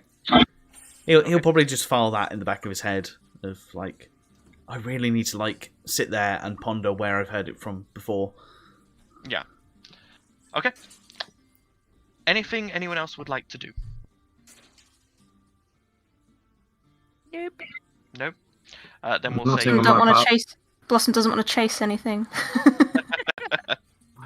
I imagine Blossom doesn't know where that little hummingbird is. Okay. So, as you all spend the day in pursuits of your own making, probably Talia, you probably go on a nice romantic walk with Gunter, followed by "We'll not go there." But the rest of you eventually find your way to rest, ready to awake the next morning to go to the Zeppelin fields. Val, Yeah. as you go to sleep, you hear a noise. Okay. Oh, God. And you just hear a sound like claws scraping against wood. Oh, God, it's after you. Oh, shit. Right. Val You've will. pissed it off. But then you wait a few seconds and you don't hear it again. Okay. No sleep for you. The morning comes, you have all achieved a long rest. Val, as you get out of bed, your foot hits a line in the wooden floor. Four lines equidistant apart. That And have In been your fucking room. raked into the floor. Val is gonna sit there frozen in fear. Looking That's at a them, warning, that is. It's as if something reached out from under your bed and just raked its claws along the floorboards. Love it. As I say, Val is just there frozen, and he retracts his foot off the floor, and Put immediately your feet under the covers, it can't get you. immediately goes into prayer, and not a prayer to like please take away the bad guy, but just his standard prayers, his standard set routines, just to give himself comfort, and then he'll take a deep breath, knowing that he's got God behind him, and basically puts his foot down on the floor and carries on with his day. Gets Okay. dragged under the bed and devoured. No. Ah. Okay. So you all make your way downstairs. Gunter gets up with you for once to come see you off. Rook is nowhere to be seen. Rook is asleep, and at this point, like I say, it's before dawn currently. There's not a huge amount of light anywhere. But Gunter sees you to the door and goes, "So, all of you be careful, and all of you look into my talia. Yeah." Before we go, can I have pulled Gunther to one side? Yeah. And just go, you know when you built upstairs, you put in extra provisions and security measures, right? Oh yeah. Yeah. Extra locks on the doors and all that sort of stuff. You might want to revisit it. Why? Something was in my room last night. Valdizian, I didn't know you had it in you. The thing that attacked me was in my room last night. Oh, that is less good. Right. I will see what I can do. But obviously, there are limitations. I understand. I'm just letting you know that maybe it will help some investigation or some line of questioning to find out what this thing is or what it can do. Are you holding Mortimer currently? I am, yes. It's at this point Mortimer just rumbles, "Bone Claw." Okay. Mortimer says it's a bone claw. I don't know if that means anything to you, or maybe somebody in the library area or something can look into it. But that might. Well, yes, we can look into it, or you could patch things up with your weird spade spear thing and ask him. He apparently knows what it is. Mortimer, are you willing to talk to me? Are you willing to actually hunt that thing down? I will hunt it down. I won't say when I'm going to hunt it down, but I will hunt it. Is that a promise good enough? I won't hunt it down solo. I won't go and kill myself and throw my life away. I'll give you some information for now. A bone claw is what happens when a wizard fails to become a lich. Right. When they're sending their soul to the phylactery, if their will isn't strong enough, it fails. The body turns to ash, and the soul flies off and forms a new body. Mad, insane, and fueled only by a hatred for the living and a desire to kill. And has the ability to jump out of shadows, apparently. Pretty much. Okay. Its body is formed from shadow. Shadow is its purview. And I'll basically convey to Gunther that we've got a failed lich. Okay, that's not good. I will get people in the libraries on this, and we'll see if we can dig up any more information. Yeah. Yeah. You may find that the city goes quiet for a while if it's tracking me. But if it's just tracking anybody, then it'll stay around the city, I'd imagine. Well, we'll find out. Okay. Off you go. You can't be late. Go. Hunter. Talia. And she'll just give him a big hug and lean up and whisper into his ear, "I know you don't want to hear this, but if I don't make it back..." And she slips him a note. "Read this, but only if I don't come back." He sort of he takes it and pops it. He pops it inside the front of his trousers. Hunter. And he goes, "Don't worry. You'll make it back. Van Veil." I hope so. And she'll give him a big deep kiss and then walk away. He stands there a little stunned. Shadow steps, gets in front of you, gives you a big kiss in return, and then Shadow steps away into the jester. I hate leaving. Let's get this over with. Okay. You guys make your way down to the Sapphire Docks and turn westward out of Maham to the Zeppelin fields. Even from a distance, you can see more Zeppelins and skyships in the air than you have ever seen before. Oh, They're- yeah. we are talking. There's roughly 25 zeppelins with 25 airships, and the zeppelins aren't like the little passenger ones. These are big war zeppelins, all currently up in the air waiting to depart. And as you reach the zeppelin fields, you can see Barras. It's Theodus. Yeah, Barras, Theodus, and Rachna there. And as they see you approaching, they go, hail, Armatae! Come, join us. Our ride will be here momentarily. Wait, sorry, I just like completely mind blank. What did he just say? He asked you to come stand with them because your ride will be there in a moment. Right. Okay. Cool.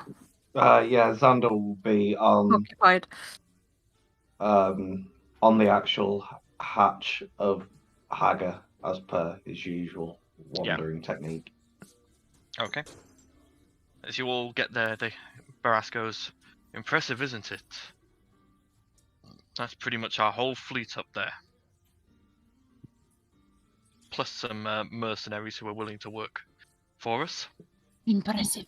To get this many ships in so short a time. Indeed. Glad to see they're taking this seriously. Oh, this is just our forces. I can't wait to see the rest. Neither can I. It'll be interesting to see what they bring out. Rachna, is it ready? And Rachna goes, it's coming. And Barras goes, I have to ask you all to keep as much of this a secret as possible. What we're about to see, we didn't really want to reveal yet. And as he's speaking, behind him, The Millennium Falcon turns up.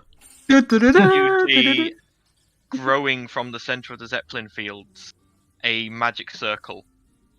What the And hell? it's getting bigger and bigger Holy and shit. bigger until it's taking up pretty much the whole of the Zeppelin fields. Okay, knowing Ragnarvale as I do I have any inkling of what is coming? You do not.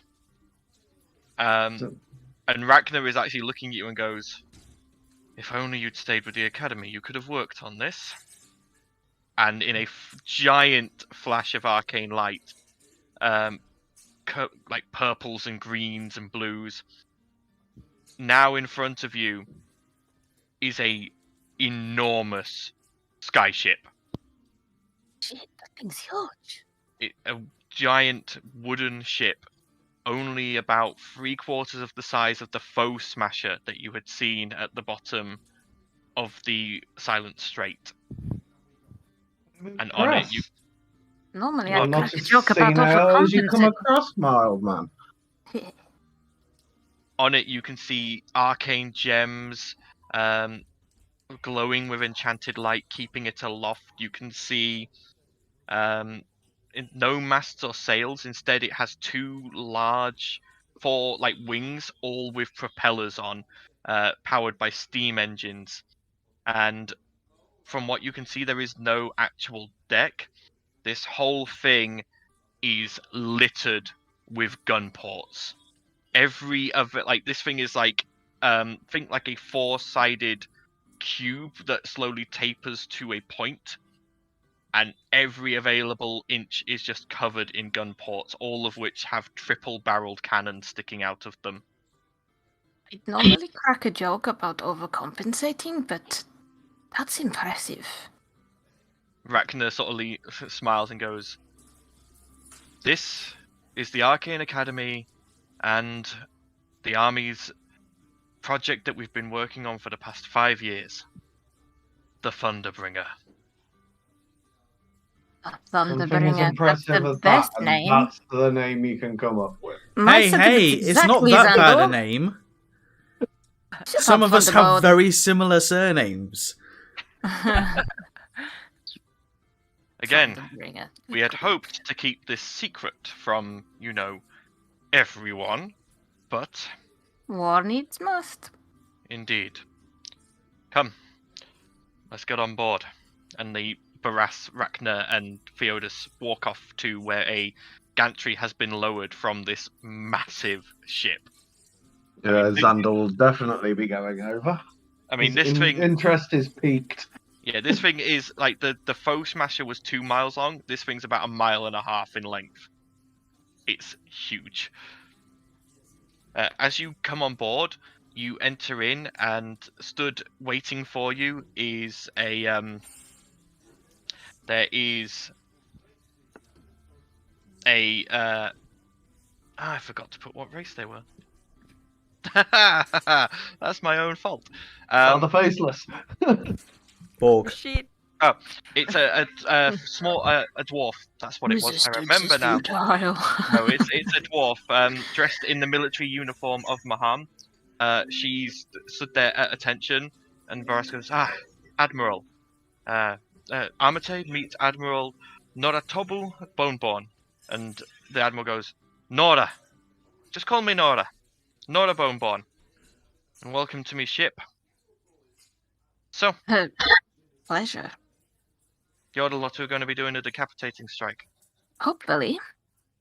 Well, I'll get you there. After that, it's down to you. Come on. Right.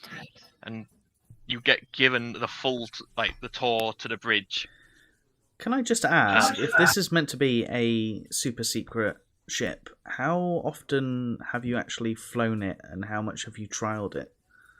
We've trialed it a number of times. That Okay. teleportation circle you saw, that came from a demiplane. The wizards at the Arcane Academy set up a demiplane for us to test and work with this in. That way we could, actually do it without anyone seeing things, or, without the risk of collateral damage. Well, they're going to see it now. Exactly, but that's what we'll just have to deal with. As you get to the bridge, you can see, there is a central chair for the Admiral, a couple of chairs to one side for the guests. There is a central, it's quite complex up here. There's commands for, glowing crystals that relay messages to pretty much everywhere in the ship. And she goes, right, let's go. And you watch as this ship flies up at a surprisingly fast speed. You would have expected this to be ponderous and slow, but it flies at the same speed as all the other sky ships up there. And it joins in this flotilla at the very center, and it starts moving out over the sea. And she goes, right, about a day's travel and we'll be there. And by that point we'll rendezvous with the forces from Minas Pengolia and Ingbrook. No speeches? Sending us off? Not in a war. After the war you have the speeches. No inspirational speech? Not right now. Valia, we can inspire each other.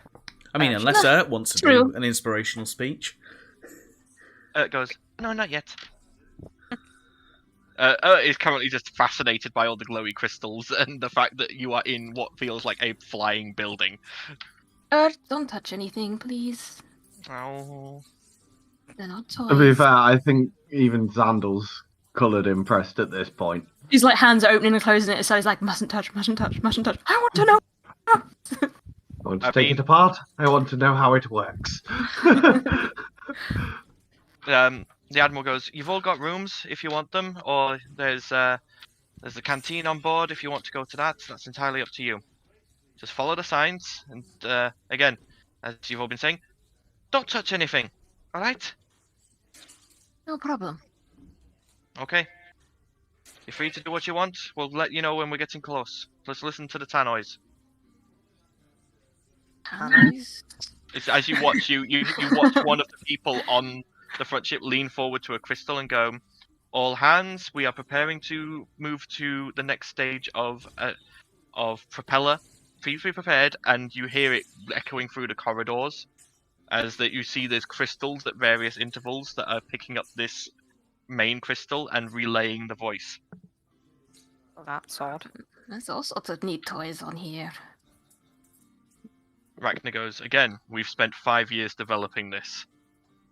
Well, here's hoping it doesn't go to waste. Indeed. Okay, what do you all want to do? Well, I guess we're all going to find bunks. Okay. Find our rooms, I guess. You are all shown to a corridor of rooms, and you each get given a proper stateroom. You guys haven't been given hammocks or anything. You're in proper staterooms. Nice. I guess we're just waiting nervously. Indeed. Random question, Paddy. You know the Mhm. bracelet that I got from Durgus, the light bracelet. Yes. Would that have a diminishing time where it would run out? No. Okay. Because Val is going to basically take it off his arm and set it up so the light shines under his bed. Okay, fair enough. All right. I think even Zandal's not going to be very preoccupied with sort of like his blueprints and stuff like that. He'd probably be sitting there just ensuring everything is in good order, ensuring all his infusions are set correctly. Okay. Ollie's probably gonna meditate, and she'll be going through her old mantras that she used to go through before doing a mission. Okay. Just very quickly, out of curiosity, are you allowing spells from Tasha's? I am. I have all the spells from Tasha's on D&D Beyond, so if anyone wants them, they can use them. Nice, thank you. It's That just has because I the wanted ability. to set up a certain spell from there for Okay. Zandal. All right. Okay, wonderful, thank you. Zandal, by the way, at one point you do hear a knock on your door. Okay. Hagar will go and answer it. As Hagar answers it, you just hear, "Ah," and then you see a little green-scaled hand holding a wrench start undoing one of the bolts on Hagar. Hey, what are you doing? This little draconic head pokes round, and you see it's a green-scaled kobold. Not seeing how work. Yes. No, get off. Gotcha. No fair. You on side my project. I want to take apart your project. I haven't taken apart your project. I wanted to, but I haven't. That does not give you permission to start taking apart mine. But want to know how work. I can tell you some secrets if you tell me yours. Show me mine and I'll show you yours. He walks into your room, walks over to a corner, bangs his elbow against part of the wall, and you hadn't noticed it before, but there's a vent up in that corner, and the vent, like the cover, falls off, and he clambers up the wall into the vent and goes, "Come, come." Yeah, You Zandal. fit in I'm the vent? assuming that Hagar won't fit, so he's... Hagar will not fit, no, but Zandal will. Yeah, so he'll set Hagar on sentry mode basically to defend himself if anything were to happen. Okay. Effectively dodge action, avoid losing any more bolts. Yeah. And we'll follow. Okay. You follow this kobold through mazes of vents through this ship until eventually he like slides down a steep decline, and you fall out of another vent into it's like a nexus, a vent nexus almost. You feel like from here you could get anywhere in the ship, and in here is a workshop. And the kobold goes, "Welcome to my home. Here I can fix everything, I can improve everything. It is good." I can see me and you are going to be friends. Scuttles over to one of the tables, comes back with a sheaf of paper and unrolls it, and you see it is a full blueprint of this ship. Zandal will start eyeing it up. Like looking for anything of intricate usefulness to sort of like his projects. Roll me an intelligence check. Okay. I GM rolled that by accident. Yeah, doesn't matter, I can see it. Yeah. Yeah, that's enough. Looking at it, you suddenly realize the size of these plans and the size of the ship don't match up. Like, the internals of the ship that are on these plans are bigger than they should be. And for a moment, you wonder whether this is just an amateur mistake in scale, but then you realize Would I know about spells such as like Magnificent Mansion and? you would, and this is where you suddenly get it. They've somehow managed to make this isn't an extra dimensional space, but they've managed to somehow warp reality enough to increase the internal space. And you suddenly realize this ship has this ship is bigger on the inside. Not by much, not by much. It's not a huge amount of expansion. It's not ridiculous, but it's large enough that if they wanted, they could carry the full army of Maham on just this one ship. Nice. This is amazing. And you said this is your work. How much work was Ragnarvale involved in this? Weird elf man, yes? Yes. He did sparkly magic bits. I did engineering. Good man. It's at this point he puts out a claw and goes, head engineer nut. Sandal. Nut. Artificer extraordinaire. Nut.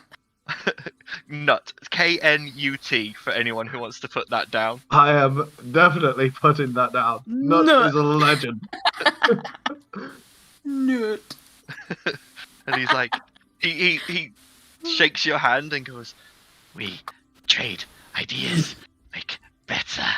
Yes. Of course.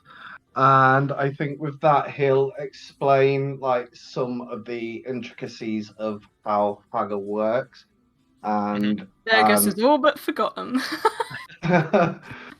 and he will explain about Aw. life transference magics, Okay. which is what Zandal pretty much uses. As a trade-off, Nut explains to you about the triple-barreled cannons and the self-loading mechanism that they have, that he designed. He designed a spring-loading mechanism, you know, like a tennis ball launcher, where you load tennis balls on the side, and then, like, when one fires, another one rolls into the slot. He designed a system for cannonballs to do that. So every time one of these triple-barreled cannons fires and rotates round for the next barrel to fire, a cannonball is immediately loaded into the empty slot. Nice. And he explains he explains all the intricacies of that and how it's increased the fire rate of the cannons by like 20%. Yeah. But you spend the majority of your trip in deep technical conversation, deep in the bowels of this ship. With the kobold, no less. I don't knock a kobold. Their ingenuity is next to none. Yeah, a kobold trap maker with like rudimentary things can make a trap that no one understands. Imagine what they can do when they're given funding. Yeah. Kobold MacGyver. Pretty much. Conk, now you've got me thinking of my kobold. No. Zandal is he's gonna try and bounce some ideas off of Nut in a roundabout sort of way of getting ideas on how to get his project completed. Okay. To see what he thinks from a technical standpoint. I mean, do you bring the project out to show him? As best I can, the blueprints that don't hold M within them. Well, So I mean, do you actually basically bring the physical object out to him? I've got the chassis, haven't I? Would I have been able to carry that round with me? Because I don't have the bag of holding anymore. In pieces, you would have been able then, to, yeah. Yes, I would have done. As you're sort of explaining things to him, he picks a bit up. Yeah, and you watch as he runs over to runs over to one of his workbenches, and in 10 minutes, he has built. He doesn't change much, but he puts in a bunch of internals in this arm. And whereas in Haga, a lot of like the movement is very stiff and sloppy, you suddenly realize. He's made it so this arm will move so fluidly. He's used some form of cabling to give it like a lot of movement like a normal human arm would have. This like internals will make the arm dexterous and be able to do dexterous tasks. Nice. And it's fully installed. He's done that in 10 minutes. Okay, and throughout all this, how much will Xandal be sort of like learning in his own way? He's muttering all he's doing under his breath and talking to you the whole way through. Oh, He's nice. so happy to have someone else who actually understands, because he explains to you, like, he built the steam engines for this. He built the cannon reloaders. Like, the wizards did all the arcane shit, but he did all the engineering. There is no other engineering team. There are repair people who know how to repair things, but he is the engineer. Yeah. Awesome. So I imagine for the majority of the journey, if they can figure out a way of getting Haggart into the room as well, so he can do heavy lifting, we're building. Yeah. Together. Okay. Okay, so that's how that part of the journey is spent for you. Yes. But by about... And this is where I'm going to get to this point, because I want to get to this point to end it, because I think it'll be very cool to do it at this point. By about 4 o'clock, you are all summoned back to the bridge. Nut guides you and Hagar back through a couple of secret passages that he knows, and he sort of explains to you, these are my passages. No one else knows. Your secret is safe. He sort of gets to the end, and he pulls down, like, a metal tube, looks through it, puts it back up, and then opens the wall out into literally right outside the bridge. Nice. Yep, so that's where we appear. Okay. The rest of you are guided back to the bridge by people, and you see Borasco. We're over the Silent Strait. Here we go. And you can see through the viewing portal that same stretch of water. It looks pretty much the same. You can't. It doesn't look like you want to think like you remember it, but it's very much just a stretch of water. And as you watch, Baras goes, Rachna goes. They both sort of go. Here come the other cities, and looking out of the viewing sort of image that's put on in the bridge. You watch as in the air,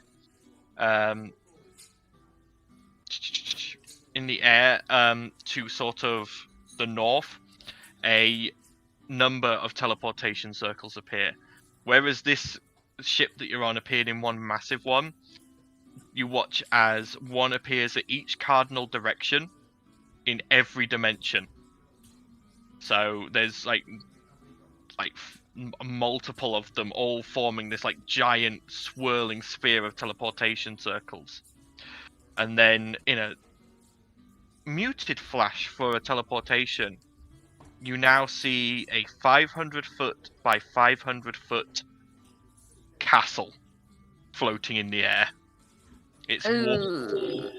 Its walls made of magic crystal, covered in inscriptions.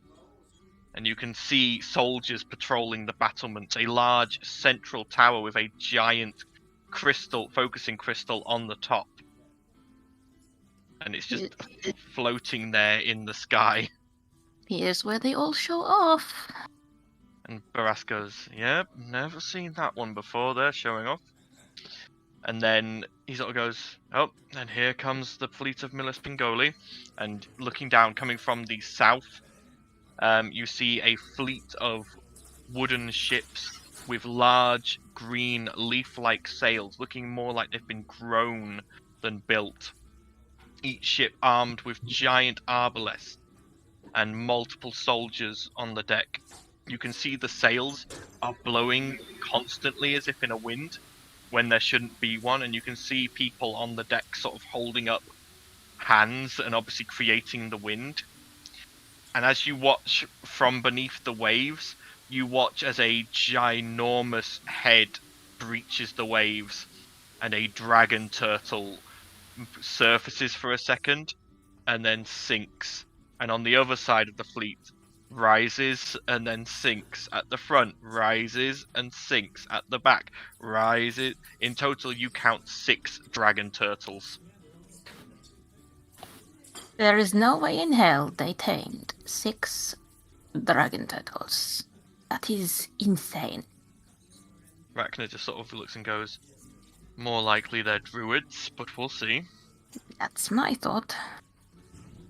As this happens, the gate on the Ingbrook floating castle opens, and you watch as striding forward a 26-foot humanoid dressed in shining silver armor and a shining silver helmet with a deep sea green cloak billowing behind him steps forward. His skin a dark grey, mottled, almost looking like he's barely seen the sun.